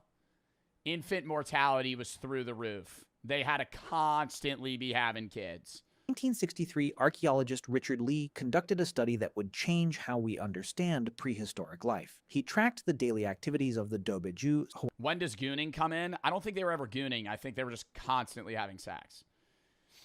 Because it was like, if you were alive in, like, caveman times, the odds that you would live past the age of 5 was very slim. Like, you're probably dying when you're born. You're dying in the first year that you were born, or you're getting eaten or fucking some sort of disease in the first 5 years of your life. Like, one of the biggest things of science in general is the fact that we have reduced infantile mortality drastically. That's why our lifespan's up, right? There were a lot of people, like, when they say the average person didn't live till 25 in, like, caveman times, that's true, but the number's highly skewed from, like, people that died in infancy through early childhood. Like, if you were a caveman and you lived to, like, the age of 20, odds are you might live to fucking 45. Like, you'll probably figure it out. You know, you're not going to live to, like, you're 80, but there were people that were living till their 40s in earlier caveman times. Swansea people in Botswana, one of the few remaining groups still living in a way that resembles pre-agricultural human life. He found that adults spent about 2.5 days per... 1 in every 2 newborns died at birth. That, and then even in newer societies like the Spartans, 1 in 2 newborns died at birth. Maybe it might have been a little bit lower in that earlier society, but Spartan society, if your kid had a defect, they'd fucking throw it off a cliff. So it's like, you're getting a pull rate of, like, fucking 30%. Like 30% of kids are actually making it into the adult world. Not even the adult world. 30% are getting cared for because the other 70% died or they threw it off a cliff. And then of that 30%, only like what? 80% of them live to, you know, a certain age, and then now they die when they're 20 because they have to enroll in the military and all this stuff. It was like brutal, man. Like, you always got to think, bro, Alexander the Great did all that shit before he was like 22, and then he died. Like, when you think of like people like that, like Alexander the Great, he died when he was 32. Like, most of the shit he accomplished, he was like 20. We've all seen 300, mate, ... lol. Okay, Benny boy. We've all seen 300, the movie. They don't show them chucking babies off cliffs and the fact that to prove yourself in the Spartan army, you had to go kill slaves. They romanticize the Spartan army. The Spartans were brutal people. It wasn't allowed to kill, like, you weren't allowed to do it, but it was still an initiation ritual where you had to go fucking murder some guy. Like, there was crazy shit they did in Spartan societies that they didn't show in the fucking movies. It's just this war group of people where it's like, oh, 300 men that are trained to go kill wolves and they have to prove themselves in the wilderness. It's like, yeah, it was more than that. Anthropologists look. The Hadza in Tanzania, the Ache in Paraguay, the Martu in Australia. Completely different environments, different continents. Same result, about 15 to 20 hours per week spent on survival activities. For context, you probably work twice that. Now, some of you are thinking, but those are modern people. How do we know ancient humans lived the same way? Fair question, and the answer comes from bones. When archaeologists compare skeletons of ancient humans to early agricultural populations, the difference is dramatic. Farmers were shorter. Their bones show signs of nutritional deficiency. Their teeth were riddled with cavities from grain-heavy diets. They had arthritis in their spines from repetitive labor, and they died younger. Ancient human skeletons, taller, stronger, healthier teeth, less joint damage. Their bones tell a clear story. They were doing less repetitive physical labor, not more. But the most fascinating evidence comes from something archaeologists found that shouldn't exist if survival was a constant struggle: art. In 1994, explorers discovered Chauvet Cave in southern France. Yeah, it was clear they had free time. Like, they had time to kill. Cave art, even Neanderthals, non-Homo sapiens did cave art. Like, other versions of humans did cave art. Like, they were efficient enough to do shit. And I always think about that, too. Like, imagine being alive in a time where other versions of people existed. Like, not just, like, Homo habilis or, like, Neanderthals. Like, what was that one group of people that lived on, like, island countries and they were 3 feet tall? No, it wasn't Homo erectus. Oh, my God. Not Homo habilis. I think it's Homo florensis. Florensiensis. Homo florensiensis. It was like a cave. I can't show this. They're naked. It was a type of people that lived in Indonesia. And this is before Homo sapiens. And they were like averagely 3 feet tall. Like full grown. It wasn't like they were like little people or something. Like they were like averagely 3 feet tall. This is like the skull structure of them. You could look it up. All the images, they're butt naked. But they were like really tiny. And they lived and like flourished for like thousands of years. Like none of them are alive anymore, but they were alive 50K years ago. And then they went extinct. We're all if you are from non-African descent, the average, like, European individual, like a Caucasian male, is, like, 1% to 2% Neanderthal. Because they crossbreeded. And then we killed them. Created roughly or outcompeted them. 30,000 years ago. Horses. Sucks there's different types of humans. Well, I think it would ground people more if there were different types of humans. I think we hold ourselves at this higher echelon because it's like, oh, we're not animals, we're people. But, like, if there were different types of humans, you would be like, oh, we're just animals. Like, it would be a lot more recognizable if there were, like, Neanderthals and Homo erectus still walking around. You'd be like, oh, there's, like, actually different types of fucking people, man.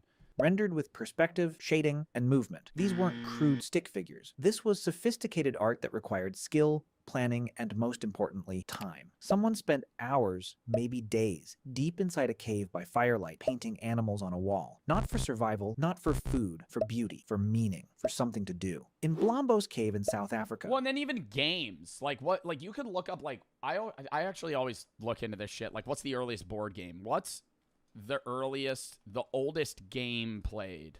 Like, what's the oldest game? Senet, an ancient Egyptian race game from the year 3100 BC. Bakuman from 3000 BC. So these were games for like 5,000 years ago. And then even then, there were probably just like stupid shit cavemen did. Like, who could hit this tree with a rock? Archaeologists found 100,000-year-old Soggy Biscuit. Yeah, Soggy Biscuit. A classic. An instant classic. 100,000-year-old perforated shell beads, tiny holes drilled through seashells, clearly meant to be strung together as jewelry. The nearest coastline was 20 kilometers away. Someone walked 40 kilometers round trip just to collect shells, then spent hours carefully drilling holes with stone tools, just to look good. In 2008... Yeah, but I wonder how they had that. I feel like they had to be collecting and doing stuff in that time frame too, because like he's saying 15 to 20 hours a week was spent foraging and hunting. And yeah, I will say you want to be more sedentary because then you're burning more calories. Like there's no point. I'm forgetting that there's no food storage. So if you have food for the week, like say you have raw meat and you've cooked it or you've like even maybe put it in salt, like earlier on, like humans figured that shit out. Like that's not lasting super long. Like if you have food, okay, I'm good for 3 days and then I got to go get more food. There's no point in getting food now because I have it right now. And if I get more food, it'll rot. So it's like if you kill a deer, now you just do nothing for 3 days because you and your tribe are fine. Like you're just chilling. So it's like, all right, let's kill time. Let's go fuck around. And then we got to go find food again. Researchers found a 40,000-year-old flute carved from a vulture bone in Germany. 5 finger holes, perfectly spaced. Whoever made this understood music, they understood pitch, and they spent significant time crafting it. Not for hunting, not for defense, for music. These aren't... Like, that's so cool, man. Somebody figured that shit out. ...isolated finds. Across Europe, Africa, and Asia, archaeological sites from 100,000 years ago onward are filled with evidence of decorative objects. Carefully crafted tools far more elaborate than necessary for survival. From 100,000 years ago?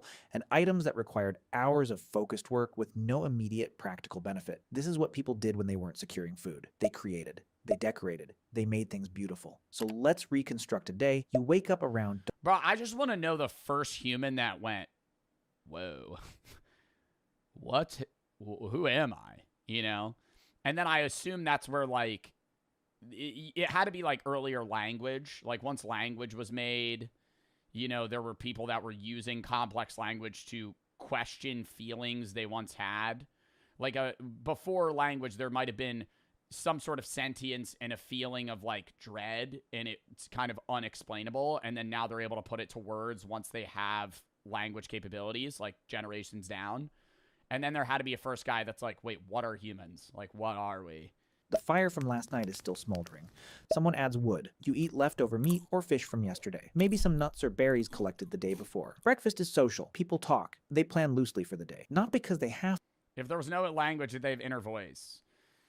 No, because your inner voice would be what the language you spoke is. So it'd be more animalistic and emotional based, maybe image based, like imagery in your brain. But earlier languages, it started out as like, you could look into like how languages begin. Written language is a lot more complex in how I try to understand it. Like when we had to do this for like some fucking class I took. But it's like earlier humans, it started out as like just base grunts and like kind of emotional communication. And then it was more like common terms where they didn't have sentences that could string together. But if they said a like they would know like, meant fucking deer or some shit. That was a bad explanation. But, like, they had a common shared term for something, and then they got better at signing to each other if they had to be quiet, like, oh, go over here, so they knew how to point and stuff. And then you start connecting that over thousands of years of, like, shared knowledge and what you're giving down to your kids. Eventually, they're able to talk like we are in, like, a stringed way. They're able to more complexly or more in a complicated way share how they feel. Or how they think. Because that's what humans do. Around mid-morning, a small group might leave to hunt or gather. Because, like, you get what I'm saying very rapidly, but if you break down every word of every sentence that I'm